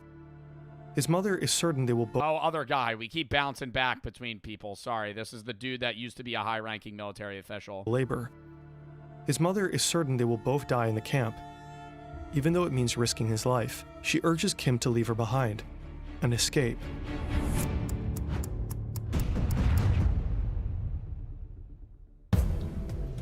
Escaping from a North Korean death camp is almost impossible. You know, these are highly protected facilities. You're talking barbed wire, walls, armed guards, intersecting lines of fire. Well, it's not even just that. You're also extremely you're experiencing extreme malnutrition. And so you're weak. You know, you can't run. You can't you're not going to be able to scale a fence very easily. You have no muscle. We're talking machine guns. Very, very difficult to escape. I mean, it's, difficult to escape a detention facility in any civilized country. Imagine North Korea. Kim Young quietly studies his surroundings. He observes, waits, and starts thinking. He lays out multiple escape plans, but none of them seem doable to him. Another hard day of work. The prisoners are loading coal onto a train. Suddenly, they spot something. Grain scattered across the bottom of a train car. It must have transported food before. The scene explodes into chaos. Prisoners drop everything, desperately looking for the tiniest speck of food. What, are they gonna eat it right there? The guards start shouting, but no one listens. Kim discovers a narrow space beneath a metal panel in the floor of a coal wagon. He squeezes inside, and as the train rumbles out of Camp 18, he rides with it. No way. Hours later, He got out because people were staring at grain from, so he didn't even plan this escape. He just, like, on a whim, just tried to get out. Is this based off a true story? This is a true story. This is basically the video version of an actual man's account that escaped North Korea and wrote a book about it. later, the train reaches Go-On Station at around 4 a.m. We don't know exactly how, but Kim manages to crawl out of his hideout and disappears into the night. But, like, then what the fuck do you do? You know what I mean? Like, I wouldn't know if I got out and now you're in, say you're in China. What do you do? Like, do you just go, you gotta go, you get a job? You have no ID. You're not a citizen, right? It's not even just like it's not even like, oh, you're an illegal immigrant. It's like, you're not even on a record. No one knows who you are. Like, I would have to find, you know what I would do? I would go to another, like, say I was in this scenario, I feel like I would try to go to a country I knew was enemies with North Korea, and I would go to I would try my hardest to find what is it called, where they have, like, their own setup in different countries? What is it called? You know what I'm talking about. Embassy. I would go to, like, the U.S. Embassy. And I would be like, I'm a North Korea escapee. Like, I would go to some embassy because he was a soldier too, so he knows the countries that are enemies. I would go to the enemy of North Korea and be like, I escaped. Like, please, you don't speak English? I think they're going to put 2 and 2 together. If you are at a U.S. embassy in China and some dude runs in speaking Korean, clearly malnourished, beat to shit, you're probably going to be like, okay, calm down. I'm going to get a trans. When AI gets an innocent man arrested, lock in. So, very, very peculiar. Peppermill has this pretty sophisticated artificial intelligence software that analyzes faces of previous trespassers. And they get a 100% match on this guy who, whenever they trespassed him before, presented an ID that had a different name. They look like the same exact guy. I am not Mike. I don't know nothing about Mike. So either he is who he says he is and he's not have ever actually trespassed, which I doubt because their software is pretty cool. And their software is pretty cool. Software's pretty cool. You know, Mike probably has a fake ID that says he's a different guy. He's probably putting on this whole facade so he could trespass in this building again. The fact that he's acting super suspicious. I'll be 100% honest. He's acting super suspicious. He's acting how any person would, under the presumption that you're getting trespassed for something you didn't, or you're getting trespassed when you didn't. You're getting accused for a crime that you didn't commit. Yes, you're probably going to be a little fucking angry or, I guess rejecting, defensive. You're being a little suspicious. You're being a little defensive. Maybe because he didn't fucking do it. Could legitimately be you have a doppelganger running around. Well, unless I've gone crazy, I'm pretty sure it's not me. Nightmare Oh my God, they actually brought him to jail. Dude, he's probably going to sue the out of these people. Reality at a Reno, Nevada casino when AI facial recognition technology misidentifies someone, leading to a wrongful arrest and lands an innocent man behind bars. I don't want to say that this is good for him, because this sucks. Like, this shouldn't happen to anybody. But isn't he going to get an absolute bag? Like, I don't see how he's not going to make millions of dollars off of this fucking casino or whatever that trespassed him, because they illegally detained him off of AI and brought him to jail. What good is the ID? And he showed identification. right? He proved he was who he says he is, and they still just arrested him. Then why do I even carry that mother? The following is based on official police records, and the footage has never been seen before until now. Please. I don't understand why they can't just scan his ID. Don't cops have that, like, in the system? It'd be different if he had a fake ID of a person that didn't exist. You know, they're like, this, hey, here's my ID. They scan it, it bounces. And they're like, this isn't a real person. Versus him literally being, like, he's like, dude, I'm not Mike. This is who I am. And they scan it, and they're like, oh, yeah, no, that's you. Note that all persons charged with a crime are presumed innocent unless and until proven guilty in a court of law. On September 17, 2023, the Peppermill Casino calls the Reno Police Department to report that a trespasser has unlawfully returned to the casino. They report that they have the man in custody, but he's claiming... Yeah, I don't think it really helps that AI is scanning images of this guy in 240p. Like, he has a very regular white guy look. You know, I don't think AI, a very sophisticated AI system, to go by an entirely different name than the man they've previously trespassed. Officer Richard Jagger arrived. White guy in a black shirt. ChatGPT, 100% match. 100% match. That's him. Arrives at the casino at 5:48 a.m. Hola, ¿cómo estás? How you doing? What? Oh, thank God you're here. The man declaring his relief at the sight of the officer is 40-year-old Jason Killinger, who is accused of... Oh my God, no! And he's happy the cop's there because the fucking casino security fucking detained him. So he's just been sitting in the back room like, oh, thank fuck, the cops are here. Trespassing at the Peppermill Casino. So, oh my God. what's going on? So we got this system-generated alert, prior trespasser. Okay.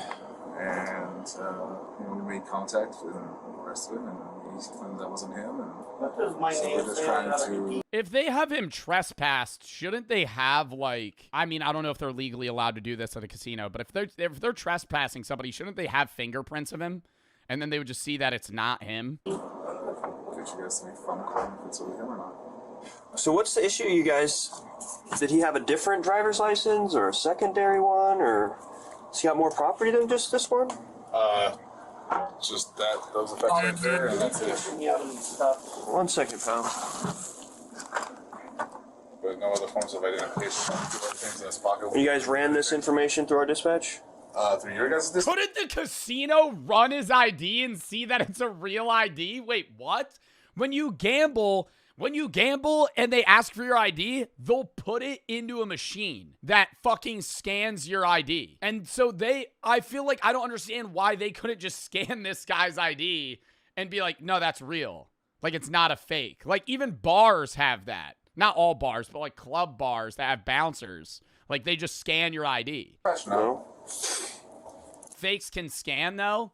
Yeah, fakes can scan when you're 19 trying to fucking get into a bar and drink because you're a teenager. What fucking 45-year-old man is getting a fake so he could go to a fucking Peppermill casino? Like, what? But after hours, comes back as that being who he says he is. So he's saying he ran it, and we ran it, and it's saying he's not the guy that we trespassed, but it's weird because the AI's saying it isn't. It's on his ID, but that's what we went off right there. Yeah, and this is one of those things, you guys have this fancy software that does all this stuff, so it's like... Officer, what's your name? 1 second, man. A few months earlier, a man named Michael had been trespassed from the casino for... They do look eerily similar. They do look eerily similar. ...sleeping on the premises. All right, man. Maybe, I don't know. Oh, they look so similar. Fuck. So this is who you are? There's probably a million people that look like that. That's what I'm saying, bro. Isn't there a type of face that you interact with on a daily basis that's, like, so common? And I'm not saying, like, oh, you have a common face. But, like, dude, old people, like an old white man wearing a hat. There's dude, you could think of a guy, like, think of that face. There's probably a million people that look like that. Like, Like, side by side, you'd be like, are you twins? On the premises. All right, man. So this is who you are? Yes. What, your Miss Jagger is your first name or last name?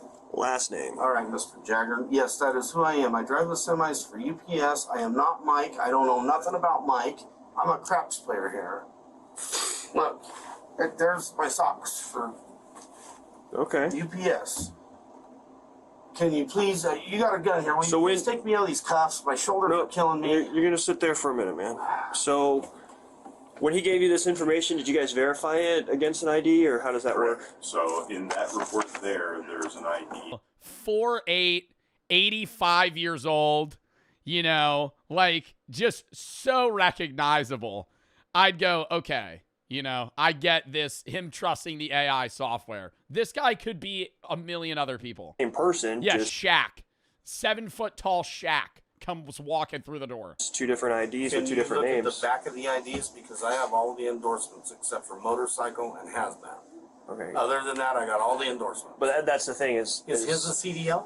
So that's the thing is it's either someone else is using your stuff or you're using somebody else's stuff, and unfortunately, well, they're just 2 different people, and the AI is wrong. Oh my god! You look too much like the guy in that picture, so much so that the fancy computer that does. I guarantee you that, bro. That is a Dell. I literally see the PC. The PC running this AI right now. Maybe it's a different PC or something, chat. But, like, that is a desk piece. That is a desktop computer right now. It is laying on its side. That is some old fucking fart piece of shit. Does all the face scanning of everybody who walks in this casino. I guarantee you that. I guarantee you that is a fucking, like, a fucking 1060 in that goddamn computer. Oh, I know. Makes the same determination that my feeble human brain does, so. This guy wants to, like, fuck a robot or something. Like, what's going on here? My feeble human brain can't do what this fantastic, pretty cool AI could do. Jason's ID is a Nevada Real ID driver's license. In order to obtain a Nevada Real ID driver's license, a person must present themselves at the DMV with proof of identity, such as a birth certificate or a current U.S. passport. Oh, what you would normally bring to a DMV? Themselves at the DMV with proof of identity. It's not even just a birth certificate, bro. You have to pull up to the DMV with, like, previous bills. Your social security number, your fucking birth certificate, your original birth certificate. You have to show up with, like, fucking everything. Of identity, such as a birth certificate or a current U.S. passport or U.S. passport card, a social security card, and 2 documents proving Nevada residence. I can't believe I'm going for this. All I want to do is play some goddamn dice and make some money. Yeah. If I got a check stub from my work. Check stub? Yeah, would that prove it to you guys? Honestly, man, no. The only way is, can I get your fingerprint? Later, Jason would reveal that along with a check stub in his vehicle, he also had a current vehicle registration for his car in his name, a Department of Transportation medical card, a Teamsters Local 533 union card, and a valid vehicle insurance card. This guy had more than the average person does, proving he's him. Like, bro, they're treating him like he's some teenager that doesn't have a license, has never held a job, and is just, like, broken into a building, and they just don't know who this person is. In his name. Officer Jagger's police report would later state that, quote, due to John Doe having conflicting identification, he lacked satisfactory evidence to reasonably assure me that he was who he claimed to be. It's not me. I don't know what the Yeah, it's one of those, like I said, man, if it turns out that it's not you, it's one of those ones you can call the director and be like, hey, man, your software is made in a critical error. Yeah, you can leave a bad review on Yelp. This is what my tax dollars are paying for? It's not built for comfort. What the dude? It's not built for comfort, pal. Very sorry. Before he leaves, another officer arrives at the casino, and Officer Jagger takes the opportunity to once again explain the situation. And super weird. This poor guy might be, like, legitimately somebody else, and something else. I don't know. Hey, weird call. Soon, Officer Jagger begins the drive to the Washoe County Detention Facility. I'll be honest, I don't know what to think because usually those systems are pretty good. Like, we've used those systems in the past to catch homicide suspects. It would be really funny if Jason just started like maniacally laughing in the backseat.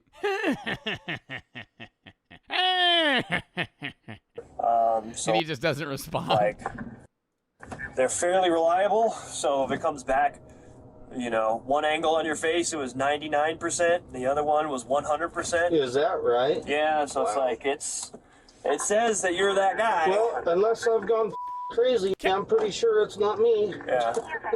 You seem like a stand-up guy, and it's probably a really terrible case of mistaken identity. I can't believe I've been arrested. I've never been arrested. Never. Not once. What the good is the ID then? Why do I even carry that mother? Valid. That one young security guard man like a robot. That's what pisses me off. Yeah. The kid that was wearing the red jacket and he looked like he was like 20. Office because they don't think, you know. It's like, well, this is what I was taught. Use your head. And then people aren't smart enough to think for themselves. They're just not. Yep. Fortunately, it's the world we live in.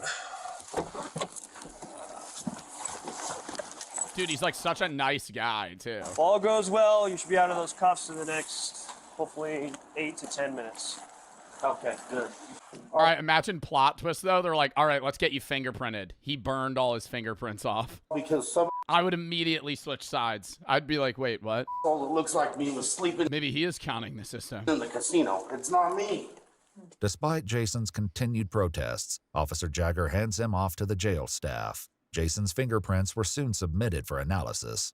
Best of luck, man. Best of luck. Sorry. One count? That's okay. Yeah, Yeah, we need 35 cops here. That's weird. It's super weird. So it's one of those ones, like, I genuinely, like, I kind of believe him. Yeah. It wasn't long before the fingerprint analysis conclusively established that Jason had been telling the truth all along, and he was in fact Jason Killinger. Later that same day, around 4 p.m., Jason was released from the jail on... Imagine he's walking out. He's like, oh,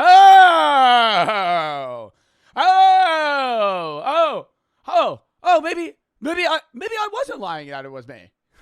Oh, interesting. Oh, the fingerprints. Oh, the pretty fancy AI. his own recognizance. The day after his release on September 18th, 2023, he went to renowned urgent care Vista, where he was diagnosed with a strain of both the right and left shoulder. Oh, he got injured too? Clutch. And contusions on both wrists. On July 30th, 2025, Jason... He pulls up to court wearing a neck brace. Just fucking really leans into it. filed a complaint Oh, dude, the handcuffs. in federal court Started banging my head on the wall. I couldn't move. against Reno police officer Richard Jagger. While at the jail and after his identity had been confirmed, his arrest papers were changed from John Doe to Jason Killinger. The federal complaint states that this meant Jason would be prosecuted for trespassing, even though Michael had been the only one who was trespassed. According to the complaint, Jason's charge of trespassing was eventually dismissed. Oh, I was going to say, what? They're kicking him out for looking like another guy? However, he Like he's actually getting now trespassed? has a criminal record. He actually, that stays on his criminal record? Bro, he had to have sued for so much money. He had to have sued for so much money. According to the complaint, facial recognition technology has led to wrongful arrests in Louisiana, New Jersey, Maryland, and Texas. Many cities now conclude that for an arrest, there has to be some kind of secondary corroborating evidence that is unrelated before there can be sufficient justification to arrest. Jason Killinger's case remains ongoing. If you'd like... Damn, should I start, like, making myself look like other people and just, like, really suspiciously wander around in Atlantic City? Just go to casinos, just, like, until a security guard walks up to me. Sir, are you Jonathan? No. Yeah, you are. No, I'm not. Yeah, with a trench coat on? No, that'd be scary. Wait, I'm gonna look this up. It's gonna be, like, an undisclosed amount. I hate when they do that. I hate when it's, like, this person sued, and then it's like, oh, we don't know how much money he got. Lame. Lame. How much money do you think he would actually get from that? Bro, I feel like it'd be like maybe like 100K. Nah, not like million. Bro, it's not $3 million. It's really hard to sue. And you're suing a casino that has a shitload of lawyers.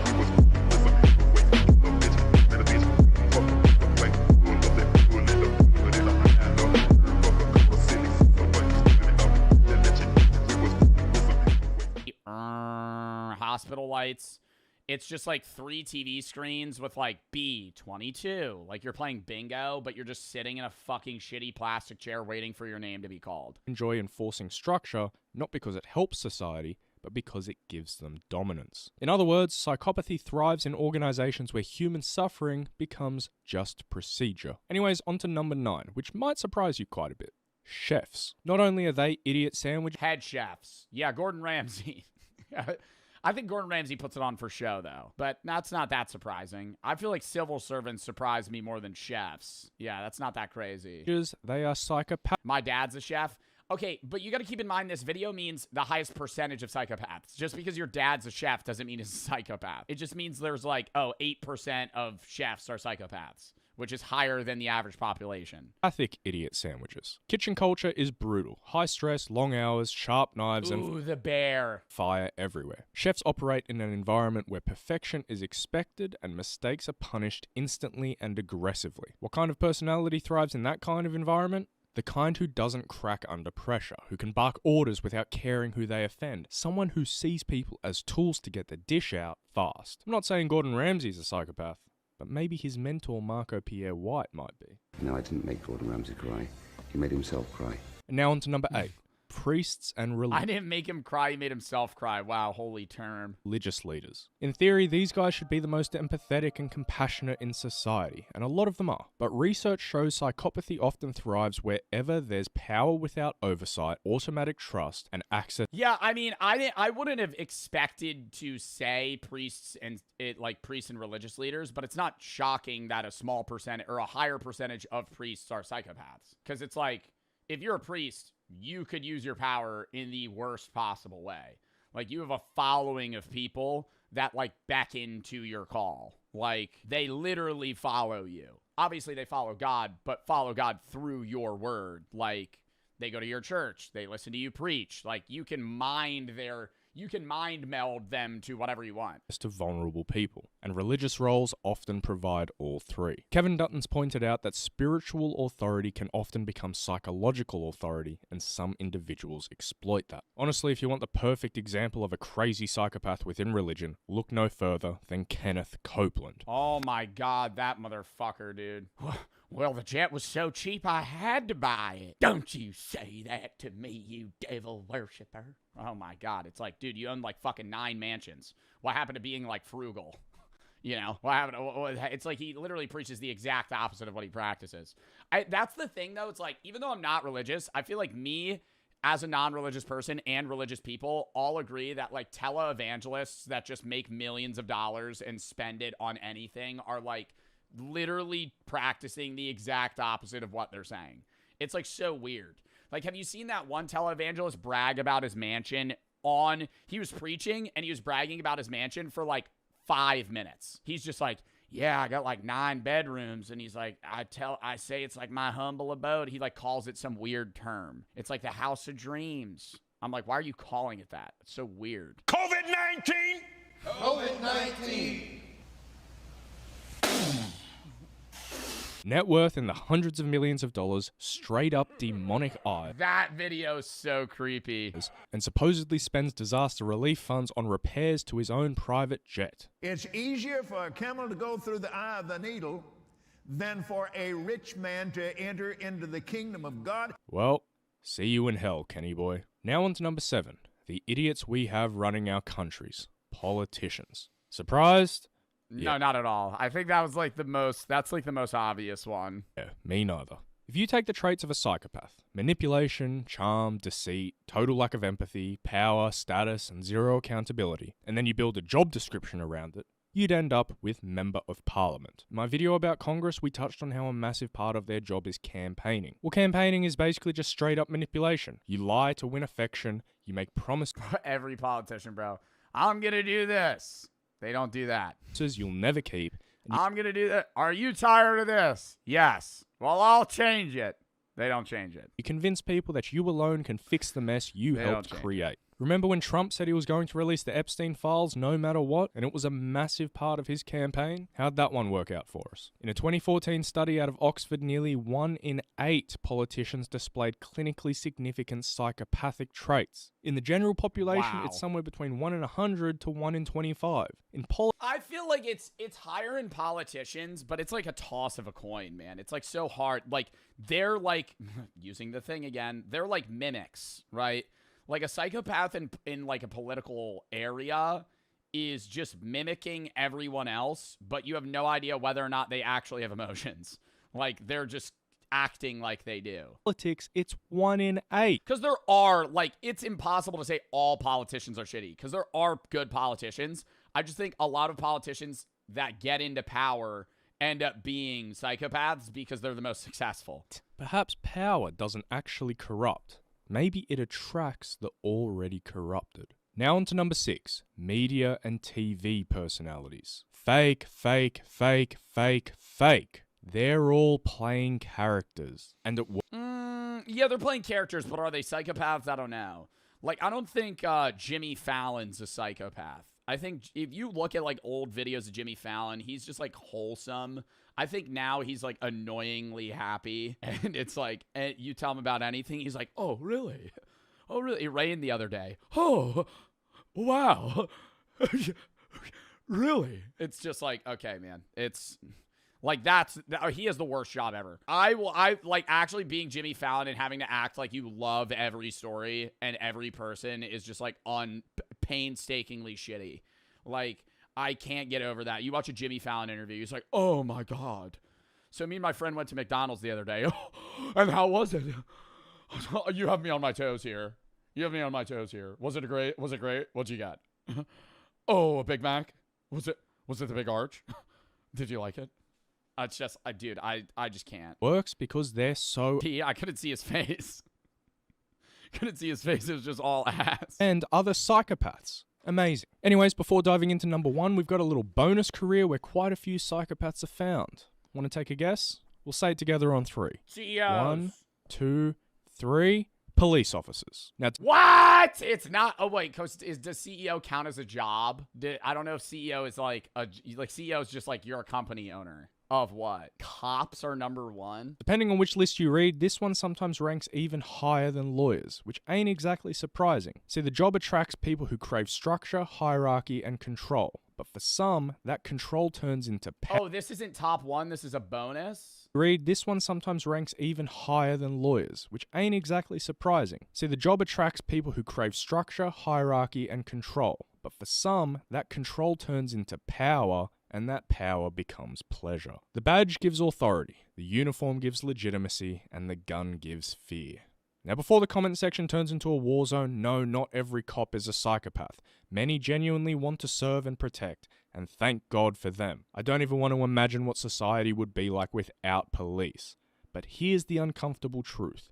If you have psychopathic traits, being a cop gives you a socially sanctioned way to act them out. You can intimidate, command, and control and still be applauded for it. Kevin Dutton calls it the mask of morality, when psychopathic behavior hides behind a noble mission. Speaking of which, that mask, especially in today's day and age, is often worn so much by the guys at number 1 on the list. CEOs. Okay, I was gonna say it has to be. To me, this one's straightforward as hell. You really think Peter Thiel is a normal human being? Then you've got those fake altruistic... Oh, well, no, Peter Thiel knows about the Antichrist, so yeah, he has to be. I'm just a good guy CEOs like Sam Altman. This guy's a 40-something-year-old tech founder from Silicon Valley, and yet he goes on the Joe Rogan Experience and acts like he doesn't know what kind of effect Coke has on people. Is that something Coke makes people want to do? Seems to me like it just makes people, like, angry and chaotic. That fake naivety... Yeah, they always act dumb. Why do they always act dumb? Whenever they do an interview, it's like they try to act really stupid to seem like they're more like humble than they are. Like that's like billionaires in general.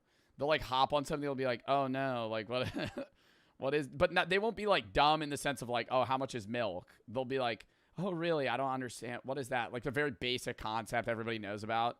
What do you mean? Oh, cocaine makes you more excited and like hyper? Oh, I've never done that. That's Bro, you're worth $1 billion. You're telling me you've never snorted coke before, buddy? Get out of here, pal. You're probably one of the only people that could get access straight to the fucking source. No fentanyl and that shit. I know you do it. Exactly what psychopaths do. They disarm. Literally dead ass. Like, if you're a billionaire, you're like one of the only people that could get access to like 1970s cocaine. Like, you could fucking go to Pablo Escobar himself and get him to give you some shit straight out of the mill. You with sincerity they don't actually feel. It's all just a show to them. Studies have found that 1 in 5 corporate leaders show strong psychopathic traits.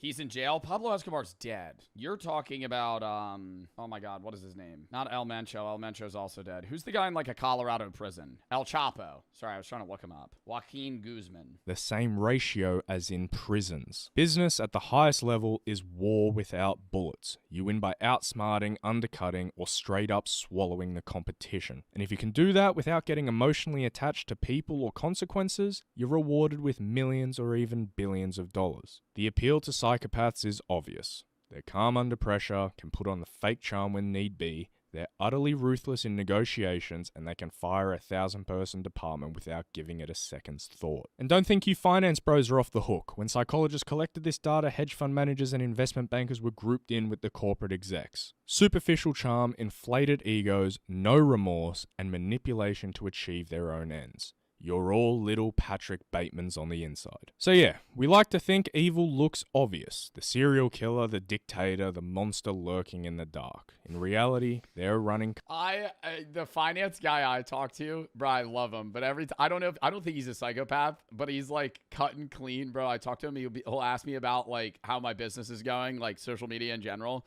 And he'll just be like, oh really, that's so interesting. Like 30 times in a conversation. Oh, really? Oh, really? That's so interesting. Tell me more. And I'll be like, yo, there's no way you're actually caring about this. Companies hosting talk shows, writing laws. Oh, really? Oh, really? Every time in that exact tone. And cutting people up in all. I love him, though. He's so interesting. And when he says that, I giggle every time. In order to save their lives. Again, not everyone in these careers is a psychopath. Oh, really? That's fascinating. Obviously. But I've got almost 100k subscribers now. The statistics say around 1,000 to 4,000 of you are straight up psychos. I still love you all. Thanks for watching. Please remember to like, comment, and subscribe. And let's read the comments. How people make money is the name of the channel. As my cousin suggests some career options for me, and she said, wait, what?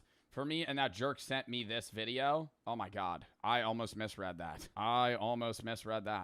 Skipping words, not great. That's why I hang with engineers or blue collars in general. They just want to fix stuff. Bro's acting like every person in any category of that job is immediately a psychopath. It's like just a higher percentage. Politicians, medical field, it's full of them. Psychopaths are bred to run major corporations. The sheer lack of empathy that's required to lay off 5,000 people to a small town factory, go home later, sleep like a baby. Yeah. It's just shitty companies need to be it's shitty companies are ran that way. But it's like big tier companies, you need a guy that's just like, yeah, I'll do that.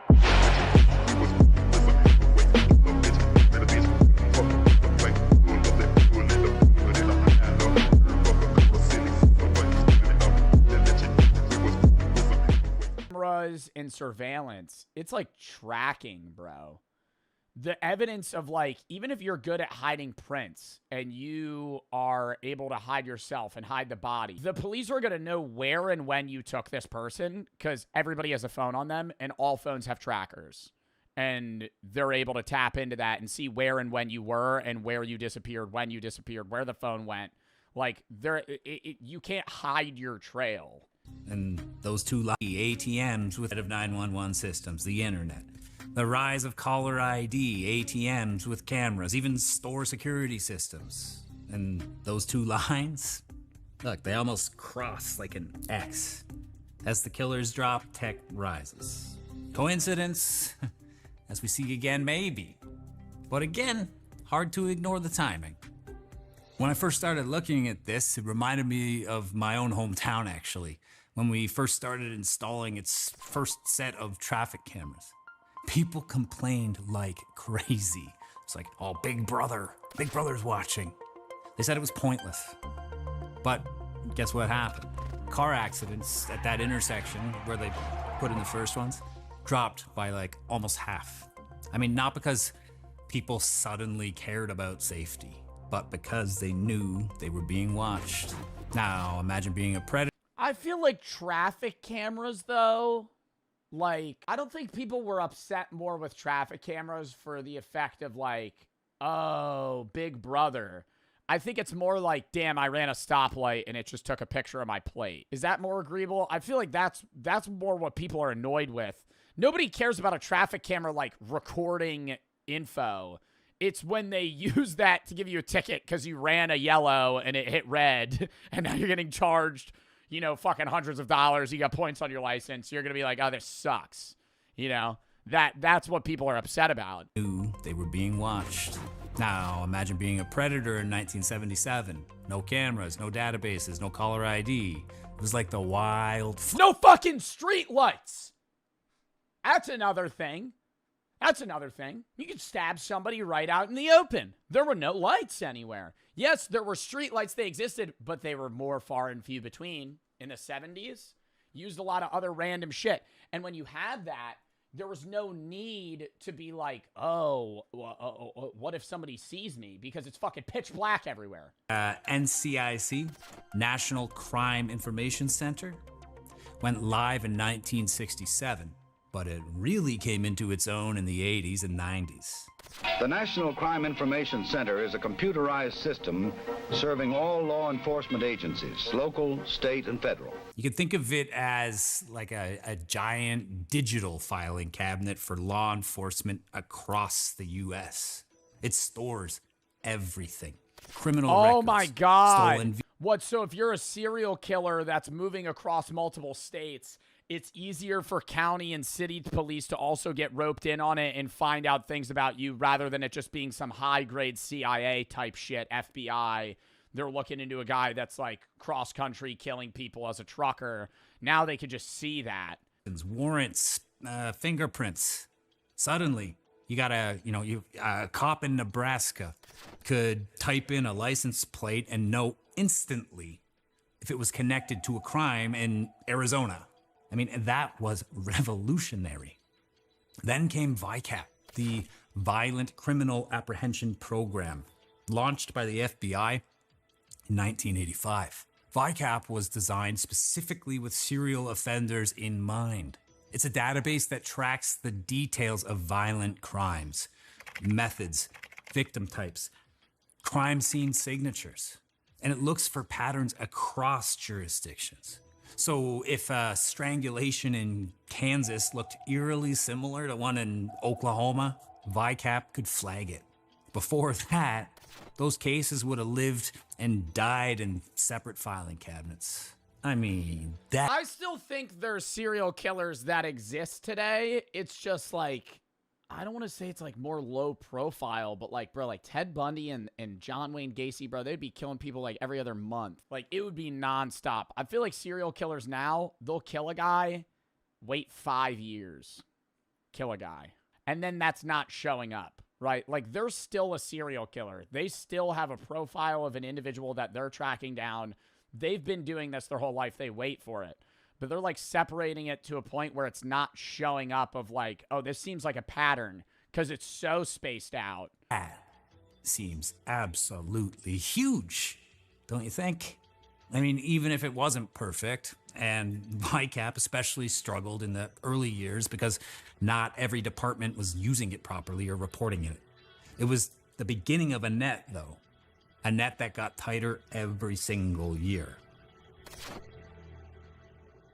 Let's talk about cameras. In the 70s, you could walk down a street, grab someone, shove them into a car, and unless somebody physically saw you with their own 2 eyes... Yo! And even if they did, you wear a mask. All right, so what do you have info on the suspect? I don't know, man. He was wearing a mask and gloves. I don't even know what skin color he was. He was like this tall. He was driving a car. About useless ass information. Nobody helping you. You were invisible. Surveillance cameras were incredibly rare. Grainy if they were there and just local. By the late 90s, though, suddenly cameras are everywhere. So look at Israel Keys. He thought he was smarter than the system. He planned meticulously, stashed kill kits across states, went to extraordinary lengths to beat the system and go